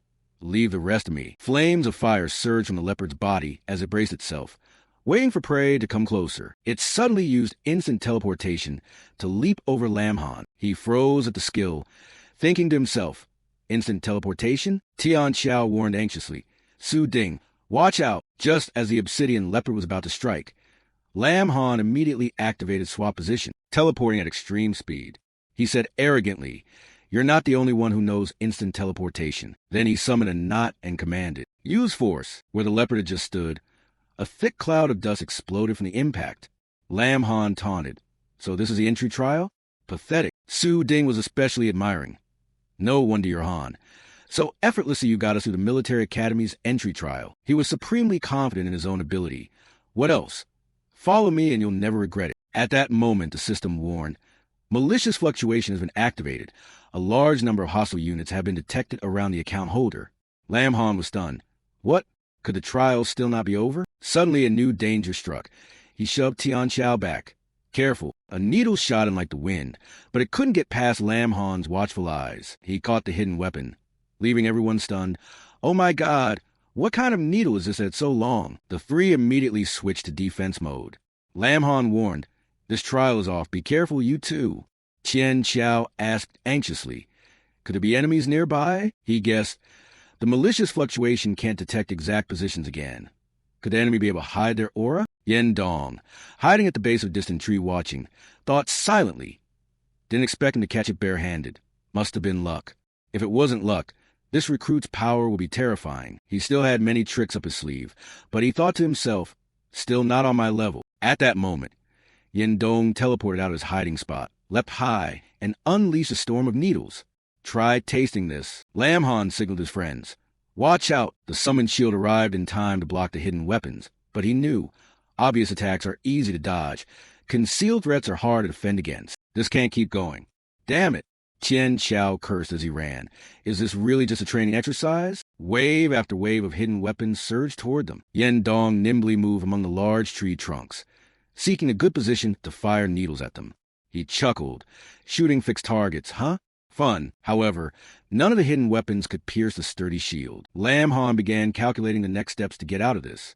With the shield up, they could relax for the moment. You two keep drawing attention here. I'll circle around to side. They immediately agreed. Okay, Lam Han. Be careful on Han. Yen Dong had to rethink his plan. This damn turtle shell is tough. My needles can't penetrate it.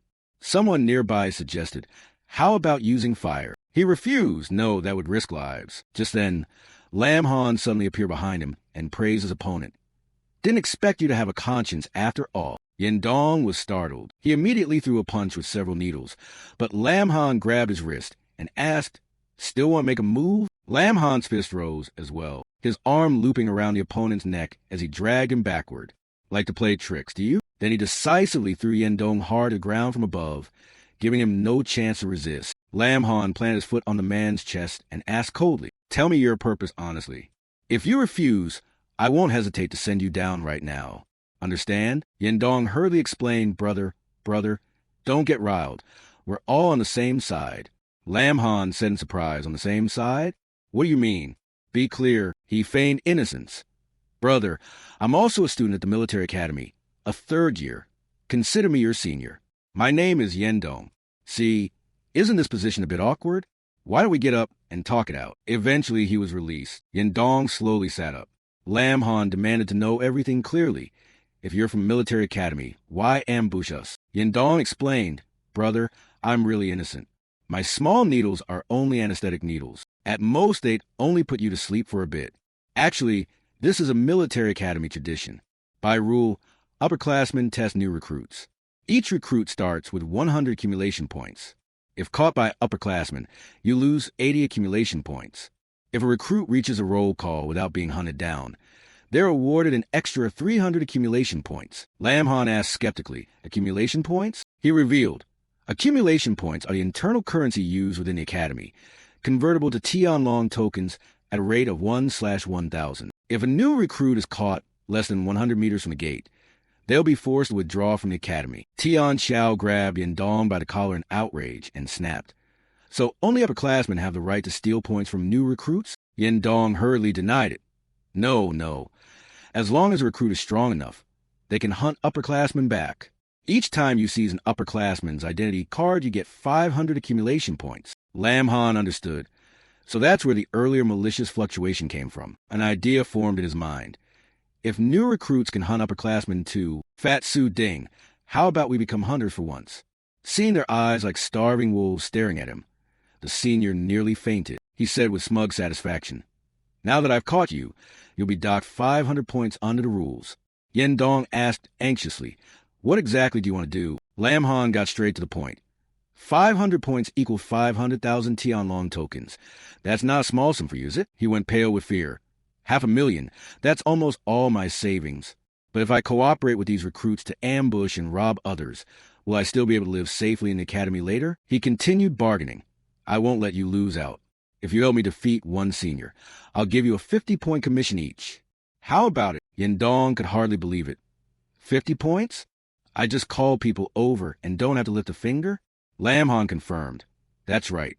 Of course. If you want to get your hands dirty, I won't stop you, but I won't pay extra. He was hauled to his feet by Lam Han. Su Ding frowned with a doubt. But after we defeat those seniors, how do we prove it to the school? Yendong replied that it was as easy as an ant. That's simple. Everyone has an identity card, and points can be exchanged based on that card. Lam Han caught the key point. So that's it. Identity cards? She reached out to take the card he offered. He prompted gently. Senior, you may begin now. Yendong took out his phone and prepared to call a few contacts. Sorry. Oh, Wang, I'm being forced to. Please understand. Li Pu is currently 50 meters from the target. He's a third-year student at the military academy and one of the student council officers authorized to nominate scholarship recipients. He thought to himself, this must be the location Yendong just reported. Seeing Tian Xiao and Su Ding unconscious at the tree root, he smugly thought. New recruits really aren't on guard and are resting here. Let the seniors teach you the cruelty of combat.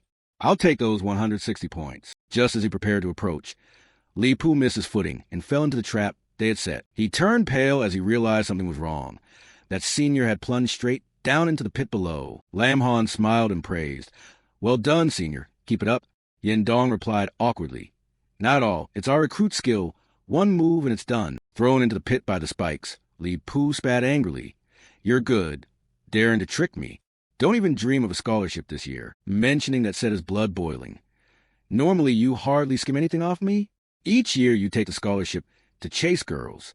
Just you wait. Senior, hasn't your anesthetic taken effect yet? Yendong explained sheepishly. This guy has a body enhancement skill, so the anesthetic acts more slowly. I'll up the dose for the next ones. Lam Han decided.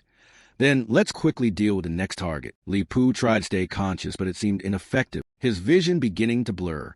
All they heard was Yendong pick up the phone to call the next lucky youth. Oh, Tian, I spotted 3 new recruits to the southeast. I can't handle them alone. How about you two take one each? The other side cheerfully agreed. A tip like this. I think of you first. After all, we're close. Another person fell into the trap, and he cheered with delight. Another one down. Racking up points in succession, Yendong smugly crossed his arms. With a perfect team. The training points increased by 2,000. This is getting addictive. Wait, let me call a few more people over. Deep in the dense forest, the upperclassmen had discovered a problem. The captain received reports that several squads couldn't contact their teammates. Suddenly, many people had disappeared, and some squads had lost contact with all members. The captain easily guessed. It looks like there's a monster among this year's recruits. Mist shrouded the bleak, cold woods. Yendong was eagerly greeting the next target. Chen, I was the first to report the recruit's trail to you. When it's over, don't forget my cut. He responded magnanimously. Fine. If it succeeds, I'll split the accumulation points with you half and half. He pointed at the 2 actors pretending to be unconscious. It's them. One's a battle freak, the other's unknown to me. Chen was confident. No problem. One move, and I'll knock them out. At that moment, the earpiece announced, all teams, attention. An unusual situation has occurred in the southeast. A red target may be present. He guessed in horror. A red target? Could recruit this year really hunt upperclassmen? Wait, isn't the southeast where we are? Yendong forced a laugh to divert them. Could be a mistake? How could recruit fight back against upperclassmen? He warned. Anyway, the captain ordered it. Let's meet up with the captain first. Just then, Lam Han leapt down from his ambush and stomped Chen's back, declaring, You're staying right here. He asked in puzzlement. Squad leader, why did he suddenly get suspicious? Did you say something? Yendong denied it. No, not me. The captain issued the red target order. We're about to be in big trouble. Lam Han didn't know what a red target was. Yendong explained. It's the academy's incentive policy for upperclassmen. If many upperclassmen fail in one direction, the academy allows upperclassmen to band together to block recruits coming from that direction. I know you're very strong, but once the upperclassmen team up, you won't be able to handle them alone. From that, Lam Han concluded. So they only sent something unusual for now. We haven't been exposed yet. Squad leader, you 3 hide carefully. I'll scout the area. Remember to give that squad leader another dose. Yendong slung the man over his shoulder and accepted the task. Leave the spot to me. Little brother, be careful. Among the upperclassmen participating this time, there are plenty of experts. Lam Han immediately left. "I'll be back soon." Pursued, Nien Wei protested indignantly. Then father said military academy's recruit blocking was just for show? Why are there so many people? The group behind closed in and called out, "Junior sis, stop running. There are people hunting you all around." She ran for her life, shouting, "Do you take me for a fool? If you catch me, I won't even get the chance to register." The senior sister behind aimed her gun threateningly. "Your running's pointless. A red target yields a reward of 1,000 accumulation points. If you blame anyone, blame your bad luck. I'll happily take your points with a smile." A shot fired, releasing a blinding beam of light, and the upperclassmen rushed in while Nien Wei stumbled. She sprang up immediately, ready to go all out. "Then we'll see. If I can't kill you, I'll at least peel a layer of skin off you." A net dropped from above as someone's triumphant voice rang out. "Tough customer, huh? I think you'd better take a nice nap." Suddenly, a violent explosion erupted, accompanied by an announcement. Tick-Cot activated. Someone roared in anger. Who did that? Lam Han appeared in time, cradling the unconscious Nien Wei in his arms, apologizing. "Nien Wei, this time it's my fault you got dragged into it." It seemed she had been knocked out by the upperclassmen with a sedative attack. Anat, seeing you gently stroke her cheek, demanded, "Master, stroke me too." The upperclassmen were surprised to see this unexpected element.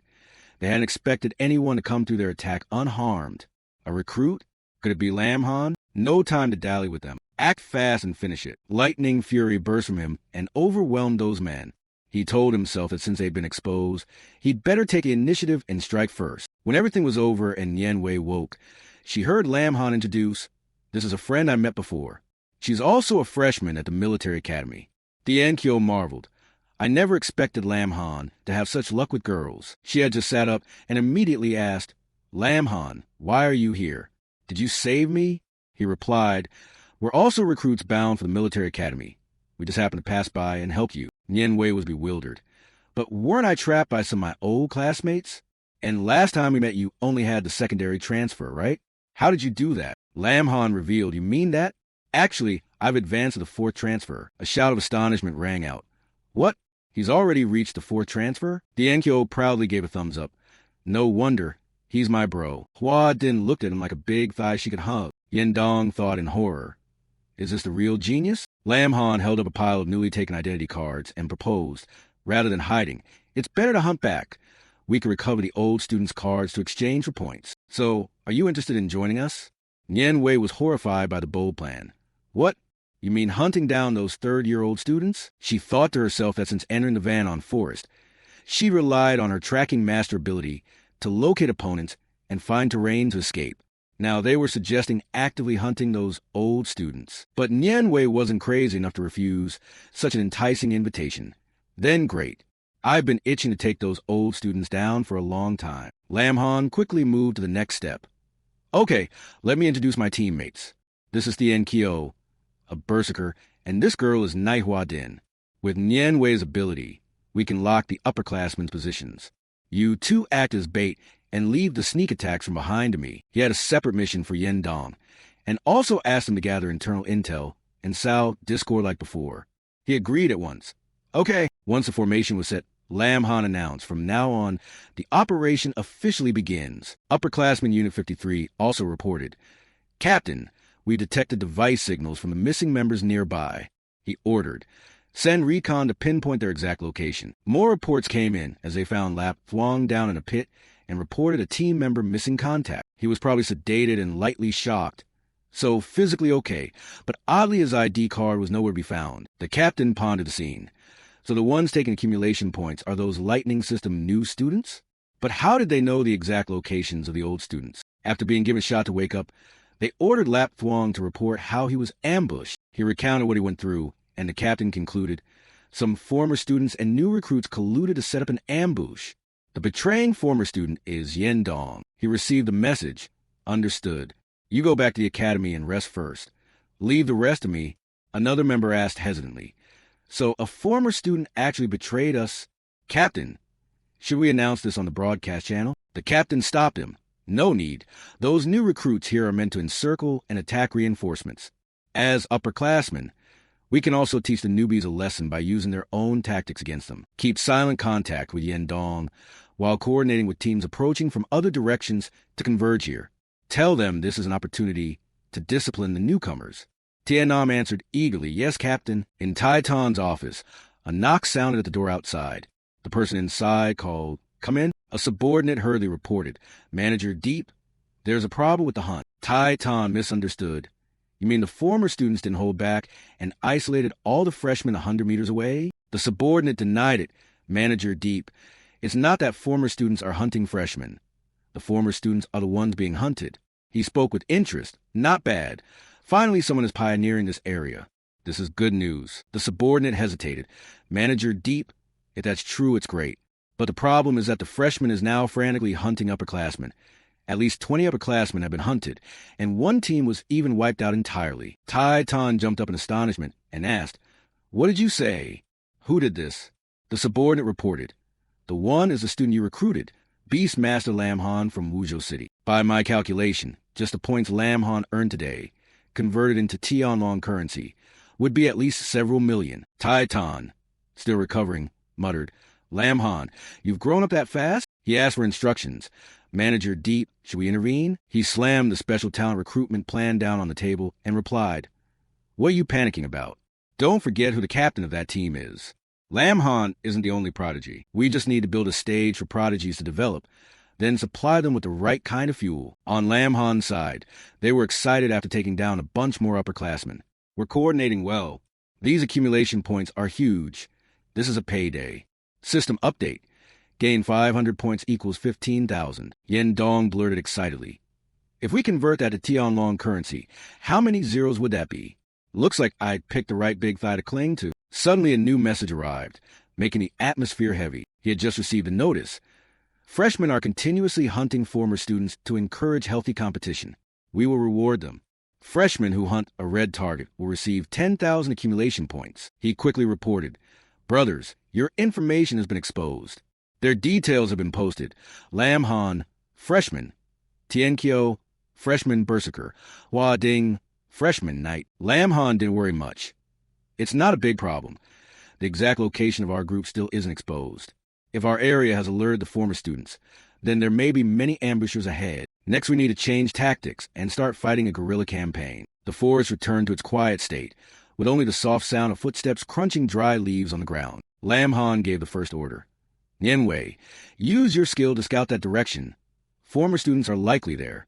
No sooner had she said okay than the system update triggered a hostile fluctuation. Nianwei used her tracking skill to lock in the prey, immediately pinpointing several positions. Found 1, 2, 10, 15, 26, 30. Lam Han pressed on. "Nearly 50 people are lying in ambush. You ask carefully. Among these people, is anyone we dealt with yesterday?" Nianwei sensed, no. The auras of these 50 people are completely different from those we ambushed yesterday. Lam Han easily inferred. It seems that once an identity card is lost, a former student loses the qualification to participate in the freshman hunt. Then he turned to Yen Dong and asked, "Senior, if the commander of the freshman hunt loses qualification, will the operation continue?" He answered, "By the rules, the operation would probably end, but nothing like this has ever happened in the military academy's history." He had a counterplan. "Got it. If that's the case, then let's go big." The quiet force suddenly stirred. An upperclassman ambushing above reported, "Detected a freshman. He probably isn't a red target by appearance." The command on the other end ordered, take him out." He immediately leapt down. Just as he confronted the freshman, the upperclassman declared, "Classmate, sorry to inconvenience you with a nap here. Wake up and you'll be at the military academy." The freshman looked terrified. "Don't come over here." Before he could touch the younger student, he was ambushed from behind by Lam Han. The group from above gathered together. The freshman was surprised. Who are you?" He held out his hand, as if to make friends. "We're just a group of freshmen passing by." After that, Lam Han explained the whole story to the new student. He couldn't believe it. "What? You want to hunt former students?" Lam Han tempted. "If you agree to help us, you'll get 10% of the share." He wasn't foolish enough to refuse such a delicious slice. "I agree to help. You already saved me once, so I'll take the cut." Lam Han sealed the deal, then execute the plan. A voice came through the senior's earpiece. "What's going on?" "Taking care of a regular freshman, and it's taking this long?" Hello, hello? He picked up the device and spoke proactively. Hello, Senior. I'm Lam Han. Your friend can't wake up just yet. Tien Nam kindly warned. Lam Han, your location is already surrounded by us. If you hand over the card now, I might consider letting you live. Not easily fooled, the freshman replied. Senior, we're all adults here. Do you even believe those words yourself? He proposed. Why wouldn't I believe you? Tell me where you are, and we'll meet to talk. Lam Han casually taunted. Don't rush, Senior. We'll meet later. Make sure to bring your identity card. Thrown off by the newcomer, Tien Nam was so angry he was steaming. Lam Han, the captain, asked coldly, Have you pinpointed his location? He reported. Based on the earpiece triangulation, we've successfully narrowed down Lam Han's position, but maybe the other side also knows that doing this exposes them. Could it be a trap? He planned. Post this on the forum. No matter what tricks he had in mind, they would be useless against absolute force. He tossed the earpiece aside like a worthless item, then tore off the opponent's identity card. Yendong updated the group. Damn, you juniors are really blowing up. The forum is exploding. It's the forum's #1 hot search. Freshman Lam Han. Wasn't this supposed to be a bounty on freshmen? How did third years end up getting betrayed?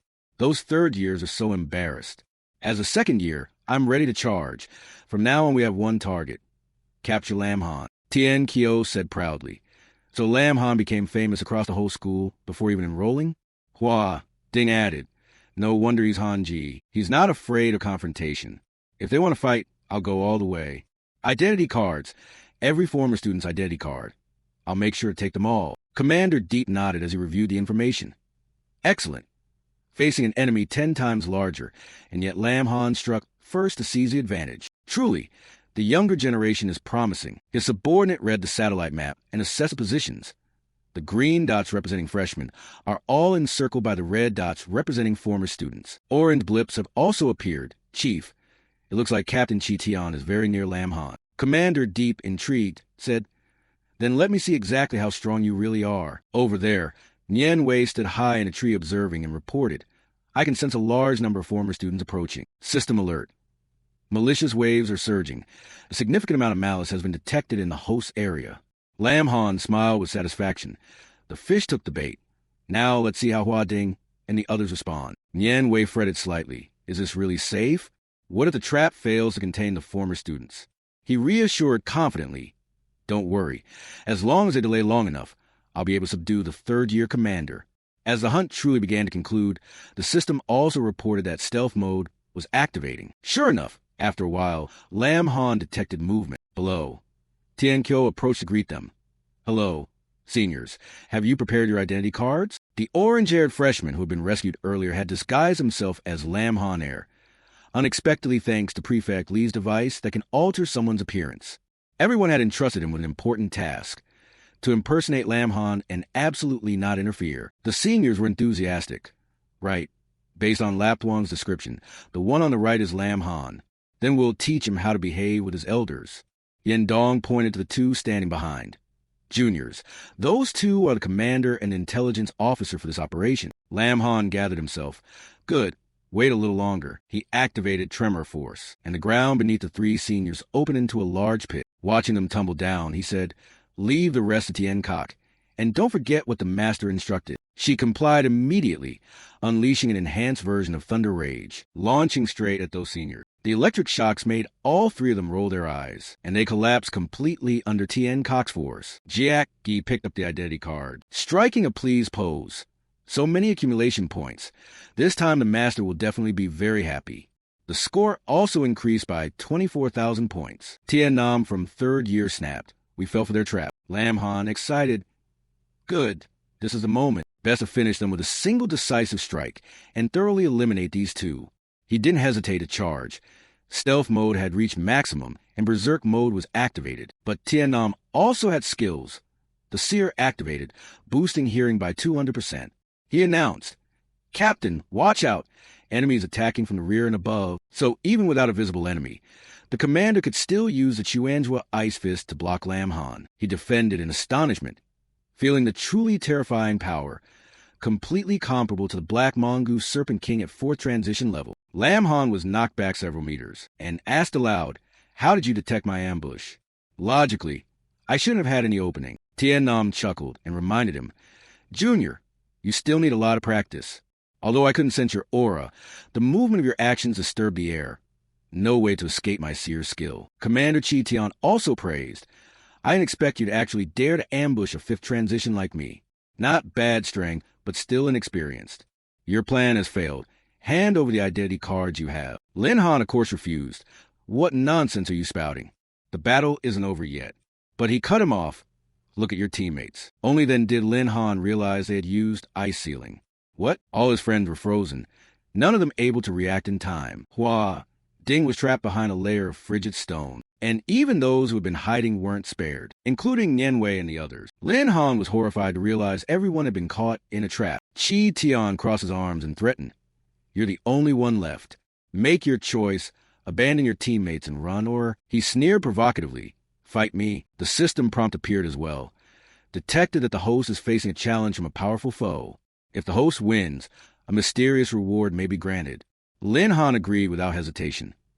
Then let's give it a try. Chi Tian feigned praise. Not running and actually challenging me of your own accord? How interesting. At that moment, the live broadcast on the ritual dais began. Chi Tian faced off against Lin Han. Then let this senior teach you your first lesson at the military academy. He replied coolly, save the speeches. He unleashed divine ice burst palm in a menacing display. Don't come crying later. A mass of frigid ice swept toward its target like a vortex. Lin Han was startled. So fast. So this is the power of a fifth transition? Chi Tian unleashed a flurry of punches, intent on teaching this junior a lesson. At this moment, the system announced, your agility attribute has been temporarily reduced by 300 points. He could feel something off. No, these ice crystals are slowing me down. He asked coolly, so you notice? That's right. My ice crystals have a slow effect when they latch onto a target. But my strength doesn't stop there. Spirit Shatter has been activated. If the target's tier is lower than the caster's, one skill will be randomly frozen, and the target will immediately take heavy damage. If the target's tier is higher than the caster's, then all attribute values are reduced by 30%. This stunned Lin Han. What? My Spirit Pack skill is currently frozen. Thick ice began spreading under his feet, and his whole body started to freeze. Lin Han cursed under his breath. Damn it. From behind, Tian then asked in confusion, Captain, isn't using Spirit Shatter on a rookie a bit out of line? What if he ends up in the hospital for 10 days or half a month? He explained. This time he slapped the entire younger generation in the face. If we don't punish him severely today, future freshmen will follow his example and challenge their seniors. But as long as he's willing to apologize to us publicly and clean the classroom building for a whole year, I can consider removing that skill effect and letting him go. Chi Tian stepped up, patted Lin Han on the shoulder, and advised, Come on, apologize to the underclassmen on camera. Otherwise, what good is a beast tamer who can't summon his beast? Watching the TV replay, a subordinate hastily concluded, Looks like this farce ends here. Chi Tian has played his trump card. Tai Ching asked calmly, You sure about that? He wondered. Chief Deep, is there any variable left? Chi Tian has already reached 5th transition, while Lin Han, at most, is only 4th transition. If Chi Tian wanted, he could kill Lin Han on the spot. He evaluated the file on him. But according to the enrollment records, Lin Han only recently broke through to 4th transition. His 3rd contracted beast has a fire attribute, which happens to counter Chi Tian. The subordinate was shocked. What? How old is he to already be at the 4th transition? Tai Ching looked somewhat expectant. It seems the performance is only just beginning. On Chi Tian's side, he was stunned to see a blazing fist shatter the ice on Lin Han. What? Just as his punch came in, he managed to spring into the air, thinking in disbelief, impossible. Chi Tian carefully touched down to one side. Seeing him unscathed, he exclaimed in surprise, What on earth happened? How could you break my Spirit Shatter? A phoenix of fire flared up behind Lin Han, accompanied by a notice that skill restoration had been activated. He said calmly, Senior, there's not much left that can be solved. Next is my turn. He unleashed the restoration skill. Huang Yan. Chi Tian immediately raised an ice wall to block it, but the wall gradually showed cracks. He realized in horror that the ice wall was failing. What followed was a terrifying explosion. Chi Tian pressed forward again, still refusing to yield. Diamond Ice Fist punched straight at him. After a chase, he was aghast to find he couldn't land a hit. Lin Han's fist brimmed with firepower, and he shouted with full force. Huang Yan. The blow cut cleanly across his opponent's face. Chi Tian was blasted into a corner. Lin Han immediately stepped forward and stomped hard on the opponent's chest, then declared, "I win this match." Everyone was momentarily stunned at Chi Tian's pitiful state. Lin Han turned and asked, "Does anyone else want to challenge me?" They wouldn't dare for 10 lives. No thinking, no wanting. Tian then collected the members' cards and tossed them to Lin Han. "Junior, you won this hunt. The ID cards are yours. Release our captain." He bent down to lift Chi Tian up, then hurled him toward them. "Catch him!" They caught their unconscious captain and said, "Junior, we'll meet again later. Let's withdraw." Lin Han was delighted. Finally, everything was over. Tai Ching's subordinate was shocked and truly surprised. Lin Han's solo combat power is too strong. A beast tamer's strength isn't solely dependent on his beasts. His beast's bloodline may be exceptional, especially that beast. It looked exactly like the legendary phoenix. Tai Ching continued, "I can't deny it, Lin Han's ability is truly strong. Even among our academy students, not many can face him." He concluded, "Then you have foresight to recruit talent early like this. He might become our academy's outstanding vanguard beast tamer." Tai Ching pondered. It's been a long time since the Tianlong Empire produced such a powerful beast tamer. Could this kid be the next one? A subordinate hesitantly asked. "Will Lin Han be placed on that list?" He ordered. "You can select him among the other candidates. Begin observing him." At the freshman registration room, by the main gate of the military academy, the system reminded that it was activating cognitive interference. Lin Han was surrounded by several beautiful women. Master touched Master hugged. "Next that's my turn," he thought happily to himself. Seems this skill is pretty useful. Others not only can't see the true body, they also can't hear their voices anymore. That day, Lin Han waited curiously to see what result the system would give. The notice displayed, "Detected host has completed the current task and is being offered 2 selectable rewards. One is cognitive disruption. After binding, it can generate a field that interferes with perception, preventing eavesdropping on conversations when the binder speaks with beasts in feral state, grants experience growth, and can provide the host 1 experience point per day." He stroked his chin thoughtfully. "Looks all right. With this experience growth giving 1 point a day, even the smallest morsel is still meat. And with cognitive disruption, they wouldn't need to hide anymore." "System boss, what's the effective range of cognitive disruption?" The notice displayed, "Operational radius is 100 meters from the host. Ignores all scouting skills and levels." He decided at once. "Decided, I choose cognitive disruption." Yendong stepped forward to ask, "Junior, registration's done now. If you run into any problems later, come find me." Lin Han replied politely, "Thanks for your trouble, Senior. Once the points post my account, I'll transfer your share." His presence drew a lot of attention. Is that the legendary Lin Han? Is he the one who wiped out the third-year students? Let's see how many lackeys he has. If not third years, then second years. We need to show him what seniority means. Yendong hurriedly advised, "Junior, go back to the dorm now. If too many people gather later, it will be hard to handle." Lin Han followed immediately. 36 stratagems. Fleeing is best. I'll follow your lead, Senior. Lin Han called to Tian Xiao as they left. "Let's go." Tian Xiao hurriedly replied, "Over here, little Lin." By dusk, the dormitory lights were on. Tian Xiao breathed a sigh of relief. Good thing the Senior drew the attention. Otherwise, we really couldn't have gotten into the dorm. We still don't know what our roommate is like, do we? Entering the room, Lin Han introduced himself proactively. "My name is Lin Han, profession beast tamer." The other 2 spoke in turn. Su Ji, medic sister, Tian Xiao, berserker. "Hello, everyone." The other politely replied, "I'm Sun Tianqi, profession artillery specialist. I use guns and cannons." He was utterly astonished to recognize a familiar face. Tianqi asked curiously, "Are you the Lin Han from the legends?" Lin Han replied skeptically, "You know me?" He immediately pulled out his phone to show a breaking post. "Of course. You're the hot topic on the military academy forum right now." Lin Han was at a loss for words. "This?" Tian Xiao cheerfully called from behind. "Little Lin, you're really famous." He felt a bit worried. People who fear fame are like pigs that fear gaining weight. Later on, I'm afraid that activities around the academy will be targeted because of it. The group returned to the dormitory. Tian Xiao snored so loudly that it annoyed Lin Han.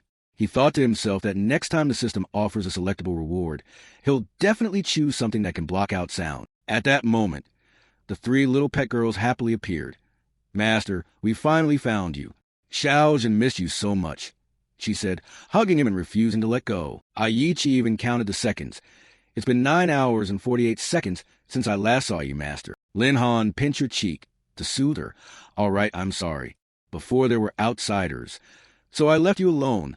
From now on, I'll make sure you get to go out and relax more. Tiangu hugged Lin Han from behind and acted spoiled.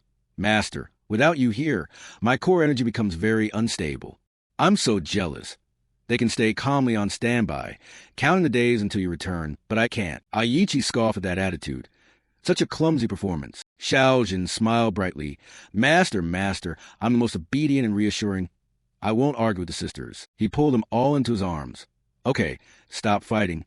All three of you are my treasures. Hearing Tian Xiao snoring, Lin Han murmured, What a pity. How nice it would be to quietly hold you without interruption. Xiaojin suggested, Why don't we do what we did before and combine our powers to create a closed space? Tiangu then remembered, Right, both of us can form a shield together. Lin Han was touched. It's great to have you here. At last I don't have to suffer the torment of that fat guy anymore. System update. Cognitive disturbances are activating. The next day, at the freshman plaza of the Military Corps Academy, Yindong asked him, Freshman, are you settling in okay here? Lin Han answered, So, it's a bit hotter here than in Wuzhou City, but I can adapt. He then gave a brief introduction to the academy's structure. You new students probably aren't clear on everything yet, so let me explain a bit. Unlike academies such as Qinbei, the Military Corps Academy is managed directly by the military department and isn't under the Ministry of Education. Teaching at the academy typically uses 4-person teams. Whether competitions, activities, classes, or final exams, everything is conducted by team unit, including assessments in combat-related courses. So at the Military Corps Academy, choosing teammates is very important.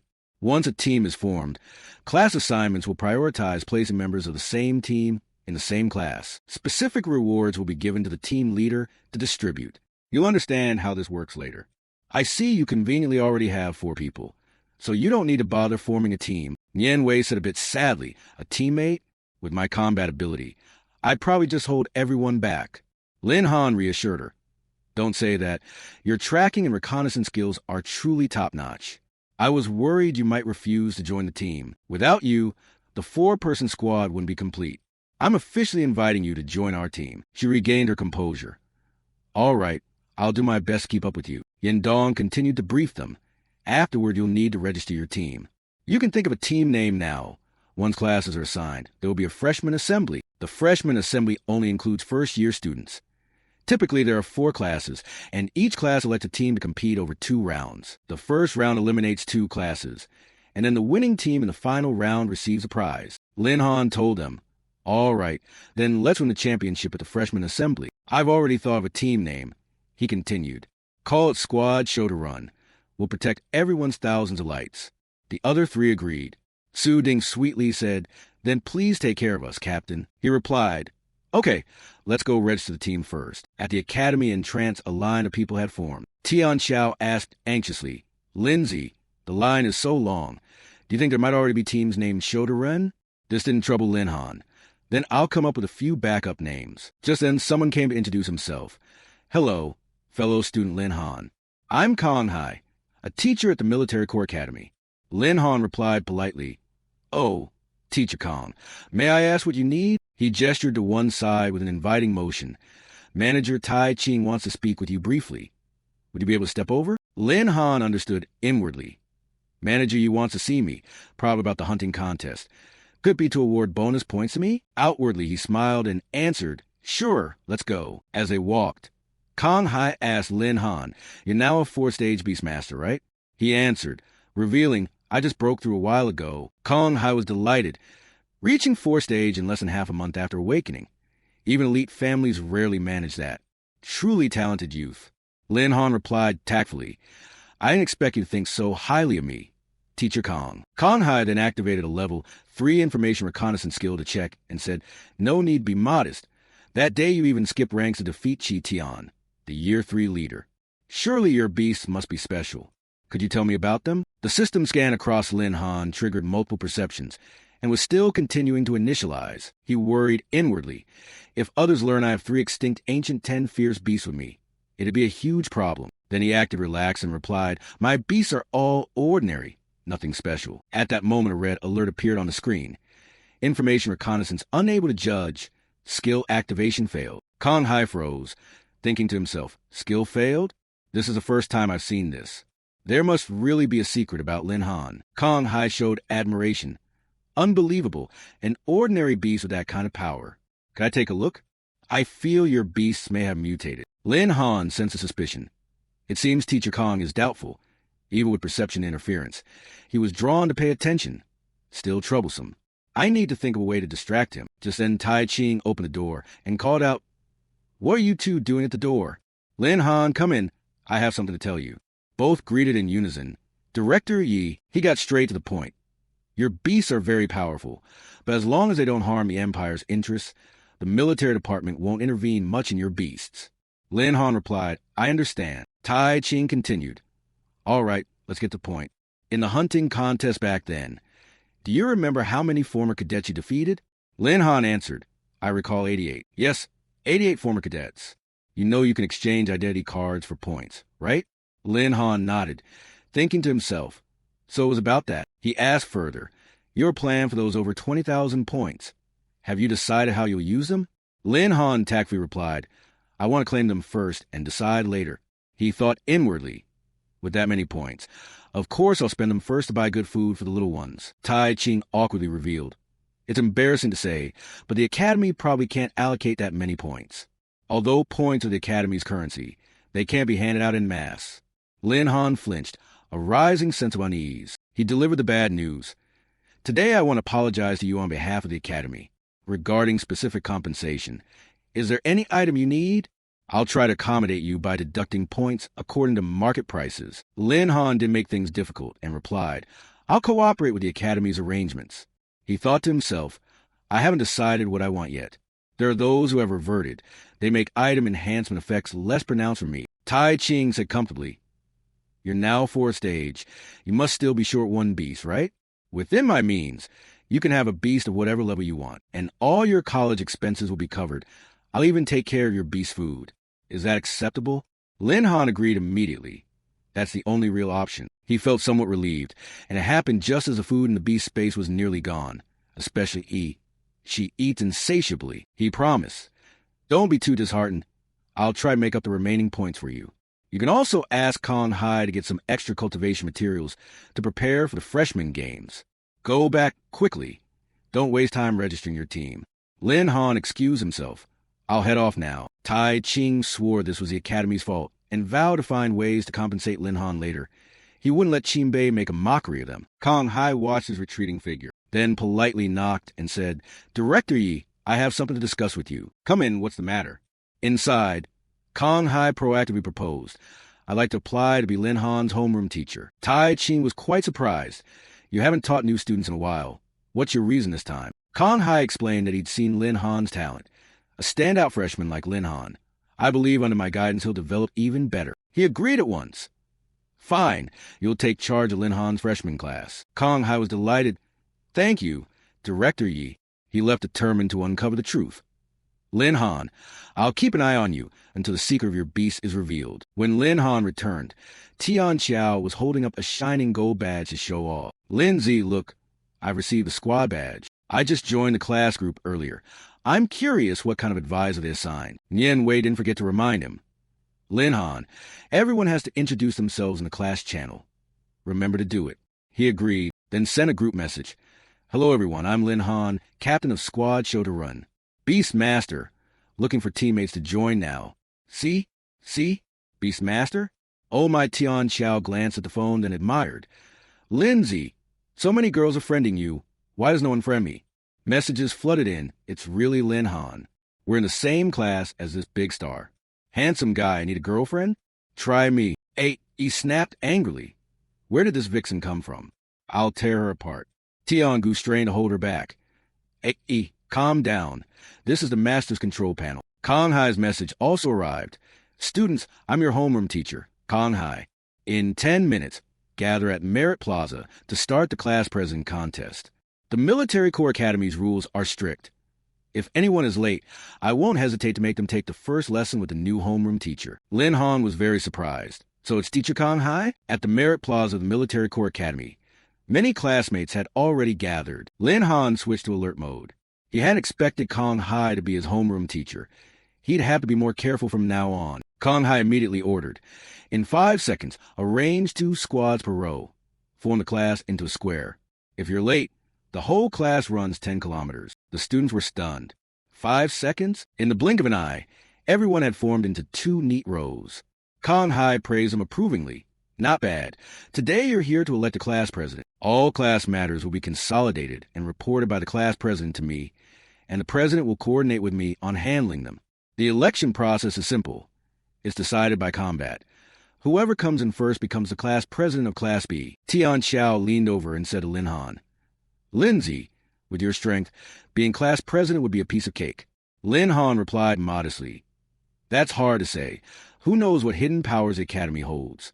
Besides, I'm really not interested in being class president. Kong Hai announced, Start the timer. If you don't elect a class president before the hourglass runs out, everyone will have to do 500 frog jumps. By the way, the class president gets an extra 100 points per month. The other students perked up at that. 100 points a month? That's a lot of long currency.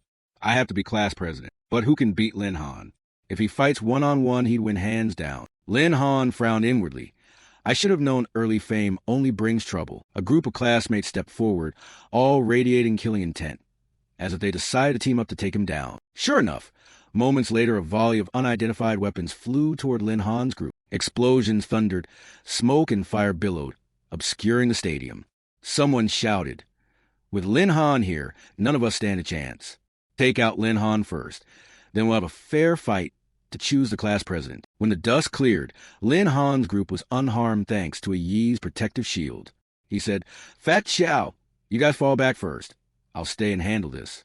Tian Xiao nodded and warned, All right, Lindsay, be careful. Taking the chance, classmates surged forward to attack. Some used weapons. Others used powers to control water, shouting, Keep attacking, don't stop. How can he stand alone? We're so many.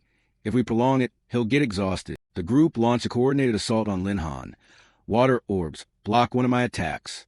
Ice chains, however, every strike was stopped by a Yi's solid shield. Han stod unmoved, completely unirret. The attacker stared in disbelief. He's unharmed? How is that possible? Having let them land a few blows, Lin Han decided to return the favor. He summoned Tiangu's lightning. Purple lightning coursed over his body as he smiled faintly. Are you done? If so, it's my turn. Don't worry, I won't hit hard. He said he'd be gentle, but Tian thunderstruck and left the attackers numb with electric pain. Screams erupted chaotically. Damn, he really hit back. I give up. Clearly we're no match for him. Kong Hai watched from the side, secretly startled. He didn't even need to use his beast to defeat everyone. He declared aloud, Your team wins this battle. Have you decided who will be class president? Tian Xiao laughed. The 3 of us will pass. Let Lindsay be class president. I am convinced. Lin Han smiled and replied, Then I'll accept the position. Kong Hai nodded and added more information, but being class president isn't easy. The Academy's freshman assembly is coming up.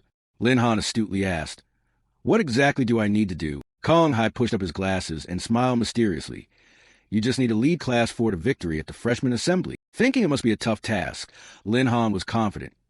If it's just winning, no problem. Leave it to me. Kong Hai looked at the damaged stadium and said sternly, As for the stadium, if the damage were minor, it'd be fine, but you wrecked half the field. You'll still have to pay for repairs. Lin Han casually handed over his student card, expressionless.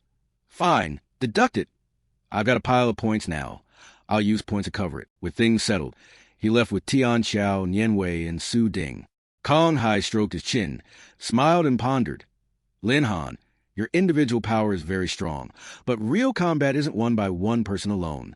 I have expectations for how you'll perform at the assembly. A few days later, at the vast stadium of the Military Corps Academy, Lin Han led Class 4 to their assigned assembly point. Tian Xiao walked right behind, scanning the surrounding classes with bright, eager eyes. So many people. If I take first place, won't I get a whole bunch of contact from girls? Su Ding teased.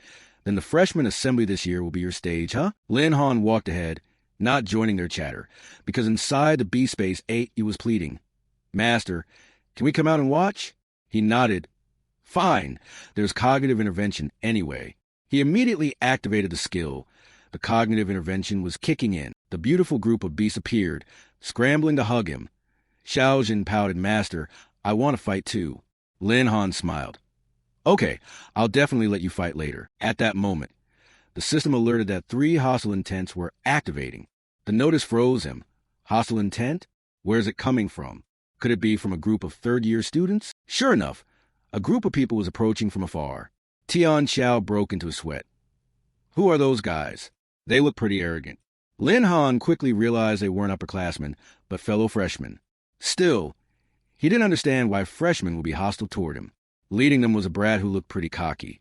He tossed his chin up. So you're Lin Han, the idiot they've hyped up to the sky? You know who I am? Facing the haughty stare, Lin Han crossed his arms and looked coldly at him. Hyped or not, I don't know, but I don't know who you are. You famous or something. The other side, a bit angered, had to introduce himself.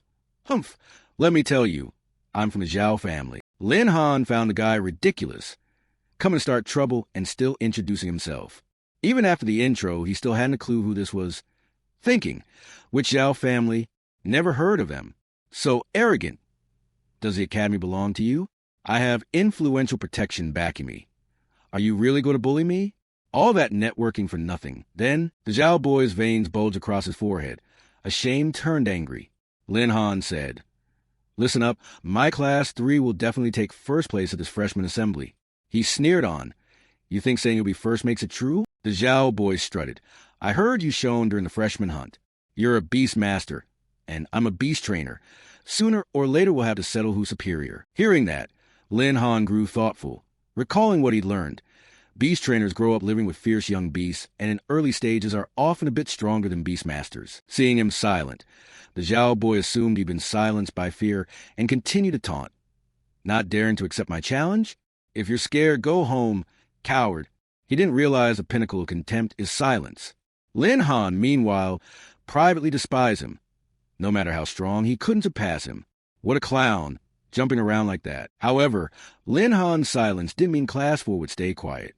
The first to snap was his close friend.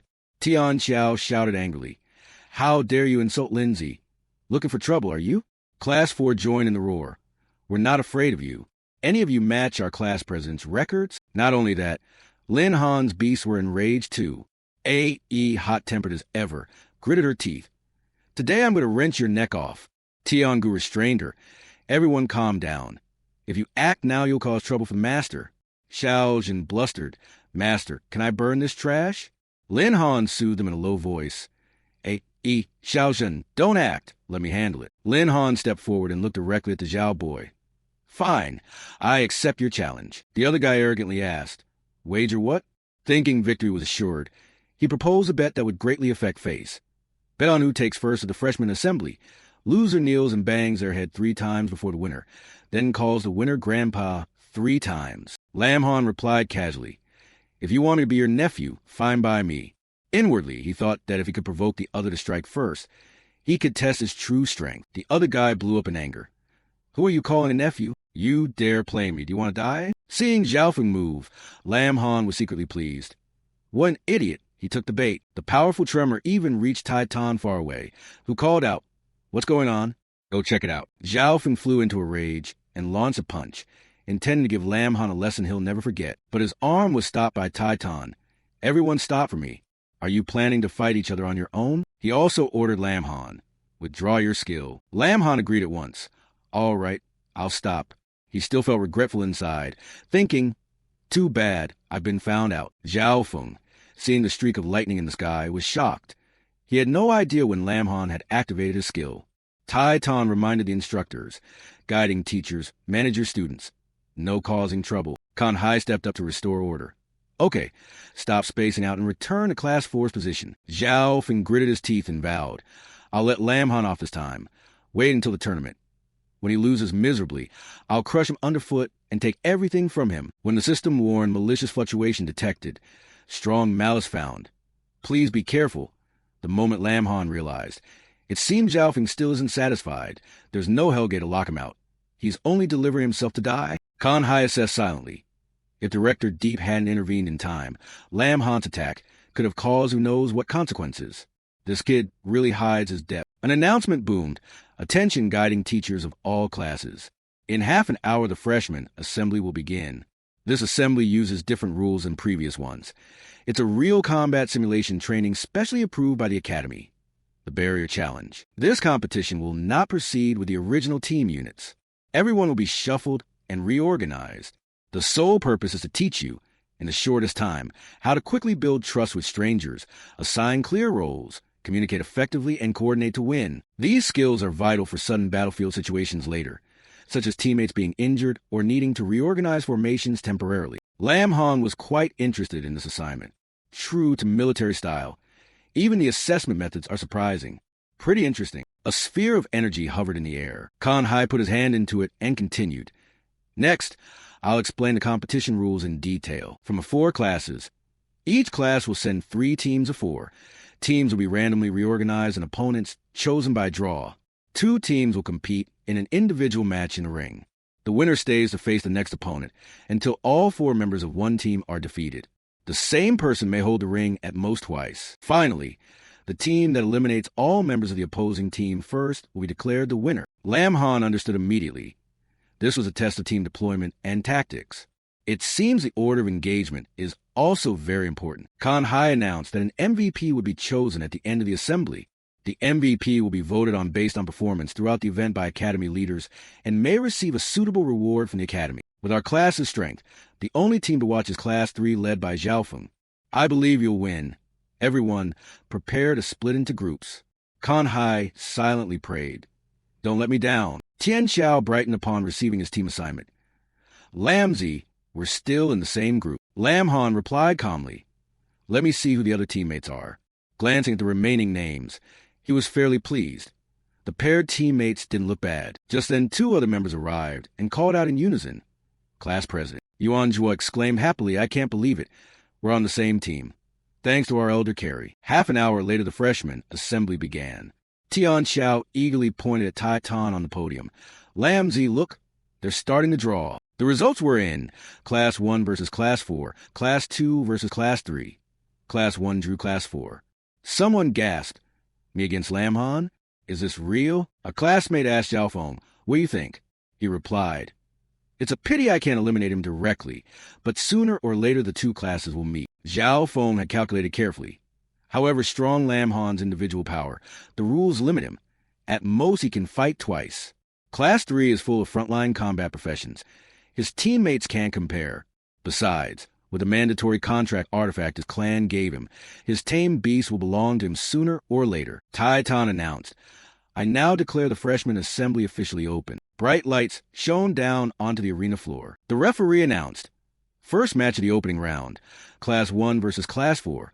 May the first contestant of Team 1 enter the ring. The first contestant from the opposing team stepped up and introduced himself.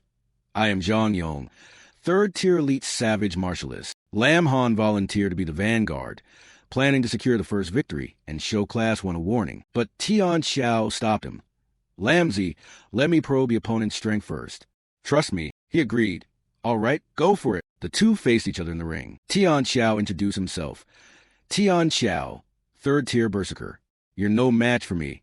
It's not too late to surrender now. The referee declared. The match begins. Zhang Yong hurled a heavy iron flail straight at his opponent. Take a swing from me. Tian Xiao nimbly dodged to the side. Do you take me for a fool? Lam Han assessed silently. Both are warriors by profession, but Zhang Yong's strength is the advantage. Tian Xiao needs to be careful. Tian Xiao leapt up and launched a counterblow with his blade.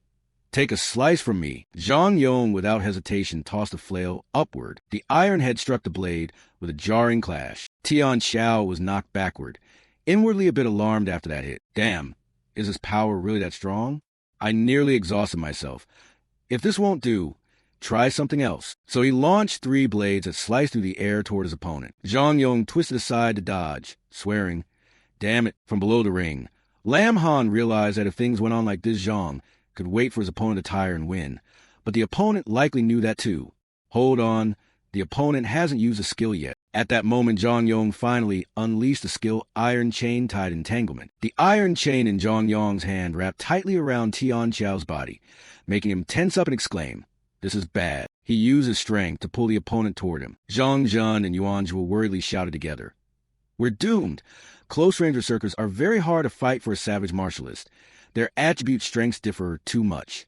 Lam Han, however, calmly thought, No, Zhang still has another trick. Zhang Yong's powerful fist was raised. He punched straight into Tian Xiao's chest, aiming to make him drop his blade. The force of that blow sent him flying backward, his heavy body slamming hard into the side of the ring. Tian Xiao's internal injuries were so severe he spat blood. Yuanjue anxiously appealed to the referee. Pause the match. Continuing like this could be fatal. The referee refused. Both contestants are still capable of acting. Do you want to concede? On the ring, Tian Xiao stubbornly rose, his voice a little shaky. I'm not conceding. I can still fight. Lam Zi, trust me. Lam Han recalled that in all his life this was the first time he'd seen Zhang so serious. Even if he failed, the rest he could carry. He encouraged his teammate. I believe in you. We won't concede. Zhang Yong arrogantly spun his flail and said, Big talk for someone who just stepped up. I thought you were actually good. If it were me, I'd forfeit immediately. Being beaten in front of so many people would ruin my face. Yuanju advised Lam Han. Class president, quickly persuade Tian Xiao. If this keeps up, I'm worried. Before she finished, Lam Han cut in. Don't worry. I know what Zhang plans. He's going to use that skill. Tian Xiao's whole body suddenly blazed with fierce fire. He cried out, Try this move, Berserker's Heart. Berserker's Heart activated, continuously consuming stamina to boost strength and speed. The more severely injured, the greater the boost. When stamina is depleted, it can no longer be used. One punch was enough to make Zhang Yong take it. His face splattered with blood. He was sent flying far backward, trying to get up but unable to believe it. How could this be? Yuanju below the ring gasped. Huh? What just happened? Lam Han revealed. This move is Zhang's trump card. The more hurt he is, the more he unlocks potential, instantly boosting speed and power. So he deliberately took hits to put himself in desperate straits. Tian Xiao began his revenge, asking his opponent, Did you hit hard enough just now? Before Zhang Yong could answer, he activated Berserker's Heart again. Seeing his opponent charging, he cried in panic. This isn't good. A blade charged with ferocity from Tian Xiao slashed down. Now it's my turn. Zhang Yong could only stare blankly like a fish on a cutting board. The blade hovered over his shoulder, only 1 centimeter away. Zhang Yong froze. Why did you stop? Why not finish the attack? Tian Xiao replied. Not necessary. The outcome is clear now, isn't it? Zhang Yong dejectedly conceded. I lost. Tian Xiao also stopped, acknowledging it. The referee immediately announced. First match of the opening round. Class 4 wins. Hong Bao exclaimed in disbelief. That chubby guy actually won. Zhao Feng ground his teeth. Just luck. From Class 4, Lam Han smiled in praise. Not bad, risky, but a beautiful win. Yuanjue cheered. Great job. Zhang Jin shouted. Long Tian Xiao did well. At this point, Tian Xiao's Berserker's Heart had turned off. He rubbed his chest and sighed. That nearly killed me. Zhang Yong stepped down, still resentful inside. Next time I won't make that mistake. Zhao Tianxin stepped into the ring to take his place. All right, Zhang Yong, this time leave it to me. He confidently introduced himself. Class 1 President Zhao Tianxin, firebrand mage by profession. Please give guidance. The match continued. Tian Xiao answered fiercely. Fine, let me teach you a lesson. Unlike his confident introduction, Lam Han, standing below the ring, felt a little worried. He remembered firebrand mages have a skill that counters close combat professions. This time Zhang might be in trouble. On the stage, the referee announced. The match begins. As soon as it started, Tian Xiao lunged at Zhao Tianxin. He calculated inwardly that his stamina was low and he had to strike fast to win, so he activated Berserker's Heart. But Zhao Tianxin remained calm and summoned a ring of protective fire. Flame Resistance Ring. This skill can absorb incoming attacks and reflect them back. If the attacker's power doesn't exceed 200% of the caster's power, the attacker will be knocked back. Obviously, Tian Xiao wasn't stronger than Zhao Tianxin, so his attack was blocked and he was knocked back with a counterblow. Lam Han stood below, anxious. This is bad. His skill is being countered. It's going to be very hard for Fatty to get close, and his thrown blades are probably nearly out. On stage, Tian Xiao landed successfully and remarked, That skill is ruthless. Zhao Tianxin shrugged. Give up? You're no match for me. But Tian Xiao wasn't one to give up easily.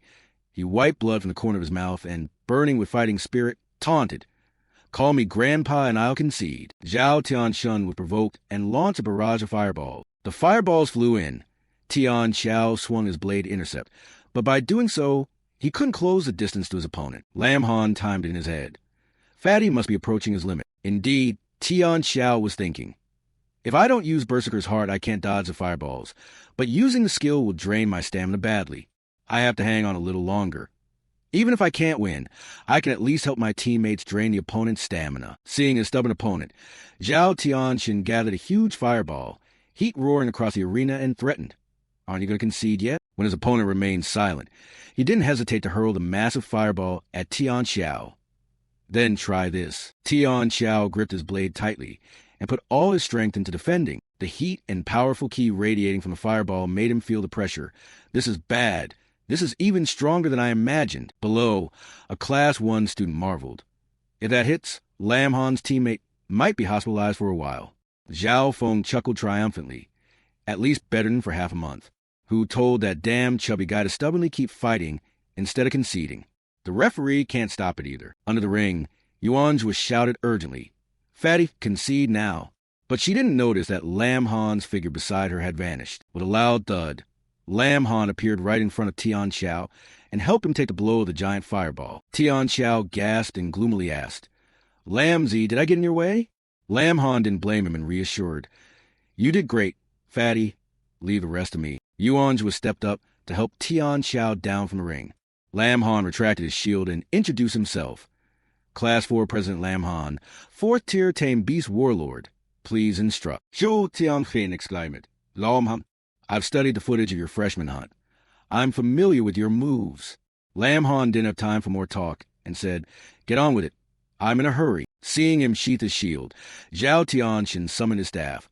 Who would have expected even the shield to be retracted? Lam Han, you'll pay for that arrogance. The staff, Phoenix Feather Staff, was said to be forged from the plumage of the fierce Phoenix Beast, granting a 30% boost to all user attributes and increasing skill power by 20%. Seeing him draw a weapon, Lam Han smiled and tauntingly wagged a finger.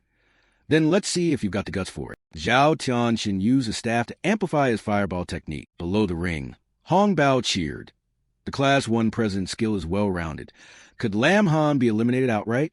Even Zhao Feng looked pleased, as if the victory was certain. No wonder he's hard to deal with. I recall Lam Han doesn't have an ice-type tame beast. This should be entertaining. On the ring, Zhao Tianxin hurled a fireball. Small, but its speed and momentum seemed stronger than before. Lam Han just stood his ground, holding his hand out empty to block. A thunderous explosion rang in everyone's ears. Zhao Tianxin's fireball was punched apart by his fist, simply because he had used the Tianjiak skill copying system. When the smoke cleared, Lam Han said coldly, "Is that all you got?" Zhao Tianxin stood agape in surprise, thinking to himself that he hadn't expected a mere body could block a fireball technique. Under the stands, people were stunned and buzzing. What kind of tame beast master is this? Fake? He's even stronger than a warrior. Zhao Feng seethed inwardly. So arrogant, huh? Enjoy this moment. Wait until I snatch his tame beast. Let's see how proud he is then. Zhao Tianxin kept launching fireballs. I don't believe he can keep stopping them. Below, Yuanj were worried. That's a dangerous skill. Could the class president be in real danger? Tian Xiao reassured her. Don't worry. Trust Lam Zi. Amid the barrage of fireballs, Lam Han activated Hawkeyes. His body became like a gust of wind, skimming back and forth across the arena and dodging every fireball, and tossed out a taunt. Too slow. Can't even hit Mosquito. Finishing his line, he paused in a safe spot, bent low as if ready to sprint. Then try this. He copied the mobility skill, and his feet seemed fitted with wind engines as he blasted toward Zhao Tianxin at extreme speed. Zhao Tianxin hurriedly raised his flame shield as he had against Tian Xiao. Flame resistance ring activated. No matter the speed, I'll still knock you back. Hong Bao watched tensely. If the Class 1 president wins, that's a problem for us. Our attacks are all close range. Zhao Feng was anxious too.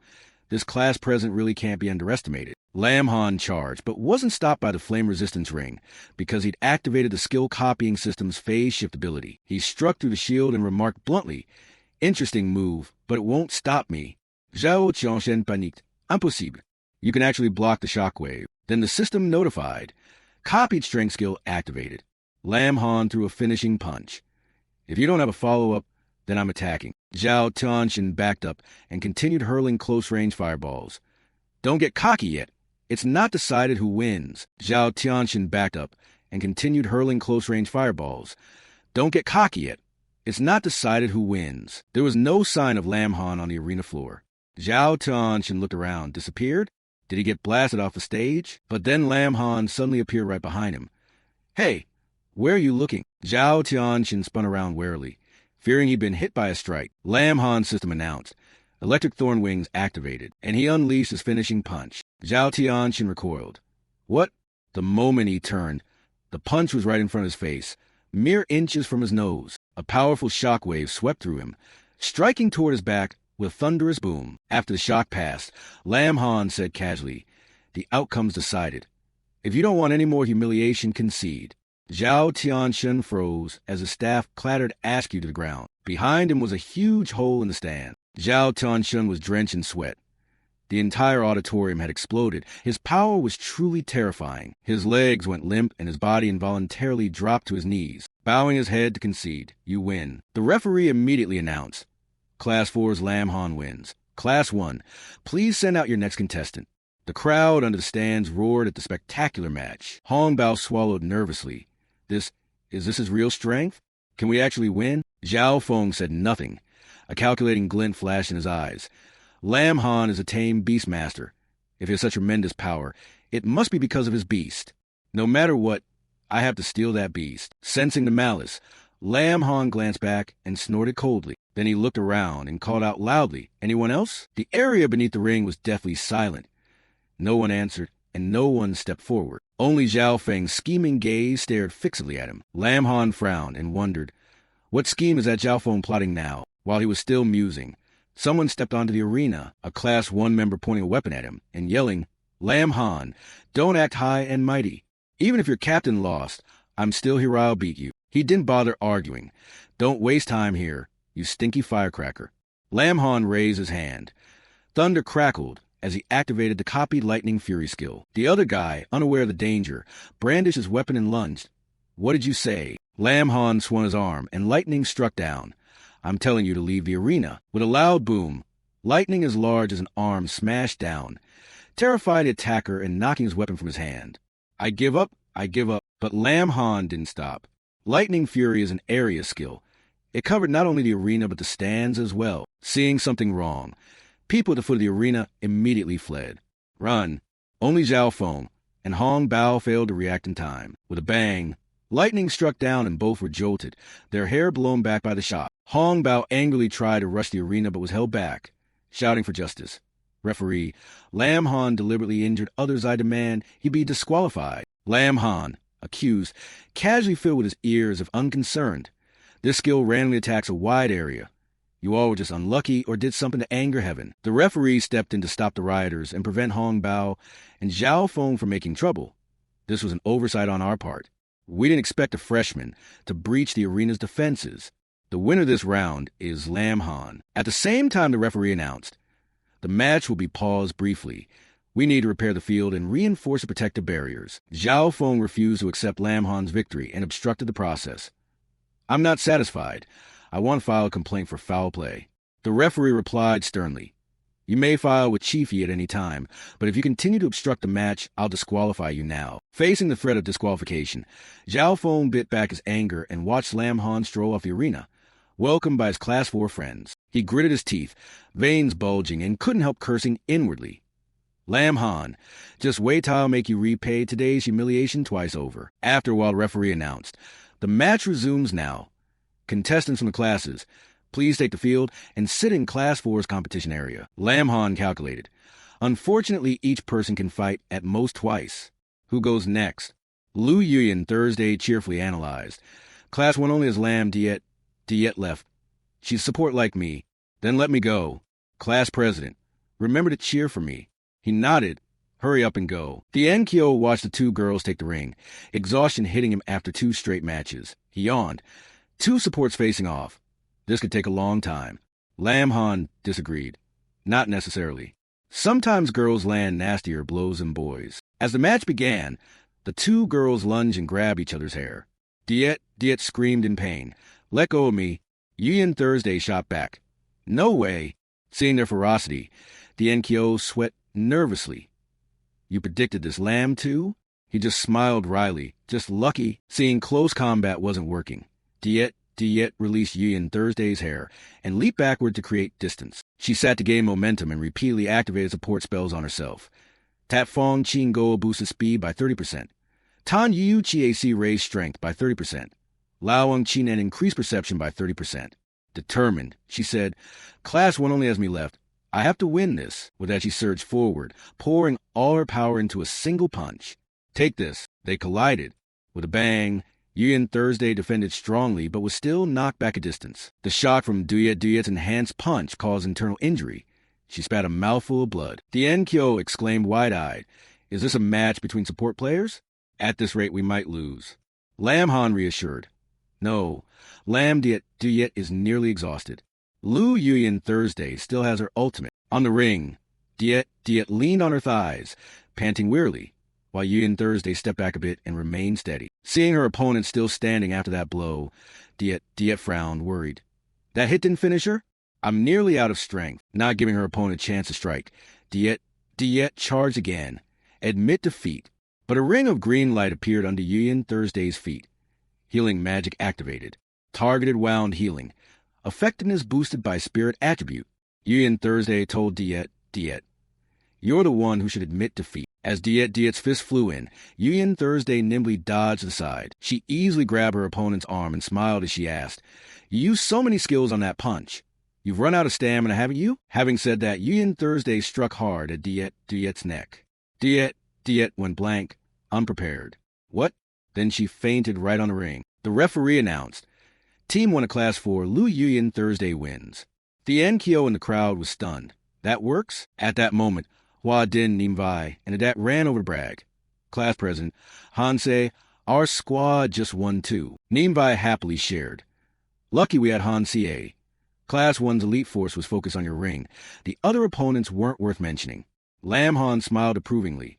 Good job, everyone. On the ring, the referee summarized and announced, I now declare the results of the first round of the new students' games.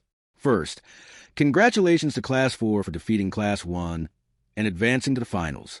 Moment ago, Class 2 surrendered. Class 3 will face Class 4 in the finals. The final will begin in 1 day. Contestants, please prepare well. Hearing this, Lam Han's Class 4 teammates cheered in joy. He himself looked forward to the decisive final tomorrow. Everyone left the ring with Lam Han. Hong Bao, seeing this, fumed and pulled strings. They're preparing to leave? Will young Master True just let this slide? True Fong angrily rolled up his sleeve. No way. Can't let them walk away. So the two of them strode forward aggressively. Tien Kyo pointed at Lam Han and said, What's that idiot doing coming over? Isn't he here to settle the hair grudge by fighting you? Lam Han didn't care. Whatever he wants to do, we just play along. Zhao Feng stepped forward and blocked their way, shouting, Lam Han, you messed up my hair like this. This can't just go unpunished. Tian Xiao covered his mouth to hide a smile, while Lam Han replied coldly, I already said it was an accident. The referee made a decision. If you're not satisfied, take it up with the referee. Suddenly, a level 49 Icebone Wolf appeared, and Zhao Feng tossed rules and etiquette to the wind. I don't care what the referee says. You humiliated me in front of the whole school today. You owe me an explanation. The Icebone Wolf, a massive, powerful silver wolf, stood before the group, growling to hold its ground. Zhang Jun gasped. It's the Icebone Wolf, and it's level 49. Lam Han pondered. Is this his trump card? Seeing Lam Han silent, and assuming he was scared, Zhao Feng grew more arrogant. Don't say I didn't give you a chance, Lam Han. If you're sensible, bow and apologize to me and shave that stupid head of yours. Hong Bao, eager to oblige, egged him on. Hurry up and kowtow to young Master Zhao, or else. Tian Xiao couldn't stand their bullying and yelled, The Academy forbids private fights. Aren't you afraid of being punished by the school for causing trouble like this? Zhao Feng snorted coldly, dismissing the Academy. Punished? I've never been afraid of that. Just so you know, I'm backed by the Zhao family. Tian Xiao drew his blade. The Zhao family, the Li family, what does it matter? If you want to mess with Lam Zi, you'll have to get past me first. Seeing Tian Xiao about to act rashly, Lam Han raised a hand to stop him. Fatty, don't be hasty. Zhao Feng mocked contemptuously. Ha ha ha. You dare compare your 3-stage ant to my level 49 tame beast? Lam Han stepped forward to reassure Tian Xiao. It's fine, Fatty. This fool isn't my match. You just stand by and watch. He obeyed, but still worried. Lam Zi, be careful. This guy doesn't have good intentions. Having achieved his aim, Zhao Feng ordered his wolf at once when he saw Lam Han step forward. Today, I'll make you know who really rules the new students. At that moment, an announcement sounded. The system notification box had been triggered. Lam Han glanced back. Are those footsteps Teacher Kanhai's? Sure enough, Kanhai hurried over to stop them. Stop. Don't you know the military academy forbids fighting? Beside him was Class 3's advisor, Wei Jin Bai, who quickly scolded his students. Zhao Feng Liu, what are you doing here? Retract your tame beasts at once. Zhao Feng obeyed and recalled his beast, and the scene fell silent. Then Hong Bao, Liu spoke up to accuse. Teacher Wei, you're finally here. Lam Han pretended to have an accident during the match to harm us, and now he's intentionally surrounding us. You must protect us. Lam Han and the others were all stunned, mouths agape, filled with question marks. He was utterly speechless. He'd never seen anyone so shameless.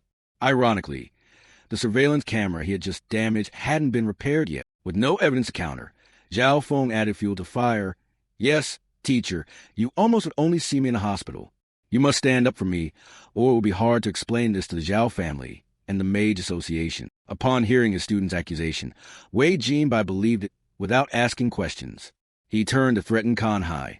Teacher Khan, Zhao Feng comes from a distinguished, strict family and is a student of exemplary character. I'll report this to Director Yi. Pointing directly at Lam Han, he declared forcefully, this Lam Han must be expelled. Kanhai kan li the boot Wei Jinbai, etsim la charasta. By your account, Lam Han led the freshman hunt. Are you going to expel my student based solely on your word? I absolutely refuse to allow that. Zhao Feng, his integrity questioned, thrashed about and protested. Teacher Wei, I don't accept this. He can't get special treatment just because he's the leader. Even the referee is biased toward him. True to his upbringing, he acted like a carbon copy of his parents. Pointing at Lam Han with ill intent, he demanded, I request a fair duel with Lam Han. The final shouldn't be held here. It must be at the Chaongwen Hoifong Highlands. Seeing him demand everything like that, Tian Xiao snapped angrily. Nonsense. Twisting fact in front of everyone like that. Do you really think class were as easy to bully? Lemhan sa fei da gen, he tao, jip vokesun, bukang win hoifong. That area is mainly home to Highland wolf packs and wind-stirring sprites. Does this idiot want to change the venue for some scheme? Indeed, Zhao Feng had a plot. His face betrayed guile. Since childhood, he'd trained glacier wolves and knew wolf-like beasts well. He could ensure the pack at Chaongwen Hoifong wouldn't attack him. And in the ensuing chaos, he could use tools to seize Lam Han's tame beast. Suddenly, a tall, powerful figure in jet-black uniform appeared between the two classes. What's the gathering for? Kambok accused. Manager Deep, you're just in time. Students from Teacher Khan's class deliberately harmed Zhao Feng from our class. Zhao Feng put on an injured act and snitched. Yes, it was Lam Han who tried to hurt me. Tian Xiao spoke up to expose the truth. Manager Deep, he's lying. He was the one provoking us first. Our whole class can testify. Deep Tai Tan listened to neither side and asked coldly for details. Oh, Khan, exactly what happened? He sighed inwardly. It's that Noi Kambok again, always making things difficult for dedicated subordinate Kanhai. Kanhai recounted the whole story. Here's how it went. After listening, Tai Tan nodded. I roughly understand. Both sides have points. But youths are hot-headed. Small clashes are normal. He shrugged. I agree with Zhao Feng's proposal. Competition breeds progress. I approve moving the final to Chaongwen Hoifong, and the rules will be changed to a 2-round format. Tai Tan announced a rule. Round 1, each class leader will lead their team to the venue. Any student who fails to arrive within half a day is eliminated and cannot join round 2. Hearing this, Zhao Feng smiled mysteriously. He planned to ambush Lam Han in round 1. Tai Tan continued. Round 2 will follow the previous rule, using arena matches to decide the winning class. Lam Han had been watching Zhao Feng and Lai Oi closely. Seeing their calculating faces, he thought, Zhao Feng's expression means he's scheming. I should be more alert. Finally, Tai Tan declared the competition would proceed as scheduled after 1 day. After that, everyone dispersed, and Lam Han called Class 4's freshmen to the training ground. Tian Xiao asked puzzled. Lamzi, why are you bringing us to the training ground? Lam Han didn't explain and instead provoked. You are the elite of Class 4. If we lose the final Class 3, I don't think you'll accept it. Sure enough, the remark ignited everyone's fighting spirit. Zhang Jin clenched his fist. Of course, losing to those thugs would be humiliating. Neem Vai scowled. We don't want to lose either. Seeing their reactions, Lam Han said with satisfaction, Then let's train with a match. Tian Xiao froze. Train? He summoned a knot to his hand and began to explain. Yes, pressure training. Your biggest problem is poor coordinated attacks. Facing high-tier wild beasts, you'll suffer greatly. A knot leapt from Lam Han's hand as he continued. As long as you can withstand combined assaults from me and a knot, your power will increase significantly. With a boom, Tiny A Knot transformed into a giant ant and landed in the middle of the training ground, startling everyone. Qian Xiao and Nimbai pointed at themselves, full of question marks. Thinking they misheard, they sought confirmation. We have to withstand attacks from you, and a knot? Lam Han put his hands on his hips and taunted. 7 of you attacking together, and you still don't have confidence? This time, even after being mocked, the group's reaction weakened considerably. Tian Xiao hesitated. Of course not. Zhang Jin tensed. It's just coordination, we can do it. So everyone took out shields and weapons and began to form up. Zhang Jin warned, Captain, I won't hold back, be careful. Hearing Zhang Jin's warning, Lam Han brightened with interest. Then let's start, I'll attack. Immediately he activated copied skills, brute force and iron bone. Then he launched himself forward, attacking Zhang Jin. A punch like a falling sky slammed into the shield. Zhang Jin struggled to absorb it, thinking, this power is too strong. He couldn't hold and was knocked backward. Seeing the team's shield knight push back, Nian Wei, Qian Xiao, and shooting all rushed in, Captain, take this. Lam Han flipped backward, lightly evading the three's attacks, seizing the opportunity well, but still warned, be careful, you have to land hits. Qian Xiao complained, that's because your speed is too fast. Lam Han didn't answer, and focused power into his fist, then hammered the ground hard. The tremor and shockwave sent all 3 flying backward. Cries rose up, and Qian Xiao thought frustrated. Finally, we know what Lam Zi's opponents have to face. Behind them, Yuan Thursday supported with healing, using a curative spell. Zhang Jin winked at her. Thanks. I feel much better. No one knew where Qian Kai had pulled his homemade cannon from. He drove it forward, loudly warning teammates. Cover me. I'll give the captain a super strong shot. But everyone seemed to forget a knot was also joining the attack. She cautiously moved her large body to block the cannon. Zhang Jin hurried forward and carefully summoned a solid shield called Blessing Light, boosting his defense by 50% to stop a knot's assault. Hold it back. Seizing the chance, he signaled his teammates. I've got the block. The rest is up to you. A knot still hadn't attacked in earnest. Remembering Lam Han's instruction, Master said not to use full force. So I'll go a bit easy on them. But her easy wasn't the same as others. With a light flick, she sent Zhang Jin flying backward. A knot panicked inwardly. She had held back a lot. Qian Kai, advancing and unable to retreat, shouted, Damn it! At this range, I can't hit the captain. A knot in ant form rumbled up in front of him, blocking at all costs. Qian Kai despaired and slumped. It's over. At that moment, the 7th in the group, Su Di, acted. He held a staff with a gold talisman and muttered incantation. The teleport gate was activated. Qian Kai, gloomy, suddenly saw a gathering of golden light under his feet and glanced at Olvio. Immediately, Qian Kai and the cannon vanished before a knot, leaving her stunned. A golden teleport gate appeared right behind Lam Han. Tian Xiao saw it and shouted, Fall back! Lam Han stood frozen, not understanding why he ran so fast. Pay no attention to the figure appearing behind him through the gate. Qian Kai reappeared directly behind, the cannon barrel charged with energy. He grinned and said, Captain, sorry about this. Boom! An explosion thundered out. Flames billowed, and everyone had to flee far back to avoid the blast. The girls on the team clapped happily in celebration. Tian Xiao laughed loudly. Haha, Lam Zi, your day has finally come. After the smoke cleared, Lam Han reappeared before everyone, unharmed thanks to a not invincible shield. He smiled inwardly. I didn't expect a healer like Lu Su Di to be able to use spatial teleportation, and paired with Tun Tien Kes, Sun Tianchi, mobile cannon it worked pretty well. I really underestimated them. Seeing he wasn't hurt at all, Tien Kyo and Trong Tran gaped in shock. What? Lam Han's fine, but what about Tien Kai? Because Lam Han was attacked and Knot couldn't stop it in time. She was a bit angry at Tien Kai for daring to fire on her master. He was chased all over the field by Knot, running and pleading, Help me, Captain, spare me. Lam Han smiled and ordered, A Knot, come back. She transformed into human form, snorted coldly, and walked it aside instead of returning to the beast space. Clearly displeased, Lam Han smiled and ordered, A Knot, come back. She transformed into human form, snorted coldly, and walked it aside instead of returning to the beast space. Clearly displeased. Hearing that, everyone rejoiced as if pardoned, feeling a great weight lifted. Lam Han stepped up to the dad. During this training, the dad had performed best, Yet he was a healer. How did he suddenly gain a spatial teleport skill? At that moment, perception interference was active, so no one saw a knot standing coldly beside them. Tadat scratched his head and answered, "It's a teleport talisman I just bought. It lets ordinary professions use teleport skills. At the critical moment, it can produce surprising effects like just now.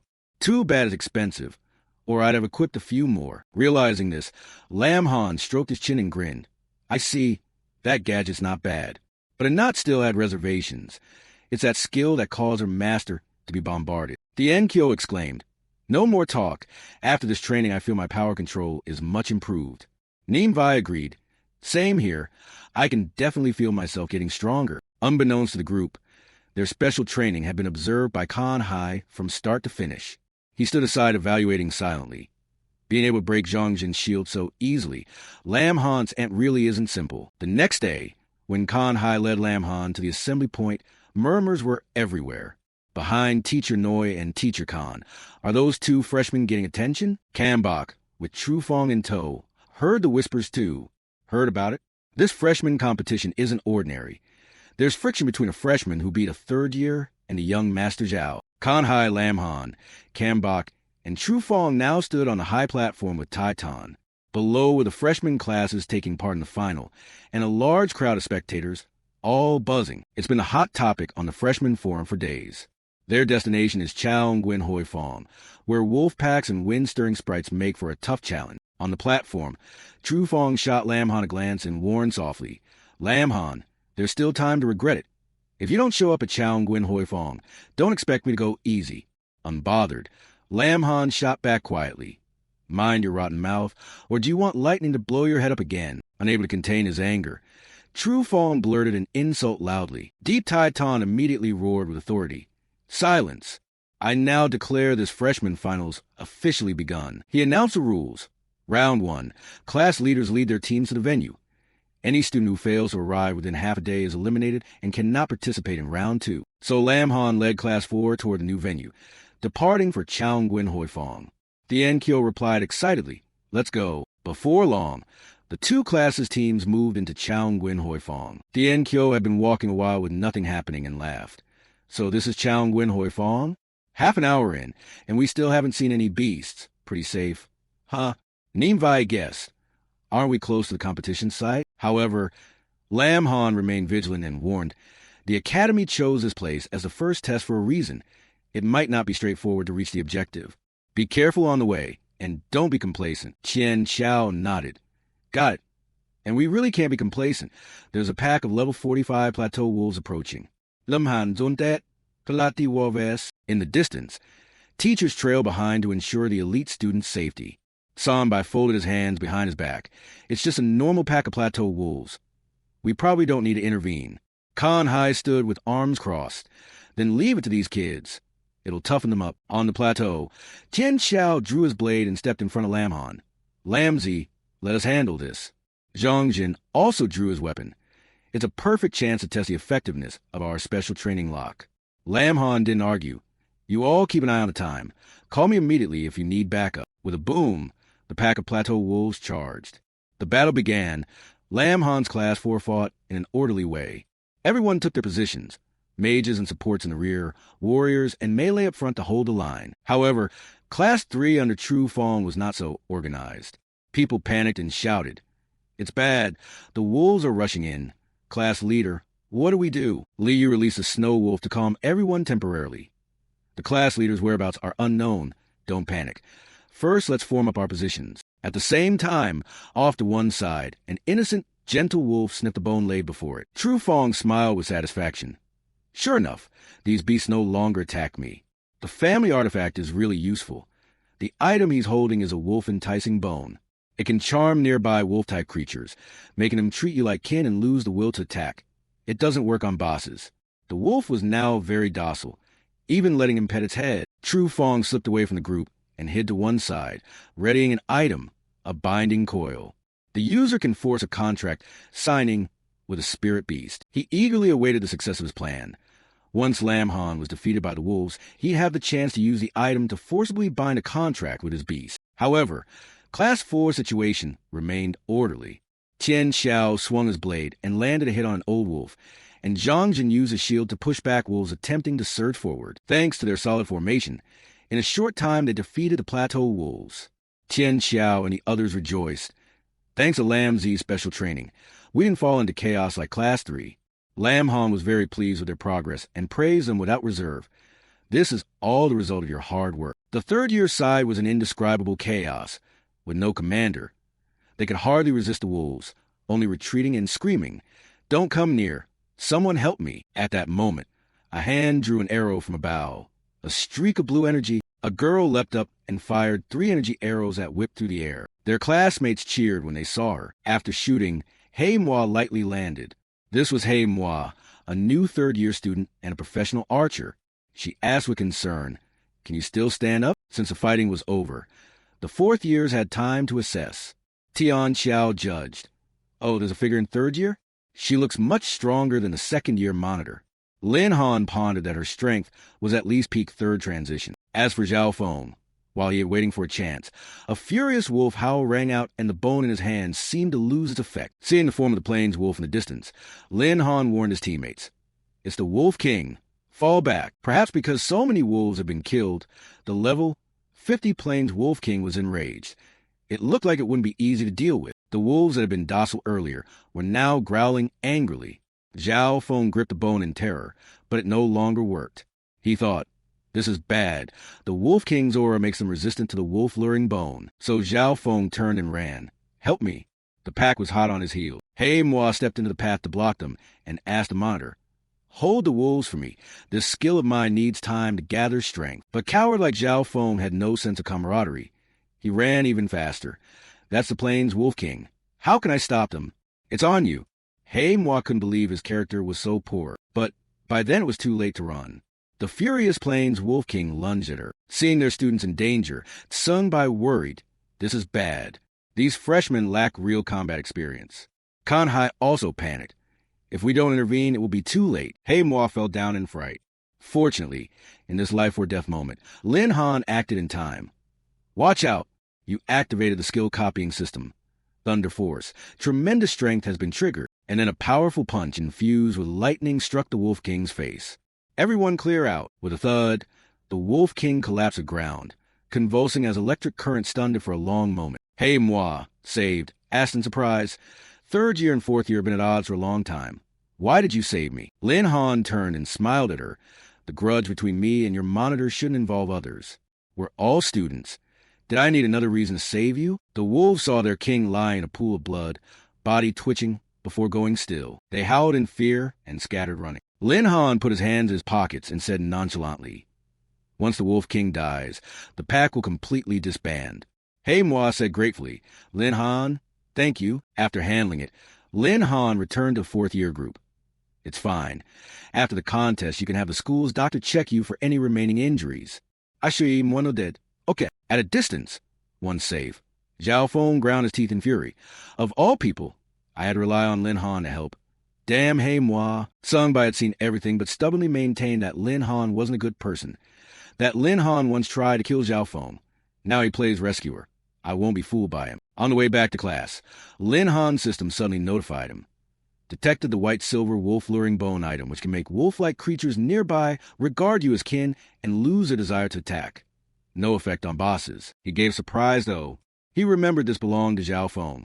No wonder he wanted to go to the Hoi Feng Plateau for a duel. Lin Han sat down and picked up the bone to examine it. Tian Xiao ran over from afar. "Lindsay, are you okay?" Lin Han put the bone away, scratched his head and smiled. "I'm fine. We passed the wolves' territory. Get ready to move on." Tian Xiao nodded. "Got it." As they walked, Lin Han frowned in anger. Pushing teammates into danger for personal gain. People like that are despicable. It's time to teach Zhao Feng a lesson. Not long after, the group reached the competition site deep within the Hoi Feng Plateau. Deep Tai Tan was already waiting there. He praised approvingly. Good. Both third-year and fourth-year teams safely made it to the first gate. Fourth year, led by Lin Han, had a cheerful, harmonious atmosphere. Third year, led by Zhao Feng, were each lost in their own thoughts.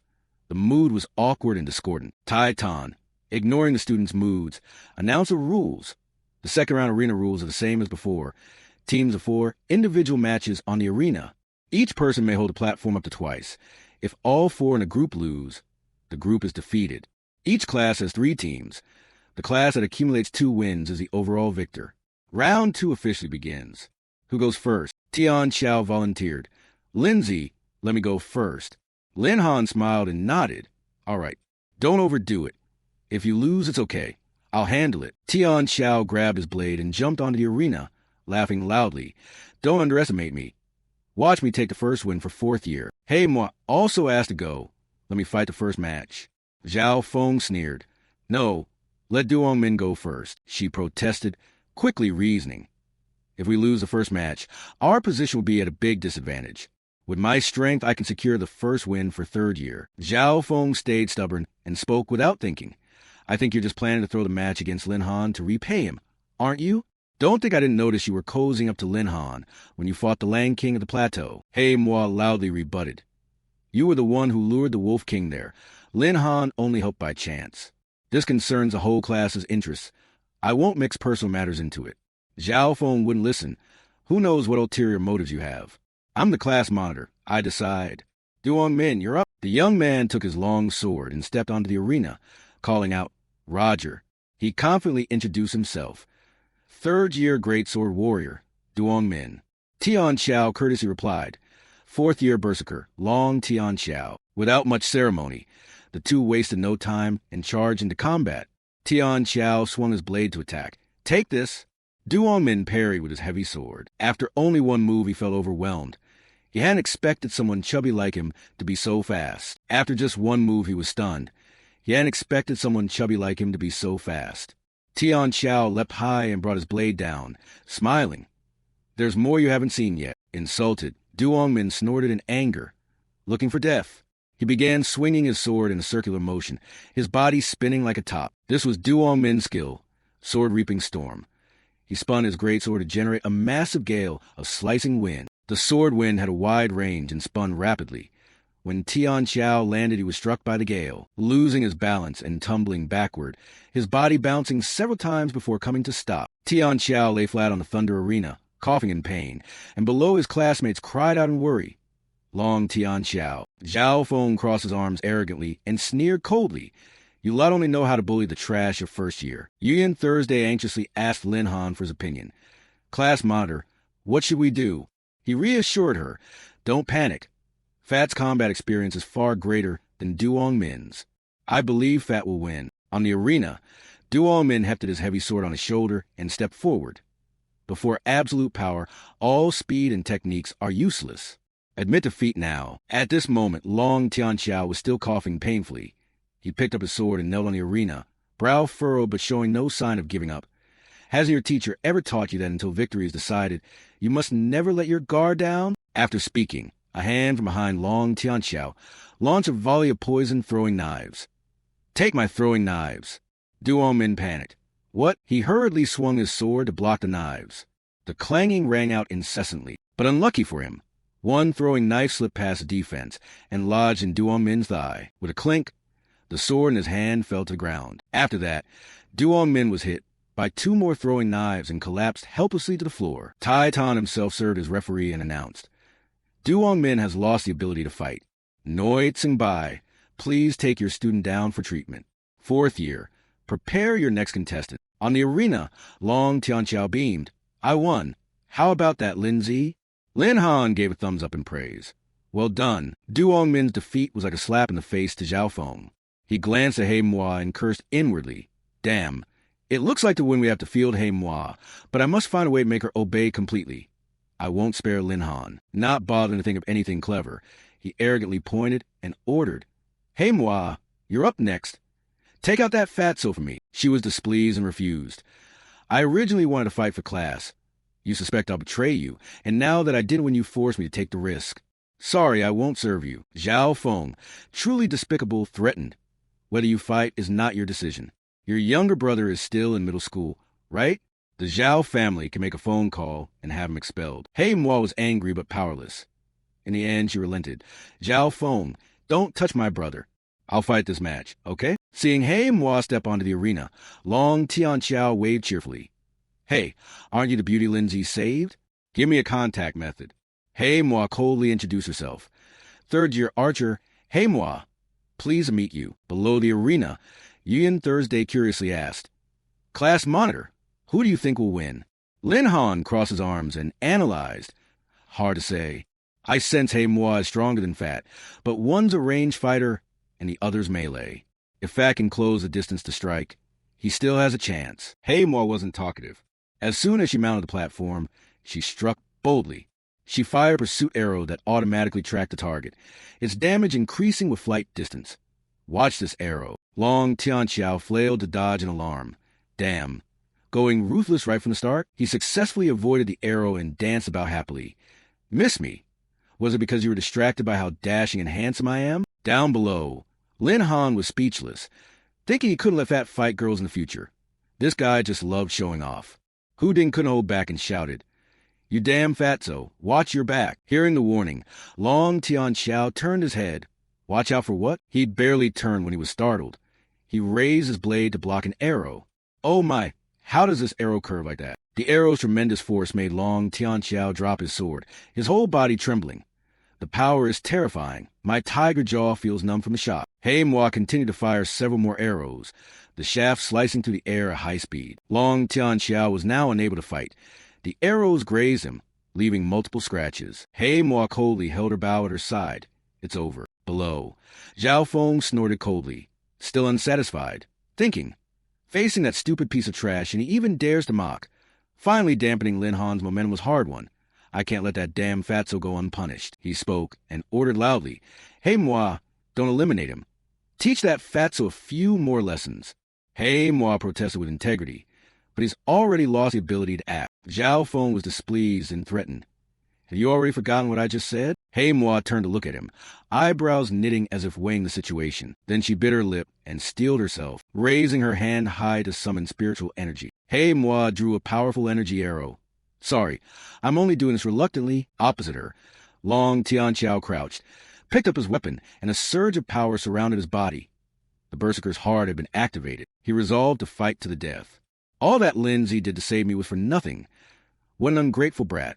I won't hold back. Long Tianxiao ground out the words, then threw his full strength forward to close with Manhwa. He swung a heavy blade down where she stood. Take this! Manhwa hurriedly leapt back. Below, Yuan Thursday cheered. Class monitor. Finally Fat activated his skill, and even broke through to reach the opponent. This time he's sure to win. But Lin Han frowned, deeply uneasy. If before he thought Fat had a 50% chance, now it's under 30. Yuan Thursday wondered why Lin Han could see the gap in strength and explained.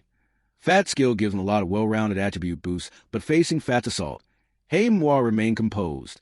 This proves her strength goes beyond that. On the arena, Long Tianxiao attacked relentlessly, swinging left and right, all of which Manhwa easily evaded. She crouched, drew her bow, and the wind whistled loudly. The arrow was released from very close range. Long Tianxiao leaned aside to dodge but was still grazed, leaving a streak of blood on his face. The arrow was poisoned. Once it entered the blood, it combined with his earlier wounds and made Long Tianxiao cry out in pain. His hand holding the blade loosened, and the sword fell to the ground. Manhwa quickly stepped back, increasing the distance between them. Below, Lin Han cried out anxiously. Fat. Zhao Feng below shouted excitedly. Keep it up. Keep shooting. Turn him into a hedgehog. Under Zhao Feng's control, Manhwa complied and continued to draw the bow, her beautiful eyes tinged with sorrow. Sorry. Energy arrows kept firing. Long Tianxiao no longer had the strength to defend himself. Beyond screams, he could utter nothing. Below, Yuan Thursday shouted, Fat, don't endure anymore. Admit defeat. Lin Han realized something was wrong. Not good. The poison has spread. Now Fat probably can't even speak. Fortunately, there was still an honest referee here. Tai Tan stepped onto the arena, stood between the two contestants, raised his hand, and declared, Long Tianxiao has lost the ability to act. This round goes a third year. Below the arena, Hu Ding angrily demanded, Let me go in for the second match. Fat was attacked. I'll avenge him. At this time, Long Tianxiao had been taken down and was receiving treatment from Yuan Thursday. Lin Han stopped him. Let me go up. You're no match for her. Hu Ding came to his senses and nodded. Fine. We'll count on Brother Han. Lin Han stepped onto the arena and saluted seriously. Fourth-year class monitor, battle general and beast rider Lin Han. I request your guidance. Hey Moi, bow in hand, also spoke. Third year. She finished speaking and fired a volley of arrows. Finished them all quickly. Lin Han remained unflinching. He snapped his fingers and called his bonded beast Tianjua to intercept the arrow. Anya appeared in its gigantic form. Hey Moi was astonished that an ant could block her technique. The beast is too powerful. Could this be your trump card? Below. Yin Thursday couldn't hold back her anger and shouted. The class monitor really shouldn't have saved him before. What an ungrateful jerk. Hu Ding looked at Hey Moi with growing dislike. How can you even ask these things? On the arena, Lin Han smiled. A trump card? Won't you find out if you try? Hey Moi said little and unleashed the pursuit arrow technique. Anya angrily lunged up to block the arrow. How dare you think of harming your master relying only on yourself? Lin Han grinned and instructed. Anya, one strike from you will be more than she can take. Leave the rest to me. Anya obediently followed orders. Then he channeled spirit energy, his feet moving nimbly as his body slid like the wind. At this moment, Lin Han had activated two skills, the replicated brute force skill and the swap skill. He moved at incredible speed, and before Hey Moi could react, he was already right in front of her. He thought to himself, too fast. She stood frozen, eyes shut, braced and take the full punch. Surely that would end it. But after waiting a long while with no fist ascending, Hey Moi opened one eye to look and saw Lin Han holding his attack stance, his fist only about a hand's breadth from her face. He turned to Deep Tai Tan with a smile and suggested, if I actually let that punch land, she'd die or be seriously injured. I don't think the Academy wants to see that, right? Why not just declare me the winner of this round? Tai Tan nodded. Possible. So Lin Han retracted his arm. Fine. Hey Moi was truly puzzled. She called him back. Wait, why didn't that punch land? I clearly just harmed your teammate. Lin Han remembered that when he first stepped onto the arena, Tian Xiao had whispered, Lindsay, what Hey Moi shot at me weren't lethal arrows. Though painful at first, those arrows only numb my body. Also, each arrow only caused superficial wounds. At that moment, he realized Tian Xiao and Hey Moi had held back, so now Lin Han turned and smiled, asking her, did you really injure Fat? He didn't say that. Hey Moi awkwardly explained, I actually didn't want to do it. But Lin Han nodded slightly. I understand. I believe you have troubles you can't speak of. She can't say it, but I can. He exposed it. For example, being threatened by your hateful class monitor, right? Hey Moi fell silent, tacitly admitting it. Lin Han turned and explained to her, if that's the case, the one who should take that punch isn't you but the person who turned your teammate into a tool to vent his anger. Finished speaking, he looked at Zhao Feng and loudly accused, shame on you for being the class monitor of third year and bullying classmates into doing your bidding like this. If you got the guts, let's have a real fight. Just the two of us. Below, the third year students murmured among themselves. What? The class monitor actually bullied Hey Moi? No wonder she struggled on stage. Everyone from fourth year wants to fight him. Will he force us onto the arena instead? Hearing this, Zhao Feng fumed with rage and leapt onto the arena. Fine. Come up if you dare. I don't believe I can't deal with this Lin Han. But true to his petty nature, just before fighting, Zhao Feng shamelessly requested, Chief Yi, two instructors, I have a request. Mai and Liu's Bing Shuelang are twin brothers. They only reach their true strength when they fight together. Also, Lin Han's rank is higher than ours. Wouldn't it be fair for both of us to go up together? The third-year students, seeing Zhao Feng's shamelessness for the first time, were stunned. No way. This demand is absurd. Enough. Zhao Feng, how far will you disgrace yourself? From fourth year, Yin Thursday grew even angrier. 1 versus 2. Aren't you ashamed? If you can't handle it, don't play. Beside him, Kambok strongly supported the proposal and tried to persuade Chief Yi. Liu and Zhao Feng are both pure beast tamers. Since childhood, they've signed a special symbiotic pact with their twin Bing Shuelang brothers. Doing this will unleash the beast's fullest power. So I think Zhao Feng's request is reasonable. Deep Tai Tan looked at Kan Hai. Old Khan, what do you think? Kan Hai replied candidly, the request is unreasonable, but I'm curious to see what Lin Han will say. Tai Tan also found the request absurd. He told Zhao Feng, this is an individual match. Your request breaks the rules. Lin Han has the right to refuse. But contrary to everyone's expectations, Lin Han was intimidated. He laughed. I can fight two at once. Why should I refuse? Lin Han called Anya to stand behind him, radiating provocation. You two pieces of trash. Both of you come at once. Zhao Feng and Liu both entered the fray and summoned their Bing Shuelang. Zhao Feng, delighted to see Lin Han fall into the trap, taunted.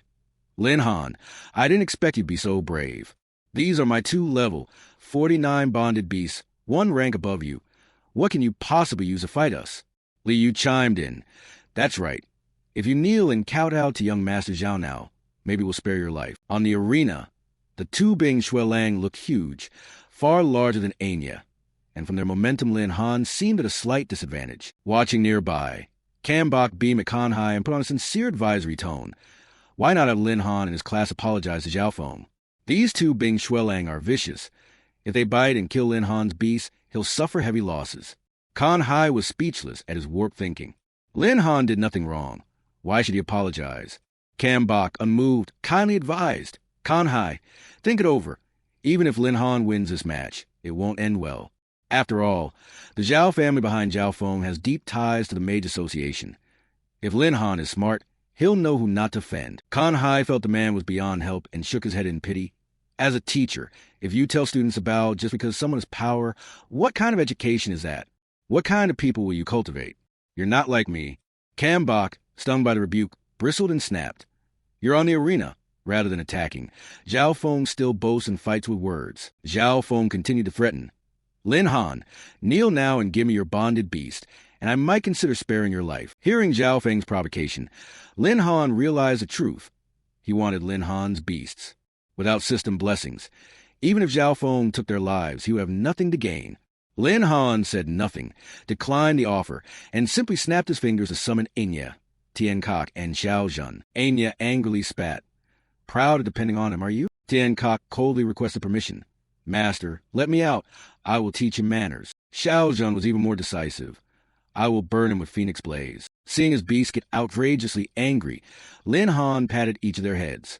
Calm down. No need to be mad over scum like that. The three immediately obediently complied.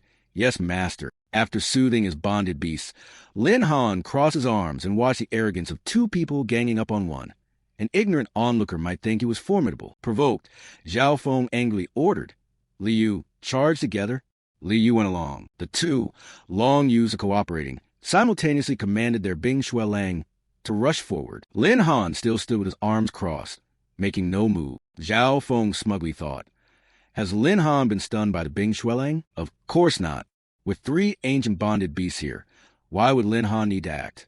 The pressure from Anya, Tian Kok, and Xiao Zhen was enough to suppress the two Bing Xuelang. They were being so overwhelmed in their bloodlines and aura that they panicked, faltered, and dared not advance to attack. Li realized the situation was bad and worriedly said, Young Master Zhao, our bonded beasts are being suppressed. Recall them quickly. Zhao Feng, pride wounded and resentful, shot back. What? Do you want me to concede to Lin Han? Li Yu advised. Now's not the time for pride. If we lose our beasts, we'll both be ruined. The opponents neither attacked nor recalled their beasts. Lin Han wouldn't be so merciful towards someone who kept provoking him. He ordered his beasts. Act! Anya immediately flew up and slammed the ground with his strongest strike. The force sent the two Bing Xuelang flying into the air. At the same time, Xiao Zhen and Tian Kok struck in unison. Golden Flame, Thunder Fury. One Bing Xuelang was stunned by lightning, the other burned by fire. A thunderous explosion reverberated across the arena. Watching the black smoke billow, Nianwei exclaimed from the sidelines. Wow! Hangge went all out. Tian Xiao cheered, but honestly, it's really satisfying. Down below, Kambok was anxious but unable to stop it, so he turned to criticize his colleague. Teacher Khan, Lin Han has gone too far. Kan Hai calmly replied. It was just an overextension of force in the match. Wasn't Zhao Feng acting arrogantly too? I don't see a big issue here. Kambok still threatened. Those two Bing Xuelang were raised with the Zhao family's full support, and now they're ruined by Lin Han. The Zhao family surely won't let him off. Kan Hai disliked hearing that. He pushed up his glasses and dismissed the Zhao family. This is an official military academy match. Zhao Feng lost because his skills were inferior. If the Zhao family causes trouble over this, they'd be openly challenging the academy and the military's dignity. Do they dare? On the arena, black smoke thick in the air, Zhao Feng and Liu had already lost connection with their two Bing Xuelang. Zhao Feng, indignant, shouted, You! How dare you! Liu cried out in despair. No, on the other side, Lin Han stood with his beautiful group of bonded beasts, arms crossed. Weak, huh? I don't know what you're so proud of. Zhao Feng seemed to have lost all reason. He roared in fury. Lin Han, you ruined my beasts. I swear I'll risk everything to get you. Thinking he could intimidate, he turned and called his classmates. All of third year, charge. Kill that brat. Third year felt ashamed to have such a class monitor, and no one obeyed. I'm not doing it. You already lost a 2-on-1 fight. Just drop it. Now you want us to abuse our power? No way. I'm not doing it. What a disgrace. Zhao Feng went pale, feeling like the whole world was against him. You, guys. Lin Han laughed loudly. Haha, no one listens to you? What a clown. Provoked, Zhao Feng snapped and produced a device. Lin Han, don't get cocky. With this, I can still kill you. An ancient Zoox appeared in his hand. A forbidden binding Zoox. Lin Han was surprised and a little worried. So that's the A Zhao Feng thought could seize as bonded beasts? Kan Hai was startled. I didn't expect it to be a forbidden binding Zoox from the Mage Association. What does Zhao Feng intend to do? But before Zhao Feng could do anything, Lin Han had already lunged at him with extreme speed. Using the system, his swap skill activated and the replicated brute force skill was ready. The Zoox in Zhao Feng's hand was knocked to ground, and he bent to pick it up. The system notified that it had detected a forbidden binding Zoox. He evaluated the Zoox. The item was intriguing, so he stored it in his space to study later. Zhao Feng lost 2 front teeth, yet still refused to accept his inferiority, maintaining his spoiled tone. You dare hit me? Lin Han, I'll make sure you die with no grave. Even Chi Fi, Deep Tai Tan, could no longer tolerate it. As the match's referee, he stepped between the 2 contestants. Enough, Tru Fong. You're the one who started this without cause. Don't go too far. Suddenly there was a rumbling noise somewhere. Lam Han looked around warily. Umph! The sands of the Hoi Fong Plateau detonated like something terrible beneath the earth was about to burst forth. From inside the cavern, ominous voices echoed. Mortal brat, welcome to Tu La Trang, the Palace of the Dead. At that moment, a strange surge of power shot over after those words, forcing Lam Han to raise a hand to shield his face. But he wasn't careless. He quickly opened his eyes wide to observe. He thought to himself, already shifted to the center of the arena? This relic is truly miraculous. Where, my friend? Above. Tien Kyo cheered. Lam Tu, you can do it. Hua Din added. Han Ji, go for it, the little monster announced. Challenger, this place overflows with opportunity and treasure, but you must survive the battles to deserve them. Good luck. Don't become a lost soul in the Palace of the Dead. Prepare to face the adversary of the first trial. As soon as it finished speaking, countless sharp stakes sprang up. A level 51-eyed colossus monster of the diamond race appeared. Tai Tan said, the first gate is a one-eyed colossus tribe. The relic's challenge lives up to its reputation. You can only imagine how hard the next trials will be. Seeing this, Kan Hai added, among savage beast species, the more humanoid they are, the stronger their intellect and power. The one-eyed colossus is an elite among them. Unfortunately, Lam Han ran into one. That one-eyed colossus should be capable of knocking Lam Han out with a single punch. The little monster shouted, challenge round 1. Begin. Lam Han summoned. Anya, appear. Anya replied, understood, master. I just ranked up and I'm eager to test myself. She began to activate her perception disruption skill. Tien Jackie, ancient 10 fierce species, rank 33. Strength 32,236. Agility 24,875. Spirit 21,967. Constitution 45,967. Frenzy skill level 20 increases all base stats by 50%. Brute force level 20 increases power by 60%. Iron bone level 20 increases constitution by 50%. Pure ferocity level 10 grants a 30% burst of power. Afterwards, Anya used a brute force strike, but those moves were blocked by the opponent using a heavy club. Anya was surprised. Didn't expect your big brute to be pretty strong. Then she further increased her power, appearing right beside the monster.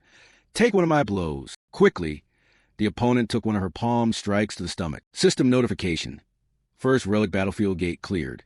Received 500 bonded beast points. Finding it too simple, he sneered. That's it? You get rewards for each clear gate. What a nice perk. Tien Kyo, seeing his pet defeat the foe as easily as turning his hand, shouted, Lam Tu, you're amazing. You're my idol. Tai Tan felt a bit proud as well. No wonder it's Lam Han. If it had been someone else, they couldn't have cleared the first gate so easily. Tru Fong looked displeased, thinking, knocked away the one-eyed colossus with just 2 punches? Could be that in our earlier match, Lam Han didn't even show his full strength? Damn it, the little demon continued announcing. First trial cleared. Proceeding to the next challenge, immediately another gate opened, and a bizarre creature appeared. An arm with black claws pushed the door open. It lunged forward to snatch him. Tinkyuiao ansioli, lumdu, wato. At that moment, Lam Han hurriedly dodged to the side. The beast was a bloodganger, Hiet Kwong, level 51 of the diamond race. Lam Han shouted, "Only knows to strike from ambush?" Its decisiveness isn't even as much as that one-eyed colossus earlier. Taitan observed and judged. Unexpectedly, it's a bloodganger. While this species isn't as strong as the one-eyed colossus, when driven to bring it easily evolves and erupts with tremendous power.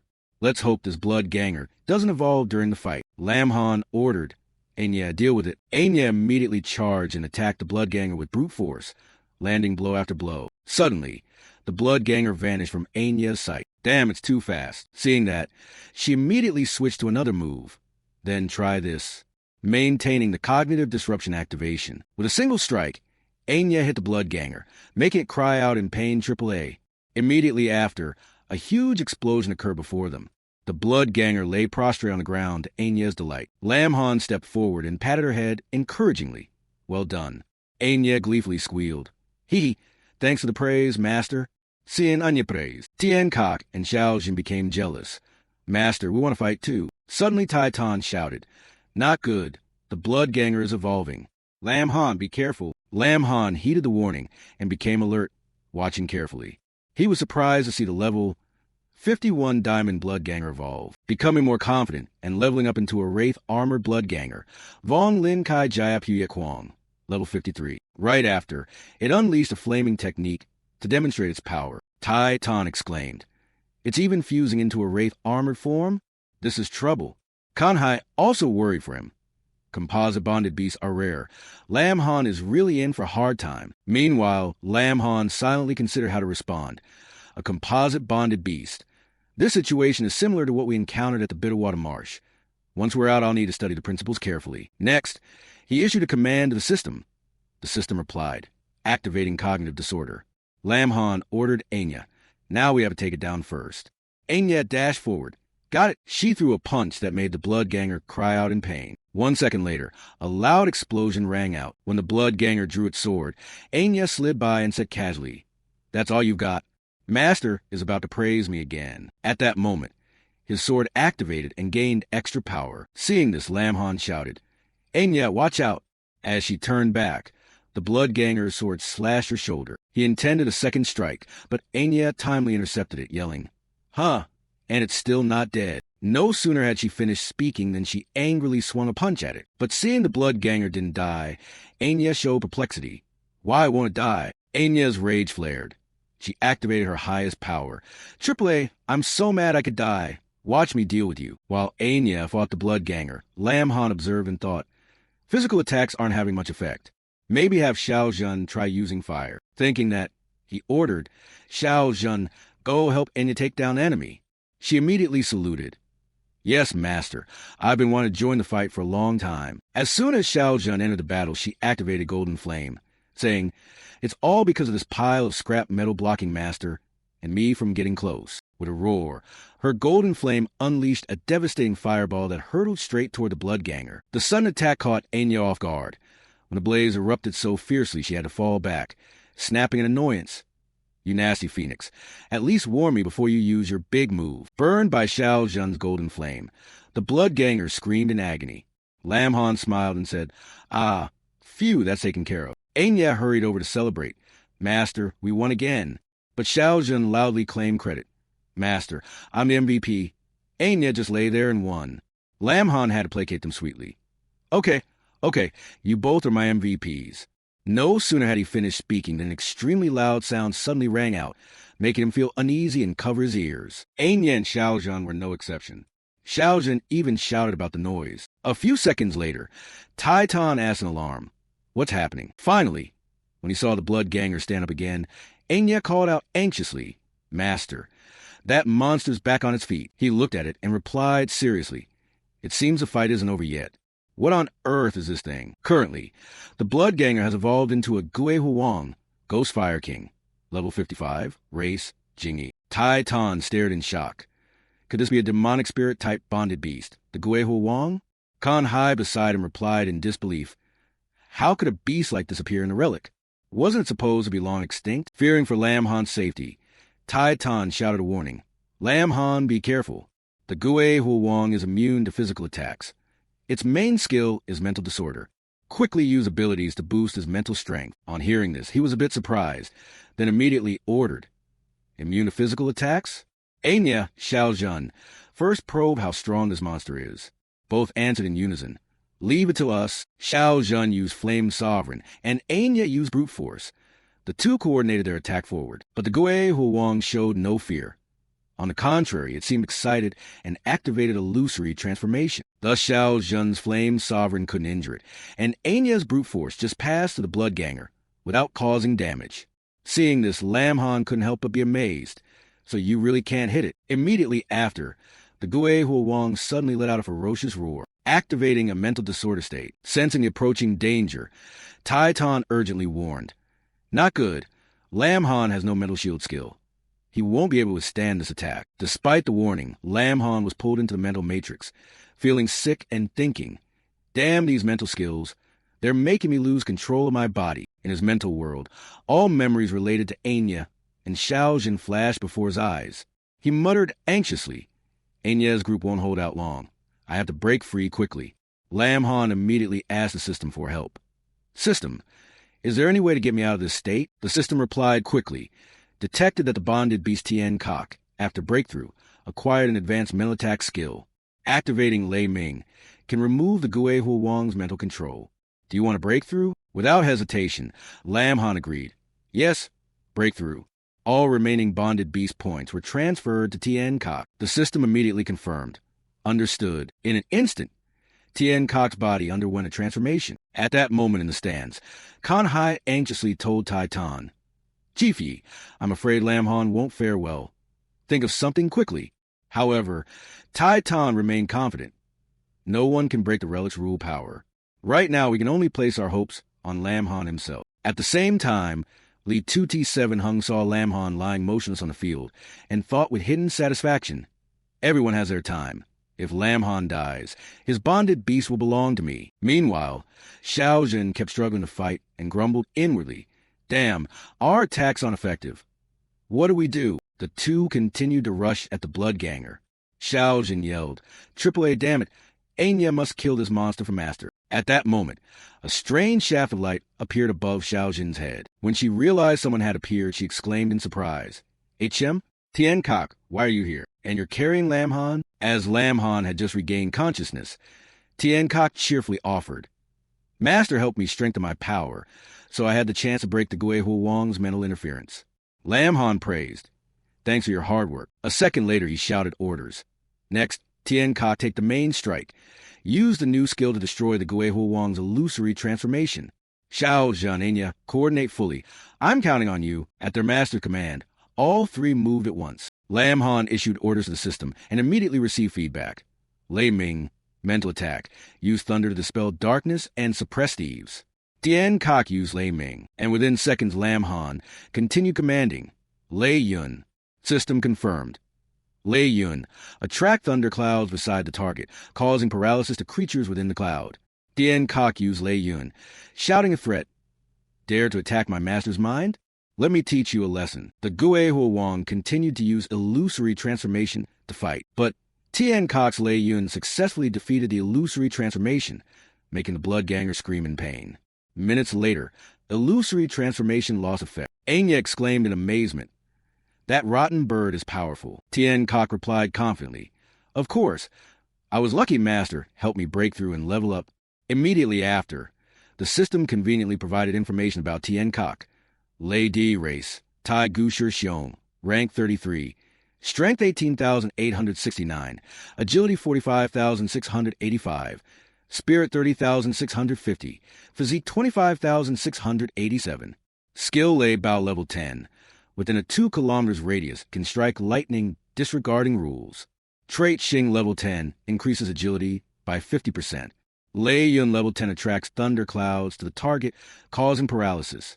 Lei Ming level 10 is a mental attack. While the Gue Huowang's illusory transformation was down, Lam Han pointed and ordered, Now's the time.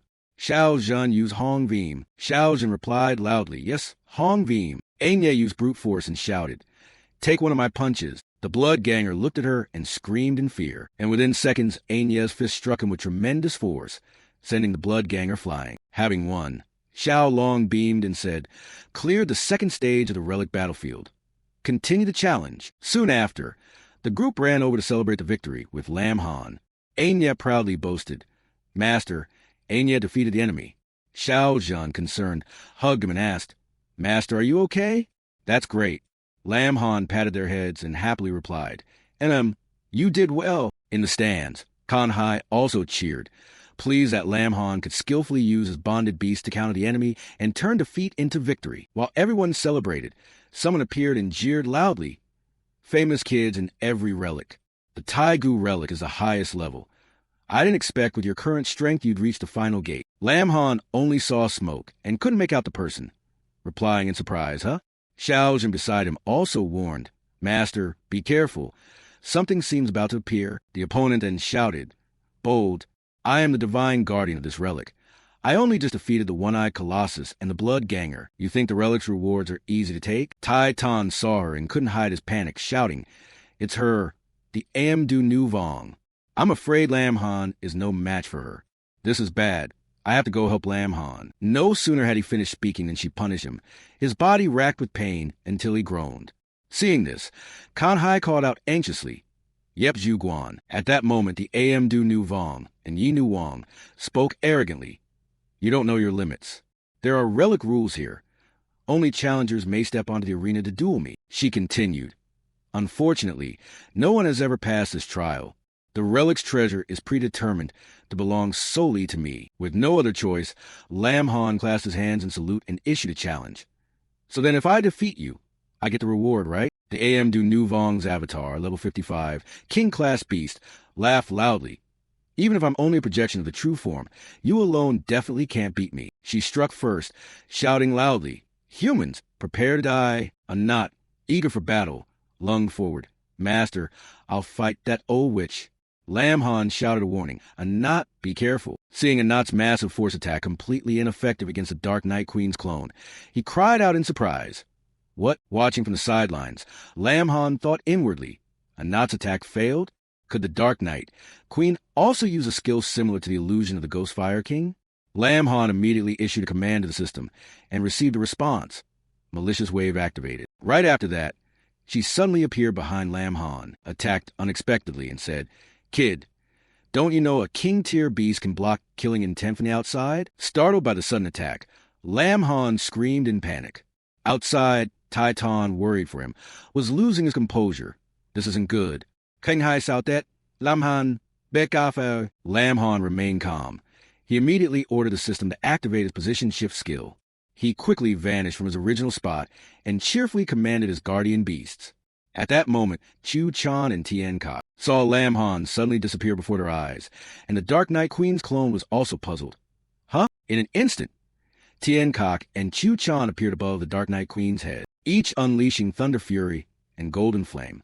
In moments, fire and lightning merged, striking the Dark Knight Queen's clone. When the flames erupted violently after a massive explosion, Lam Han taunted, Dark Knight Queen, this time you slipped up. However, through the smoke she reappeared unscathed and replied confidently, Kid, it seems I underestimated you, but that alone won't let you beat me. Immediately, the Dark Knight Queen's clone used the Dark Knight spreading chains technique. In an instant, both Tien Kok and Chu Chan were bound tightly by her chains, screaming in agony. Lam Han panicked. What skill is this? He couldn't summon Chu Chan and Tien Kok back into the Guardian Beast dimension. Not stopping there, she continued with the Phantom Assault technique, dragging both Guardian Beasts along as they could only howl in pain. Without hesitation, Lam Han activated a mysterious martial shield to save them. With immense power, the mysterious martial shield absorbed everything in its path, allowing Lam Han to successfully rescue Tien Kok and Chu Chan. This opponent was indeed extremely formidable. The Dark Knight Queen was not angry. Instead, she said cheerfully, Unexpectedly, you're lucky. Pity the thing in your hands isn't a true divine weapon. It can only block once. Inwardly, Lam Han praised. No wonder a king-tier beast is so hard to deal with. One clone is already this tough. It's time to stop hiding. With that, he triggered the fusion skill and shouted, "Combine!" All replied in unison, "Yes, master." Moments later, Tien Kok and Chu Chan fused. Within seconds, the combined form appeared before everyone. Tien Kyo in the stand shouted excitedly, "Holy crap, Lam Z is going all out." Kan Hai said happily, "I can't judge how strong Lam Han is right now. Maybe he can actually challenge the Dark Knight Queen." But Tai Tan was sweating nervously. The Dark Knight Queen clone has reached 6 transformations. Can Lam Han really defeat her? The Dark Knight Queen then acknowledged, "I sense you are very strong, but after all you are only human. Today is destined to be your end." She launched the attack, shouting, "Die, Wei Hun Ju."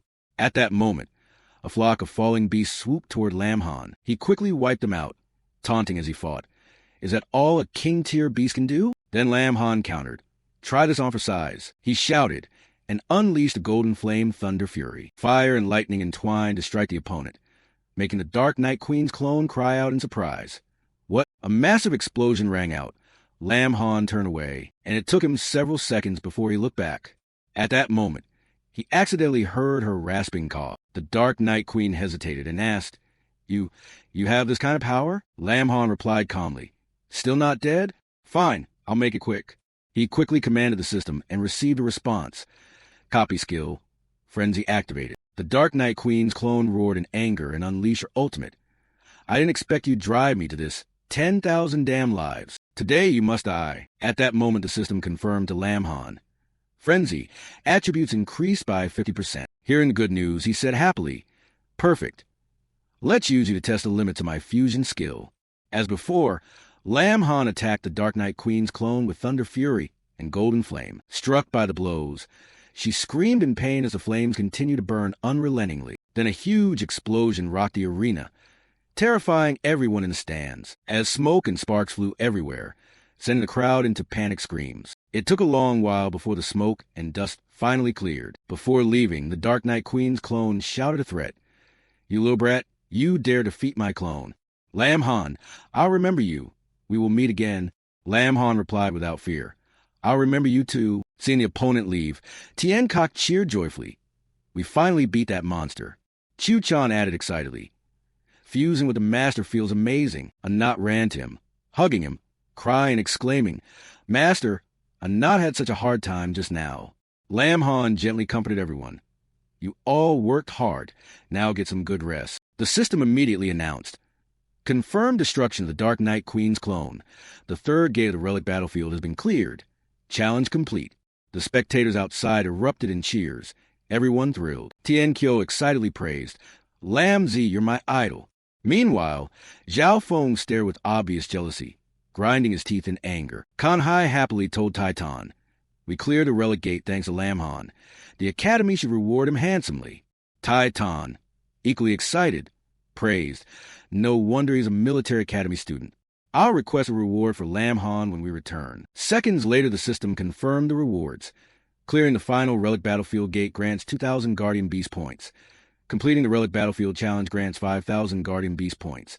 Passing the Relic Trial Award to Relic Museum, Breakthrough card. Holding the Breakthrough card, Lam Han said in surprise, "This card is a reward? It looks so ordinary." Still, he tucked it safely into his clothing, thinking, a world-defying treasure like this should be kept hidden. As soon as they returned to Gao Yuan Hui Feng, everyone buzzed. "We're back. We thought we'd die in the relic." All because Zhao Feng insisted on coming. At that point, Tai Tan asked, "Lam Han, did you get any relic items?" He honestly replied, "I got something, but it seems to be just a single lousy card." The moment he saw the card, Tai Tan exclaimed in surprise, "What ordinary card?" "This is a breakthrough card, the legendary top-tier item. This card has no usage restrictions. It works for any profession, and even for guardian beasts. Used on a beast, it instantly raises its species rank by 1. Used on a person, all attributes and growth points are doubled, and their power will far exceed others of the same rank." Realizing its value, Lam Han replied happily, "So that's what it is." He quickly pocketed the card, thinking, a treasure like this must be kept secret. Zhao Feng grew even more jealous, grinding his teeth and cursing inwardly, "Damn it! What right does Lam Han have monopolized this treasure? An item this powerful should be mine." At that moment, Tien Kyo reminded him of the pact. "Zhao Feng, you play, you accept the consequences. Remember your promise?" Zhao Feng feigned innocence. "What promise?" Lam Han coldly reminded him. Your memory's terrible. You were the one who said whoever loses must kneel and call the other grandpa. Besides, if it weren't for Zhao Feng's scheme, we wouldn't have risked entering the relic. He needs to be taught a lesson, so he won't cause trouble again. Backed into a corner, Zhao Feng used the teacher as a shield. What do you all want to do? The teachers are here. But when the teachers remained silent and wore stern expressions, he panicked. Teachers, Tai Tan cleared his throat on purpose and declared, the academy will not intervene in private bets between students. Kanhai added, that's right, Zhao Feng. If you propose a wager, you must honor it. The surrounding classmates chimed in with reproaches. It's your fault. We almost died because of you. Exactly. I found you annoying for a long time. Finally, Zhao Feng, furious, knelt to ground and loudly called out, Grandpa. Lam Han replied with satisfaction. That's acceptable. Next time, know your limits. Stop showing off only to get struck by lightning. Tian Kyo didn't miss the chance to taunt. Good grandson. You can stay there kneeling. We're leaving. No need to see you off. Zhao Feng ground his teeth in anger but was helpless, thinking, damn it, Lam Han humiliated me before everyone. My Zhao family will never let him off. Minutes later, Tai Tan announced loudly, the danger is past. Resume the match from before. The contestants from both sides quickly took their places. In the blink of an eye, Su Ding from Class 4 knocked the 6-man simulacrum from Class 3 away. When the simulacrum was knocked away, it cried out in alarm. A few seconds later, Tai Tan announced the result. All contestants from Class 3 were eliminated. Class 4 won. Upon hearing this, Tian Kyo jumped up excitedly and shouted, we won. Lam Han didn't forget to praise. Su Ding, well done. The next morning, at the gates of the military academy, Tai Tan solemnly announced the results. In this trial, the final winning class is Class 4. Each member of the winning class will receive 500 accumulation points. In particular, Lam Han, for his outstanding performance in the relic battlefield, will receive an additional 1,000 accumulation points. All rewards will be distributed tomorrow. Now everyone go back and rest. The atmosphere in class was raucous. Everyone cheered. Long live the class president. Awesome. I can have a celebratory meal. Tai Tan called out seriously, Lam Han. Surprised by Tai Tan's tone, he murmured inwardly, why is Dean Deep so serious? During the relic battle, I didn't hide a Knots group on purpose to win. Maybe he noticed. Does he want to ask about the guardian beasts? Just then someone ran up shouting, Lam Han. He recognized a familiar voice and turned murmuring, huh, that voice is... The person who arrived was Bai Bang. She looked angry, grabbed Lam Han's hair, and yelled, you brat, think you're so great, huh? How dare you sneak into someplace dangerous like Gao Yuan Hoi from behind my back? If Director Z Kong Ching had exclaimed how quickly you've improved, I wouldn't even know about this.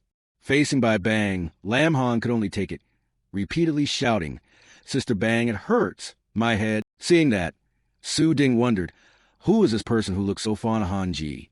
Yen Wei, annoyed, gritted his teeth. The class president is that formidable. Why isn't he fighting back? Tian Kyo, standing nearby, laughed loudly and explained, you two don't know.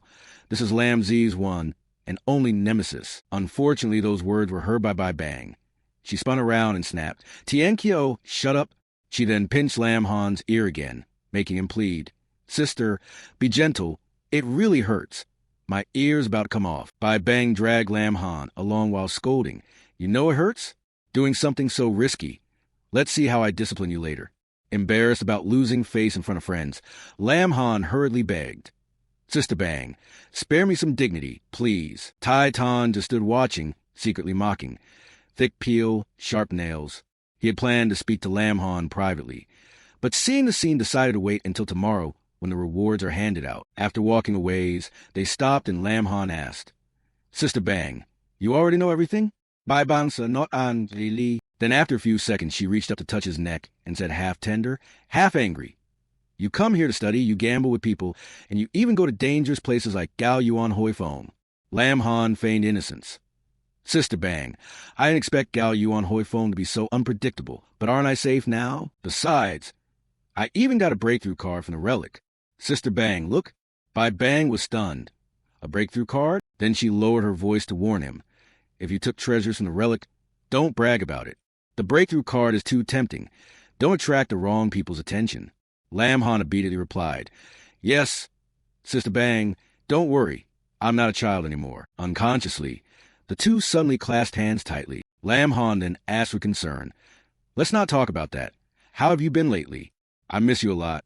Bai Bang was momentarily stunned by the handhold, then awkwardly replied, "I miss you a lot too." Her expression made Lam Han blush scarlet, thinking to himself, that's not right.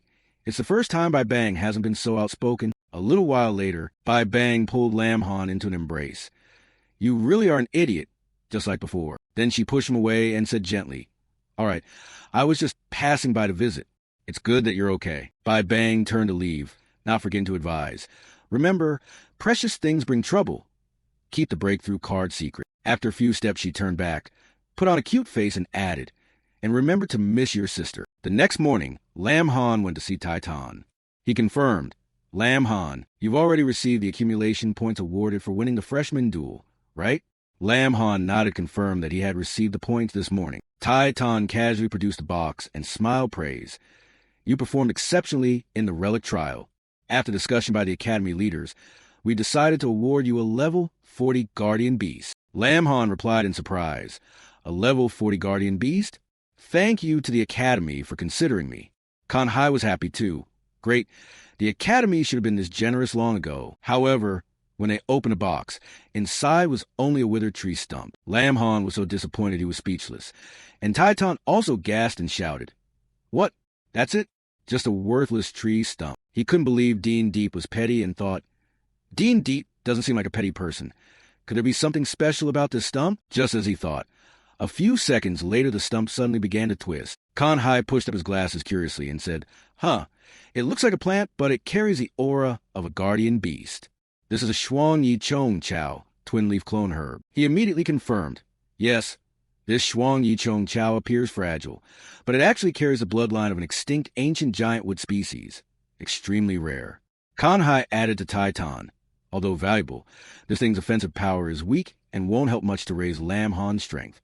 Director Deep is being a bit stingy. Can we swap the reward for something else?" Taitan put on a knowing look and replied, "Stingy? I think the Shuang Yi Chong Chow is the best reward for Lam Han." Though he said aloud, Taitan thought to himself, after all, his bonded beasts are all ancient guardian beasts. Lam Han intended to tell the truth and began, "Director Deep, about my bonded beasts." Before he could finish, Taitan cut in, "Lam Han, do you remember what I said? Your power is strong. As long as you don't harm the Empire's interests, the military academy won't care what bonded beasts you use." Lam Han quickly caught the meaning and thanked him happily, while wondering inwardly, "Director Deep already knows but didn't expose me?" Seeing the two of them keep smiling, Kan Hai felt puzzled and asked himself quietly, "What's going on?" Later, out behind the academy, Lam Han stared at the Shuang Yi Chong Chow and muttered to himself, "Director Deep really gave me a big gift. I can use my blood for reverse bonding to directly link with the fourth bonded beast." The system quickly supplied information. Shuang Yi Chong Chow race, ancient giant wood clan rank, 39 strength, 1,986 agility, 1,564 spirit, 1,100 stamina, 3,350. Confirm use of reverse bond bloodline. Lam Han selected confirm. Immediately, transformations appeared around him that astonished him, and he blurted, "Huh?" In an instant, the Shuang Yi Chong Chow suddenly emitted an immense surge of power, so intense that Lam Han couldn't withstand it. He dropped the box and fell to the ground, crying out in pain. A few seconds later, a girl unexpectedly appeared before him, and the system announced at once, "Jiuyi Jian Chow, 9-leaf sword herb. Race, primeval 10 ferocity rank, 39 strength, 60,370 agility, 48,090 spirit, 43,120 stamina, 70,620 skills. Otao Zi Jianju, herb self-sword doctrine. Level 10, one of the ancient 3 great sword doctrines, unleashing mighty sword light with tremendous force, capable of cutting through time and space, rending the cosmos. Oh, Hu the Jian Song, guardian sword shell. Level 10 creates a protective membrane for the user or the bonded beastmaster. Oh Hin Tai Chuyen Hon, form transformation. Level 10 can transform into the Jiuyi sword, becoming a razor weapon for the bonded beastmaster. The herb took human form, a cold white-haired girl. Lam Han sat up on the ground and murmured in awe, rank 39. What high rank? Jiuyi asked aloud, "Are you my master?" Lam Han was surprised that she didn't rush to cling to him like other bonded beasts. He thought, This bonded beast is refreshingly aloof. He stood up and nodded. Yes, please take care of me, Zhou Yi. Zhou Yi replied, Very well, master. Zhou Yi will devote all her strength to protect you. Having said that, her body glowed and transformed into a sword. Lam Han happily grasped the sword hilt and praised. The form after transformation is magnificent. Lam Han swung the sword to test its power. A green sword light swept across and severed the trunk of a tree ahead. He was surprised. Just one casual swing, and it's that powerful? Lam Han felt even stronger. He hadn't expected bonded beasts to be used this way. He gained a new combat method and thought, if the AE Association also became as strong as Zhou Yi soon, that would be great. Suddenly recalling the unused evolutionary form reward, Lam Han activated the system and selected it immediately. Evolutionary form. Guardian Beast skills can passively evolve based on rank, with a 30% chance. When evolution succeeds, overall attributes increase by 30%. System confirms evolution success for all Guardian Beasts. All 4 Guardian Beasts were overjoyed. Zhou Yi, Q Deep, was moved. Master, my strength has increased. System updated stats. Strength, 80,370 agility, 68,090 spirit, 63,120 stamina, 90,620. Tien Kok cheered. It's been a long time since I felt such abundant power. System update. Lei Di Loida, Primeval 10 Ferocity, rank 33. Strength 24,869, agility 59,685, spirit 38,655, stamina 29,687. Xiao Zhan Chu Chan, brimmed with vitality. The foot fire in his body grew more ferocious. Zhen Huang Chan Hong, primeval 10 ferocity, rank 36, strength 54,860, agility 89,690.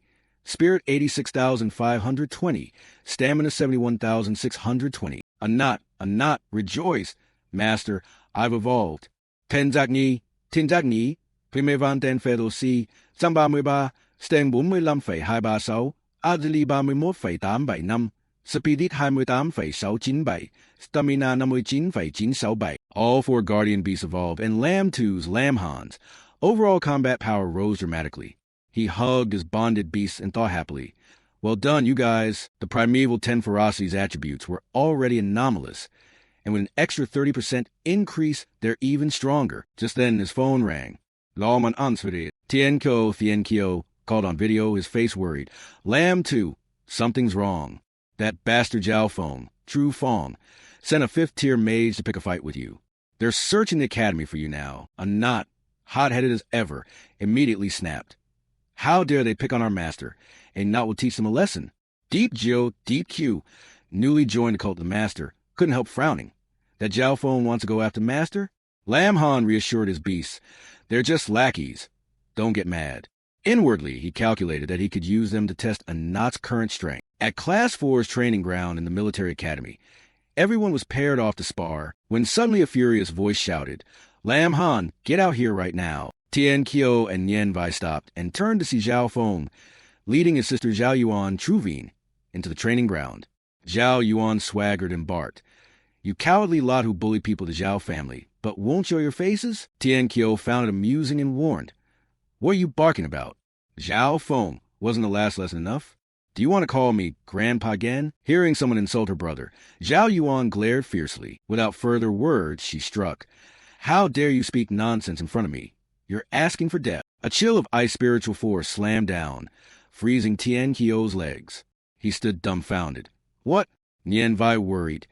Banzi, you dare injure someone at the military academy. Aren't you afraid the academy will hold you accountable? Zhao Yuan, backed by her family, naturally feared no repercussions. She unleashed an ice gale toward Nian Vai. Knowing she was outmatched, Nian Vai closed his eyes and raised a hand to block, thinking it's over. At that moment, a scorching flame shot forward, intercepting Zhao Yuan's ice gale. Fire and ice collided, steam billowing everywhere. Lam Han appeared and sneered. Using strength to bully the weak? You're truly shameless. Nian Vai was relieved to have escaped disaster. Tien Kio warned. Lam 2, be careful, that O which isn't simple. Lam Han used fire to melt the ice at Tien Kio's feet and nodded reassuringly. Don't worry, Banzi, I've got a plan. Turning to Zhao Feng, he taunted. Kids can't beat you, so you bring adults to back you? You provoked the wrong opponent. A knot was summoned, eager to fight. Master, a knot will help you beat those villains to death. Zhao Yuan arrogantly sneered coldly. Your Lam Han? You dare humiliate my brother and cause the loss of a precious war beast. Don't think the Zhao family will stand for it. She assumed a magnanimous tone and demanded, but I've heard you obtain a breakthrough card in the Gao Yuan Hoi Fong relic. Hand over the breakthrough card, and I might consider sparing your life. Lam Han understood the implication and, unafraid, taunted.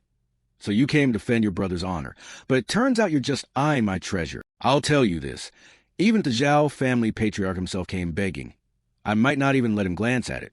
You better get out of the way. Zhao Yuan flew into a rage, forming a bow shape with her index finger and thumb. No actual bow, yet an overwhelming aura.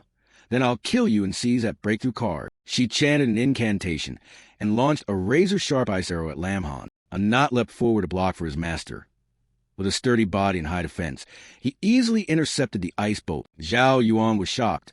I didn't expect you to be able to stop my ice arrow. Xiao Feng, didn't you say his strength was ordinary?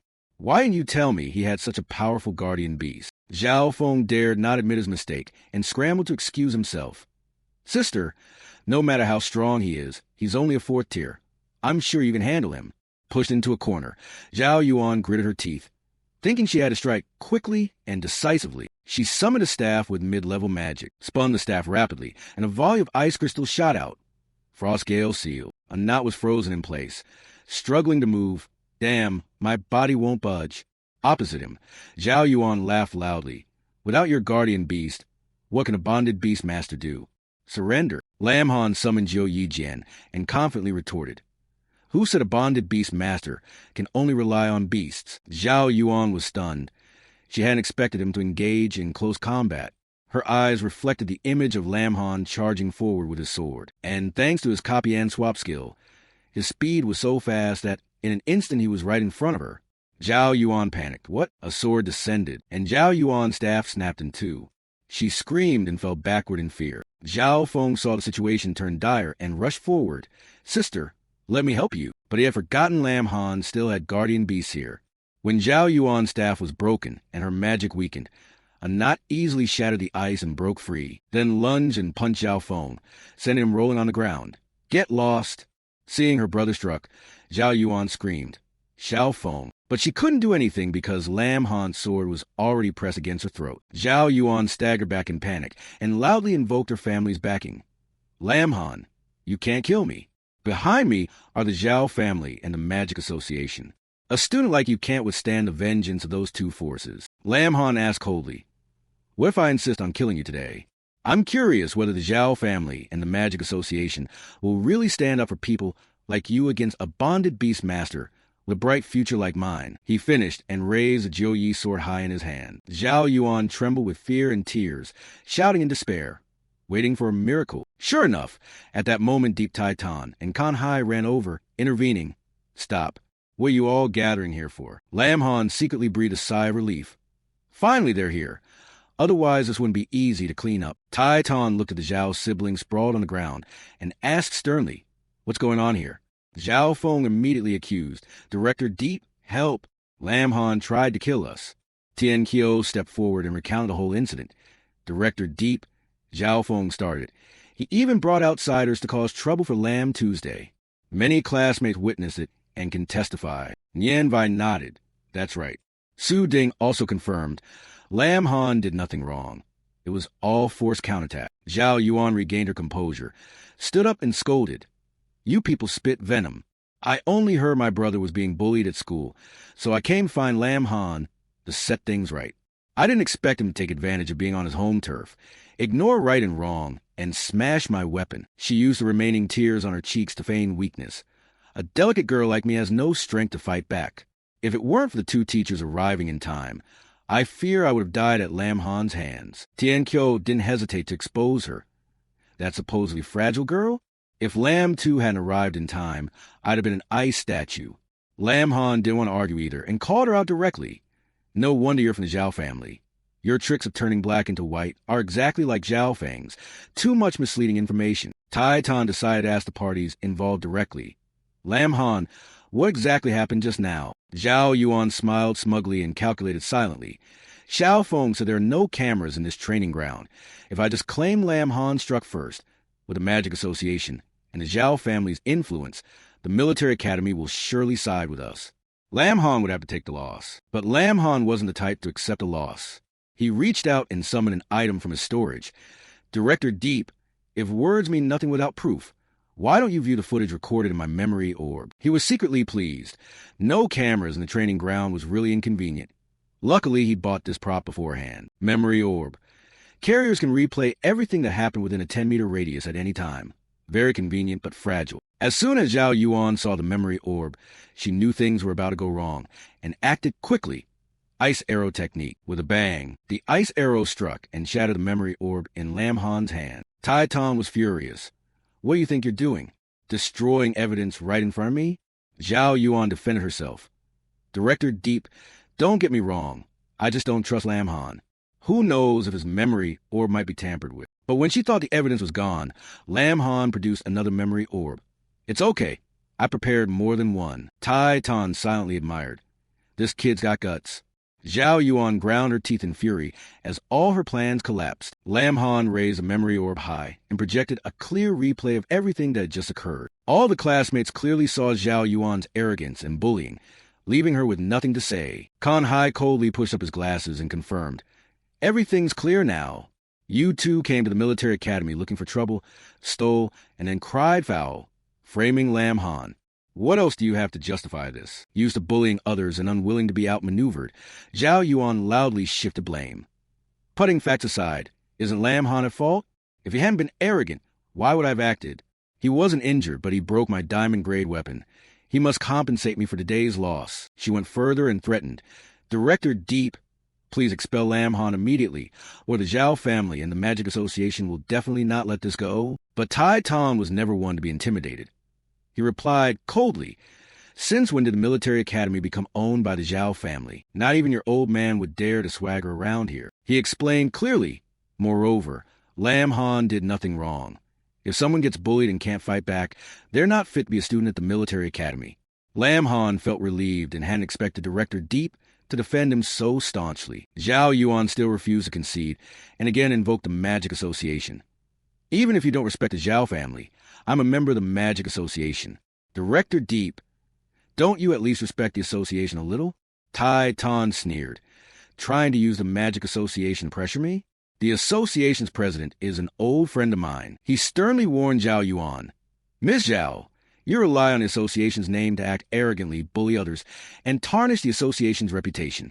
Dare to come to the military academy to pick on students, and I will contact the association president and let him manage his people himself. Zhao Yuan deflated like a punctured balloon. Now she was truly afraid. The Magic Association forbids causing trouble outside.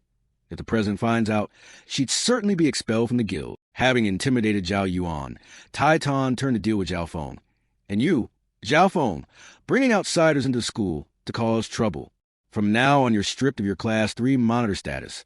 Stay on campus pending disciplinary review. Zhao Feng's regret came too late.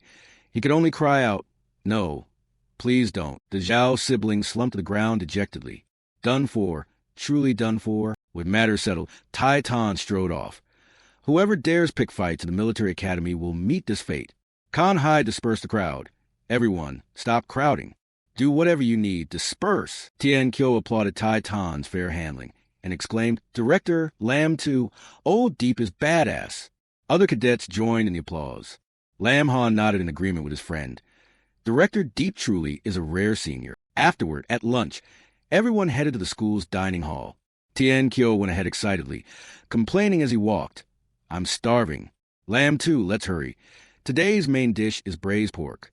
Lam Han followed, nodding. Got it. Suddenly a commotion rose from a corner of the dining hall.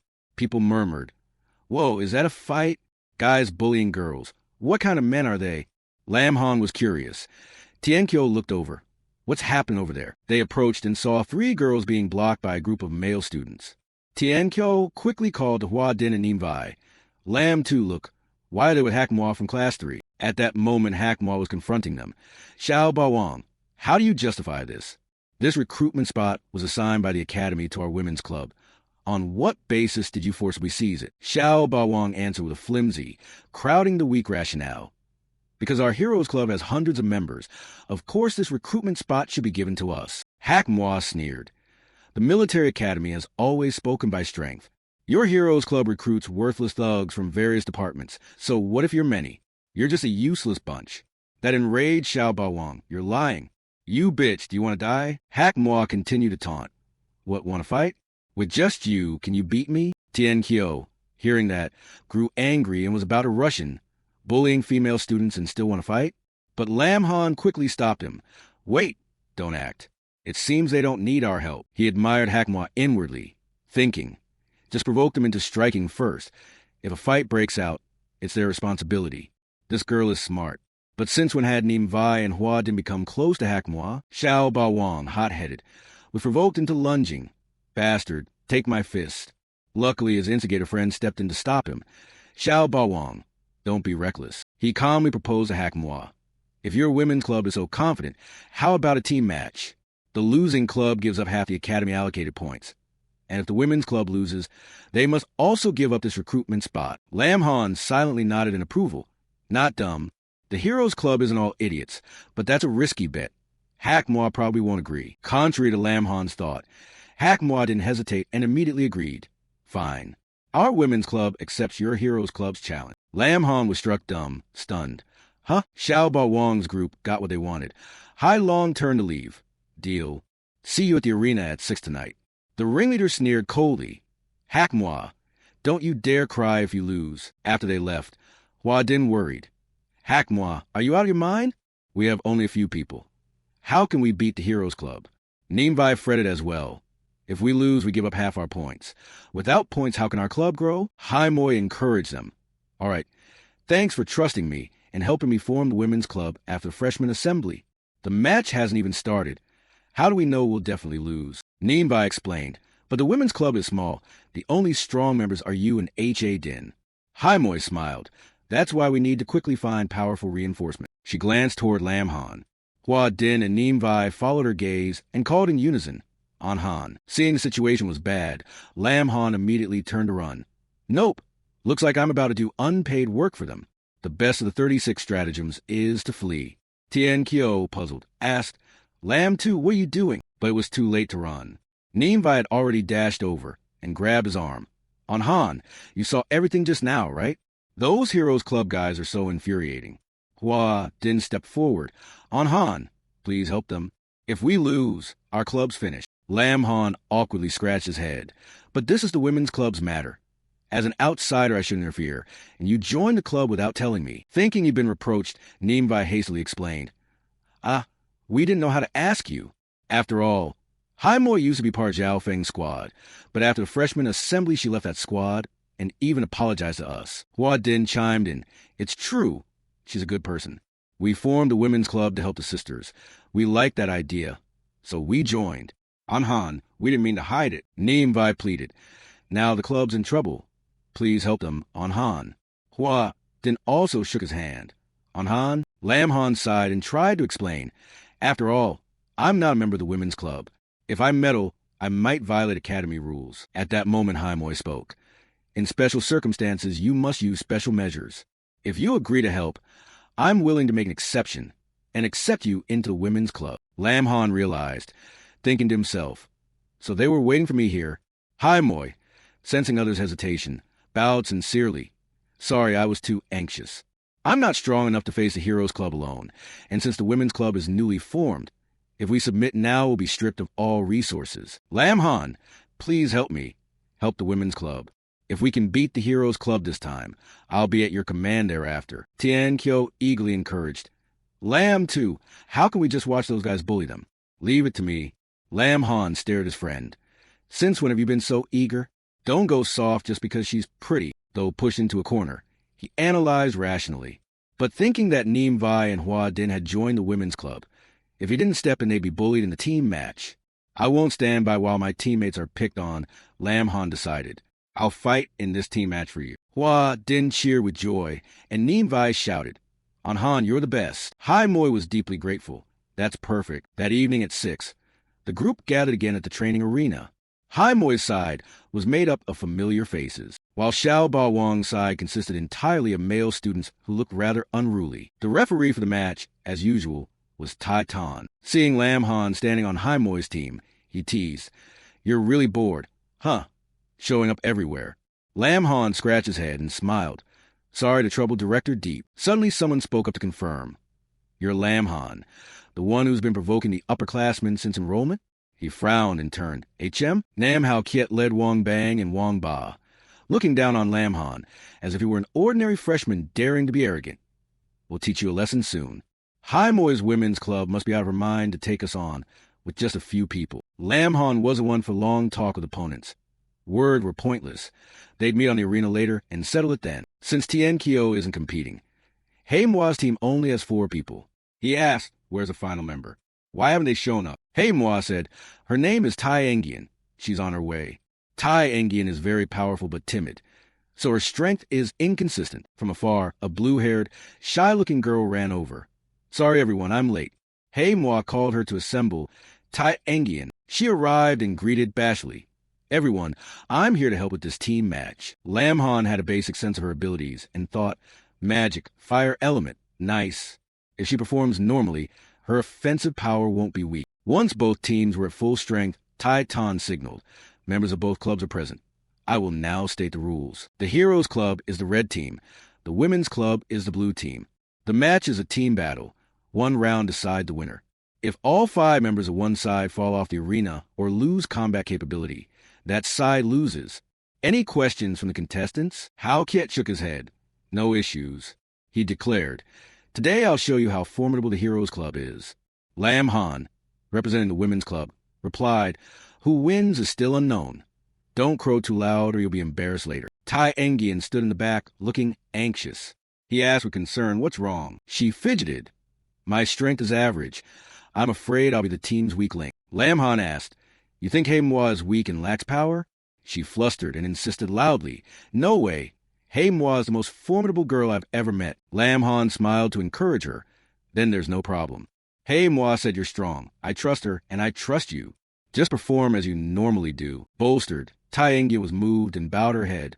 "Okay, I'll do my best." Tai Tan announced, "The match between the Women's Club and the Heroes Club officially begins. Everyone, take your position." Lam Han assigned roles. Hua Din, you're on close combat. Contain the enemy's firepower. Neem Vai, move on the flank. Moi and Tai Engian handle long-range attacks. I'll handle the rest. The girls answered in unison. Got it. On the Heroes Club side, leader Nam Hao Kiet also assigned. You guys take care of those girls. Leave Lam Han to me. The members replied together. Understood. Wang Ba charged at Moi with a weapon. Ha! With me here, don't think you can fire an arrow. Moi, unfazed, shot back, then try me. Hua then aimed at Wang Bang, who held a magic staff, attacking with a long spear but blocked by Xiao Ba Wang's shield. Little sister, your opponent is right here. With Hua Din holding the front, Tai Engian at the back freely cast magic. Go. Fire magic. Across from her, Wang Bang chanted, Absolute cold domain. A circular ring of ice expanded. Fire met ice with a loud explosion. Ice shattered. Hot sparks sprayed in all directions. Lam Han watched Hua Din fight Xiao Bawang and saw Tai Engian confidently display fire magic against Wang Bang. Thinking to himself, for girls coordinating for the first time, achieving this level of power is very good. Seeing he hadn't acted, Hao Kiet slid in to seize the initiative. Lam Han, your opponent is me. He swung his sword down. I want to see how strong your mount is. But Lam Han didn't summon a mount. He summoned the Jiu Yi sword instead. The clash rang out, ear-piercing. Hao Kiet sneered. Not summoning your mount? Do you look down on me? He had no idea the Jiu Yi sword in Lam Han's hand was currently his strongest spirit beast. Lam Han teased. What? Don't want to fight anymore? Hao Kiet's fighting spirit flared. No. Quite the opposite. The collision was fierce. The two of them staggered back.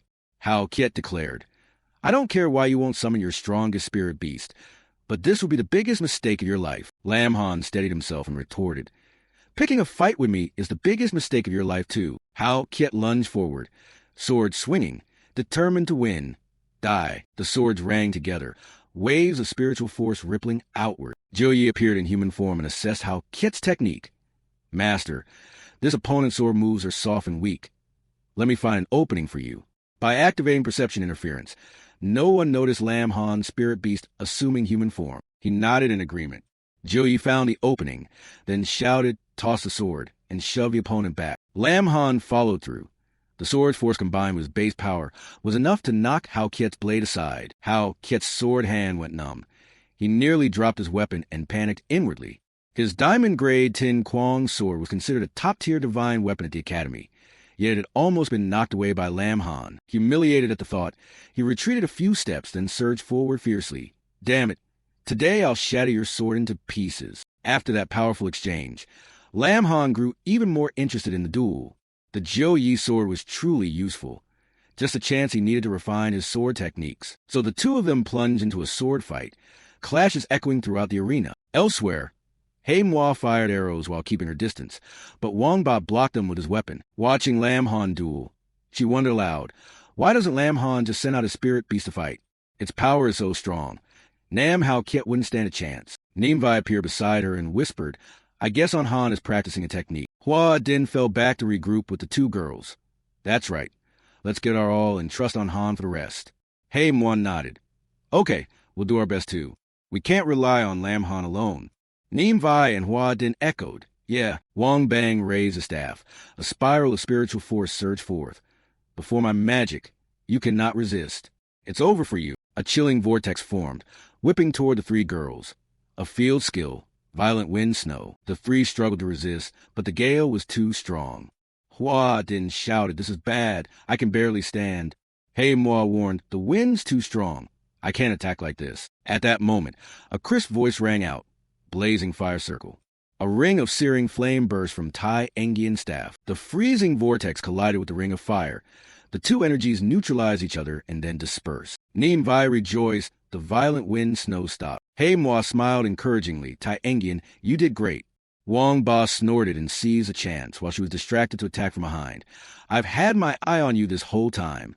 Tai Engian panicked. What? The man swung his weapon and sent Tai Engian flying far back. Break her. Manhwa cried out anxiously. Tai Engian. Xiao Ba Wang charged him with his shield. You're worried about her? Look at your own situation. Cursory shield barrage. Hua Din rushed out and summoned a magical shield to protect Manhwa. I'm here. Don't you dare harm my friend. Oath of the night. The clashes thundered, both sides fighting with dramatic intensity. The leader snorted coldly. Let's see how long you can hold out. Brothers, charge. Wanbang zepunde, jat. Wanba saudet, jat. Back with Lam Han. The sword duel remained deadlocked. Hao Kiet gloated. Even if you're stronger, what's the use? Your teammates are about to be defeated. Lam Han looked at him and nodded. It seems they've reached their limit. It's time for me to get serious. Hao Kiet startled and stepped back. What did you say? He felt an ominous premonition. Could it be that this whole time he hadn't been using his full strength? Q Deep suggested, Master. The Tao Tu sword decision, Tao Tu Keen Quiet, is overwhelmingly powerful. Enough for you to sweep the battlefield and suppress the enemy with a single strike. Lam Han smiled and decided, okay, let's test the power of that move. He raised his sword high. Spiritual energy erupted, forming a massive spirit blade. Q Deep helped him unleash the move's full force. Tao Tu sword decision, a potent sword chi that enveloped the entire training ground. Hao Kiet was alarmed. How is this possible? How do you have such a powerful sword technique? Lam Han replied mysteriously, where I am, nothing is impossible. With that, he brought his hand down. A roaring sword chi sliced toward Hao Kiet. He seemed rooted to the spot, unable to dodge, only able to cry out in fear.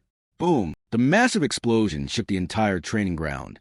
Rocks flew everywhere, and a cloud of dust blinded everyone's view. Tai Tan, acting as referee, couldn't help exclaiming, the power is incredible. While waiting for the final outcome, Xiao Ba Wang stammered, Elder. The leader worriedly asked, Boss, have we lost? When the dust settled, everyone could clearly see the scene. Hao Kiet knelt dazed on the ground, unharmed, beside a huge crater gouged by the sword chi. He hadn't yet recovered. How? How could this happen? Lam Han held his finishing stance without answering, thinking to himself that he hadn't wanted to strike too hard to avoid academy discipline, and that was enough. Nimviche, anh han yes amazing. Hua Din, still bracing his spear, breathed a sigh of relief. We still had to rely on Han. Tai Engian, witnessing his power for the first time, stood stunned. So strong? Manhwa concluded. If it weren't for Lamhan, we'd likely be in danger in this battle. Please like, subscribe, and ring the bell for more awesome content.